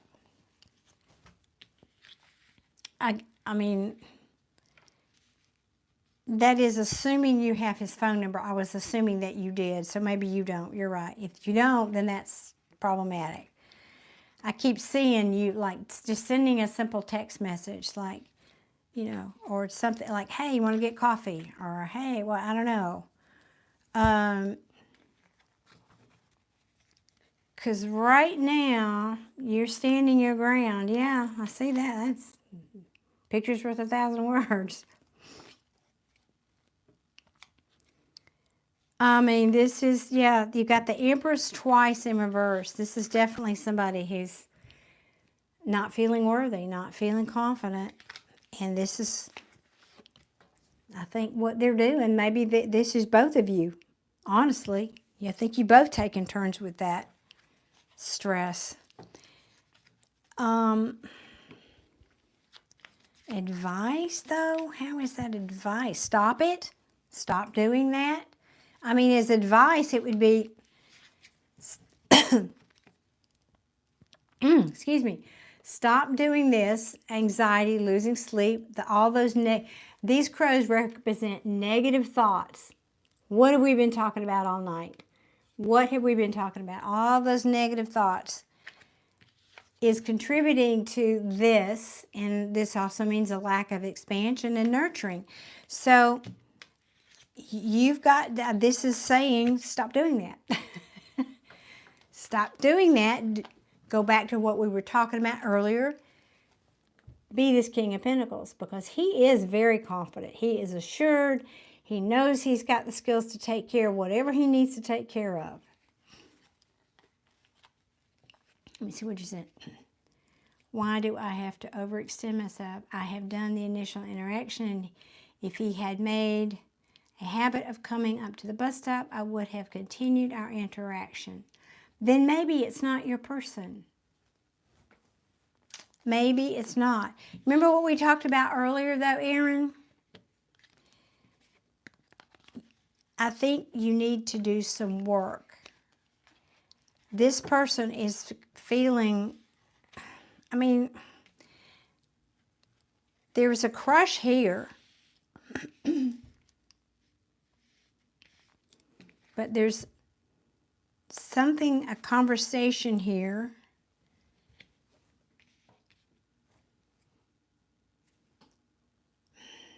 I'm just trying to look and see if I missed anything.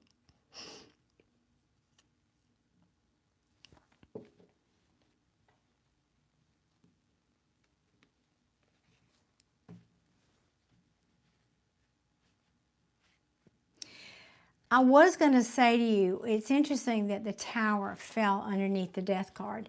This talks about the Death card, yes, it's about endings so that new beginnings can happen.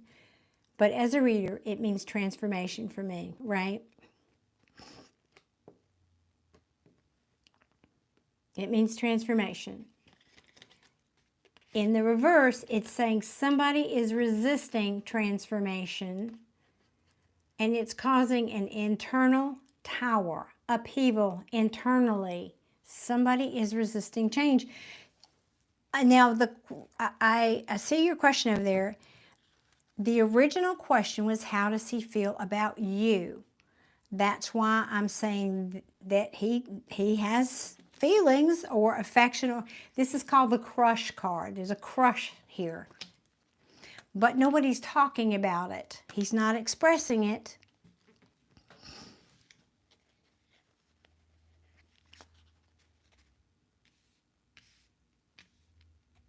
He's not expressing it. Again, this is maybe just as simple as somebody who doesn't have the confidence. He's waiting for you to make the move, but he's losing patience. I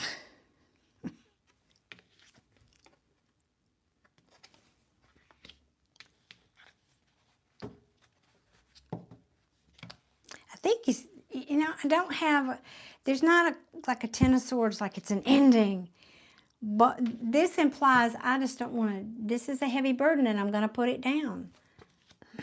So maybe he's avoiding you because he feels rejected. Anything else? What? Can you give me advice? Give me advice here. Give me advice, please.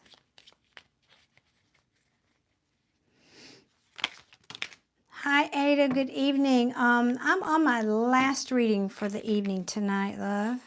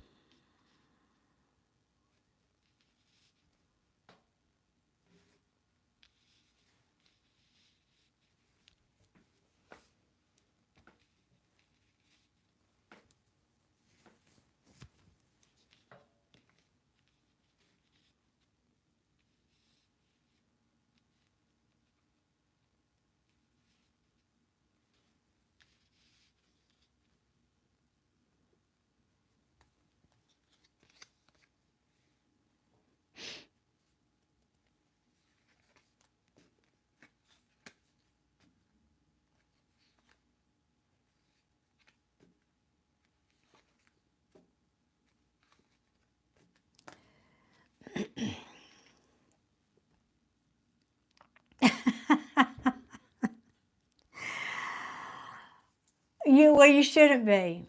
Because of everything we've been talking about tonight, you shouldn't be surprised. I don't know that this one's a full-on avoidant, though. I don't get that feeling from him. I don't. Avoidant, no. I don't think that's the... Shy, maybe. Definitely. Not confident, definitely. That's different than in a true avoidant. All right, advice. I'm kind of joking. Man up is what I want to say. Man up. This is the Magician. You want to manifest something. Make it happen. Spirit's saying you got the skills. You got everything you need right here. To manifest what? A healing. A healing. A healing of what? This lack of passion that's here happening in this thing right now. The wheel I have to always put my glasses because this, yeah, the wheel is upright. This means potentially it's turning in your favor. Good fortune is there for the taking, for you to repeat a cycle. This is unfinished business, but maybe you need to reflect on that a little bit. This can also be, you've taken a time out. You've taken a time out, right? But the hermit goes in the cave for insight, asking for guidance. Even what we're doing here tonight is guidance, right? About what? About what makes you happy. And this whole reading is about, we started before I pulled any cards, it all comes back to you, Aaron. Stop making this about anybody but you.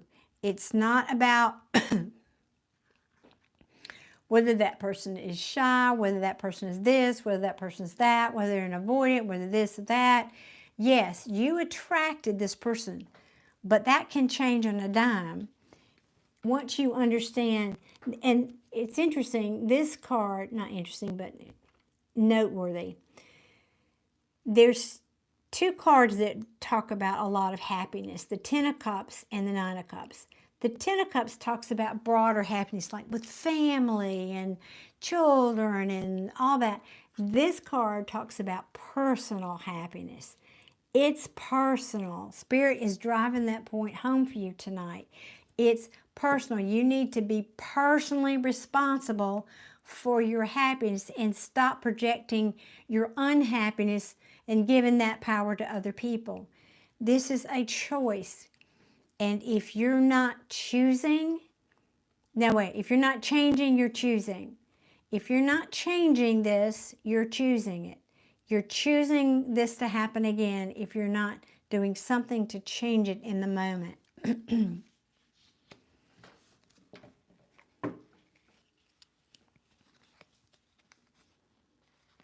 Because you haven't been listening to your intuition, so nothing's been moving. You're at a standstill, and that's the truth. But there is now, can be, if you choose it, to make a strategy. There's the opportunity for you to have an epiphany, even here with what we've been talking about. But this is insight. This is clarity about a situation. Now, the clarity is, are you giving up hope or not? The clarity is that you're not healed. And this is going to keep happening to you until you're healed. That's the lesson this is trying to teach you. The lesson is trying to teach you, you have the power over whether this Three of Swords, this is a deep wound, a heartache, whether this continues to happen for you or not. That's essentially what this is saying. It is a choice.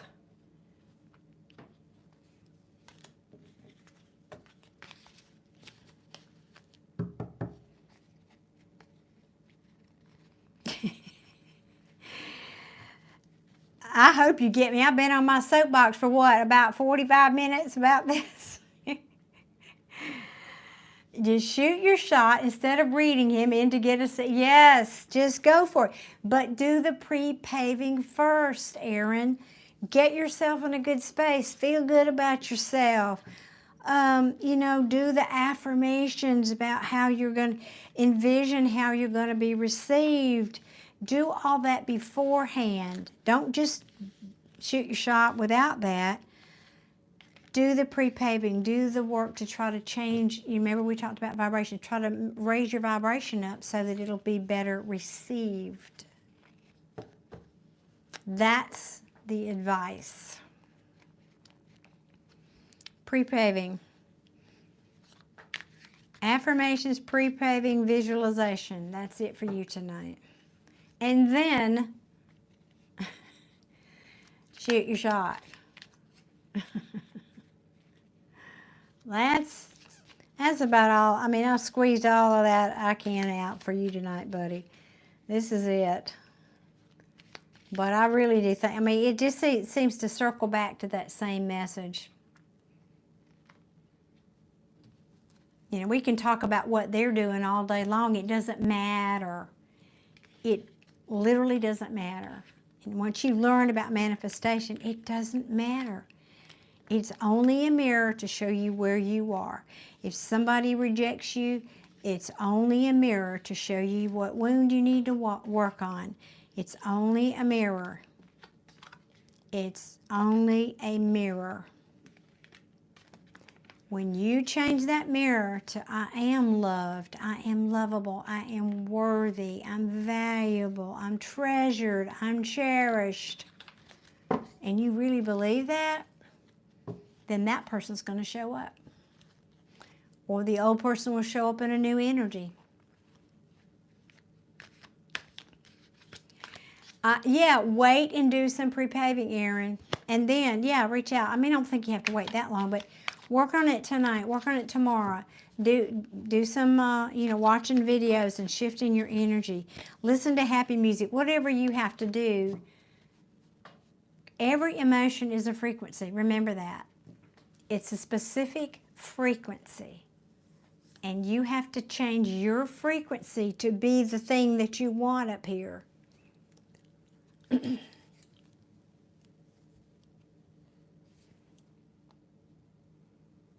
Perfect. And please report back to me, Erin. That's perfect. I think that's excellent plan.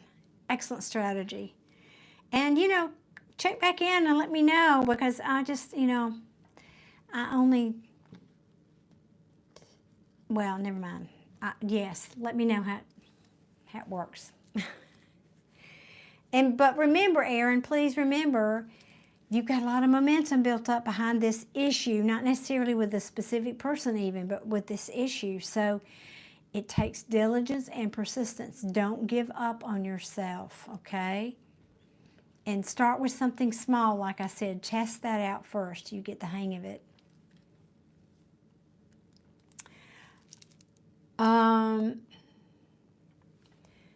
Well, S-Free, I was about to leave.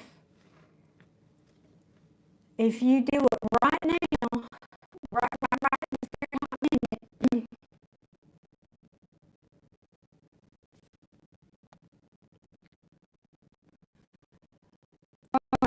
Should I just tell him how I feel, or ask him what his sexuality is first?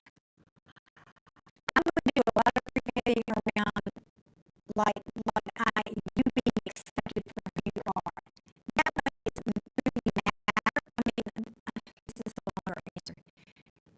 If you, in other words, if he's not a match for you sexually, if you do this preparing about I'm accepted and loved for just who I am, then rejection will be harsh. You'll just say, oh man, that's very flattering, but I'm not into guys or whatever. So that's one aspect of that. Wait, Jay's trying to get my...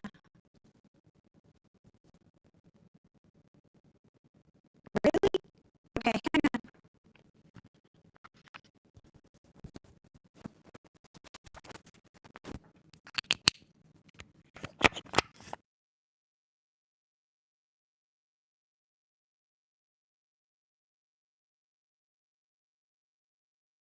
Now, is that better? Can y'all hear me now? I usually last longer than that. Can you hear me, Jay? Not really? What's going on? Can y'all hear me or not?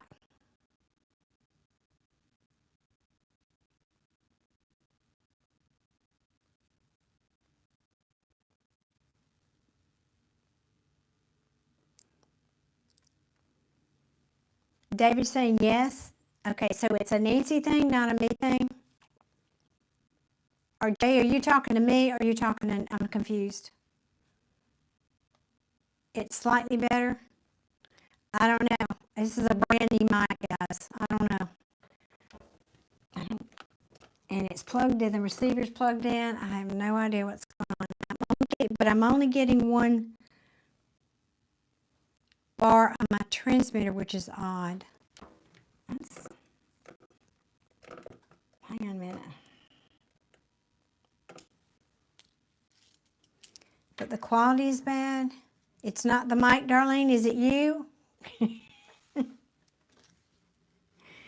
It's still messing up. Unplug and plug. Okay, let me try that. Hold on. Y'all, it's going to get a little shaky in here. Hold on.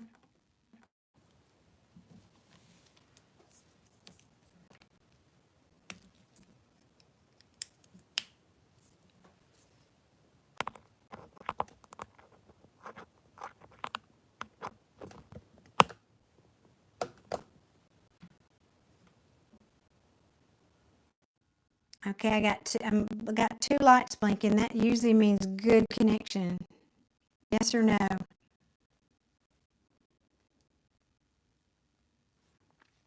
Let me look down here too. It might be on the bottom end. 1 second. As I get down here on my hands and knees. No, I think it's in good there.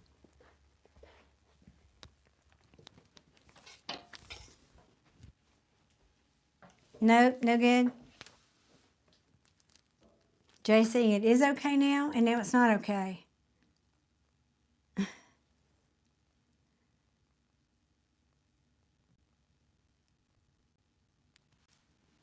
Somebody let me know. It is okay? Okay.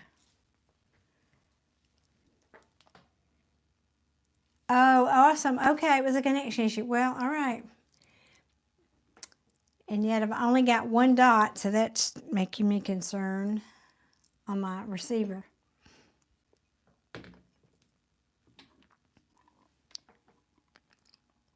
Thank you. Okay, guys, thanks for letting me know that. Awesome. Okay.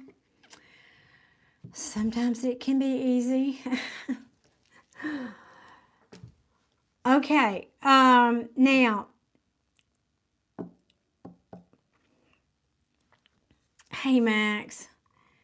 So, S-Free 11, what's the deal? Because I'm just about to get off here. If you want a reading, you got to buy it quick. I mean, like 3, 2, 1, quick. How long have I been here? How many? Somebody do the math here. I can't read that without my glasses. 287 minutes. How many hours it takes? Divided by 60.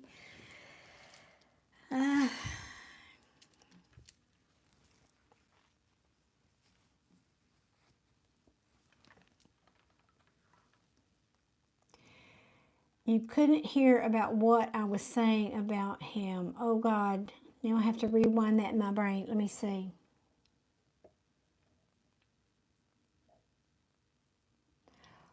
Okay, that's fine. It's free. I don't know what's going on. There's something weird. We got some different things happening here in YouTube, and I don't know what else, but almost 5 hours. Yeah, that my body says about 5 hours. Thank you, Erin. Yeah, that feels about right. It's about what they usually are, these longer ones. I'm trying to remember what you're referring to, Erin. I said a lot about him. I'm not sure what you're referring to.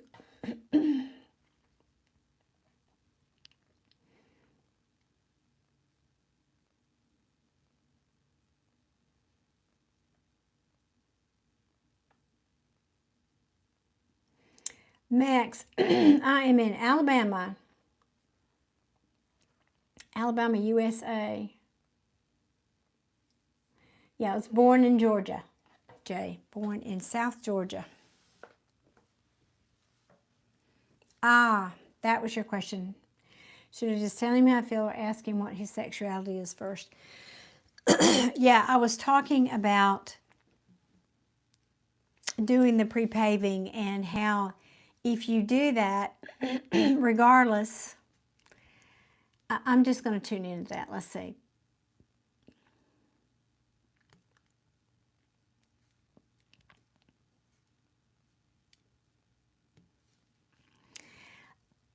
Maybe ask him how what his orientation is first. Maybe that would be best. But again, if you do this manifesting and pre-paving, even if he's, excuse me, if he's not oriented your way, then, you know, he'll be nice about it. He'll be, you know, it won't, you know, there's different ways to say no to people. It'll be kinder.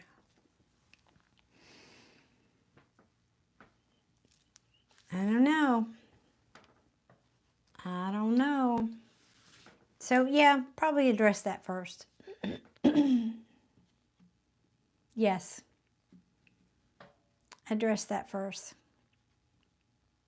Okay. Nia, I have been here for 5 hours, and I am going to get off here now and call it a night. But thank you for being here. Sorry you're just now finding me. I'm planning to be back Sunday evening, guys. I usually get here around 5 on Sunday. So if you guys want to join me then, that'd be awesome. We'll do the week ahead check-in on Sunday. No free readings, but I'll do a check-in for the week ahead. And then we can do some more mini reads if y'all want and talk about all kinds of things. And then we never know what's going to happen here, do we? Might talk to some more deceased loved ones. That's always fun. Yes, it's bedtime time for me too. Okay. Thank you guys so much. About to lose my voice anyway. Thank you especially to my moderators, each and every one of y'all, for being here. Sending you a big hug, Jay. My sweetie Jay. Thank you, Max. For an old chick, huh? Thank you, Max. I appreciate that.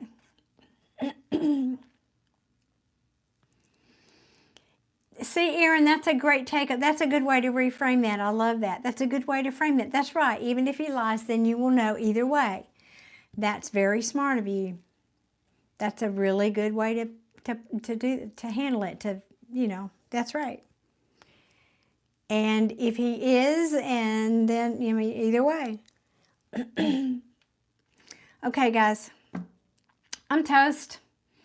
Love you guys. I'll be back Sunday night. Y'all have a fabulous weekend. I'm going to try to get some videos out for you guys, or make some anyway tomorrow.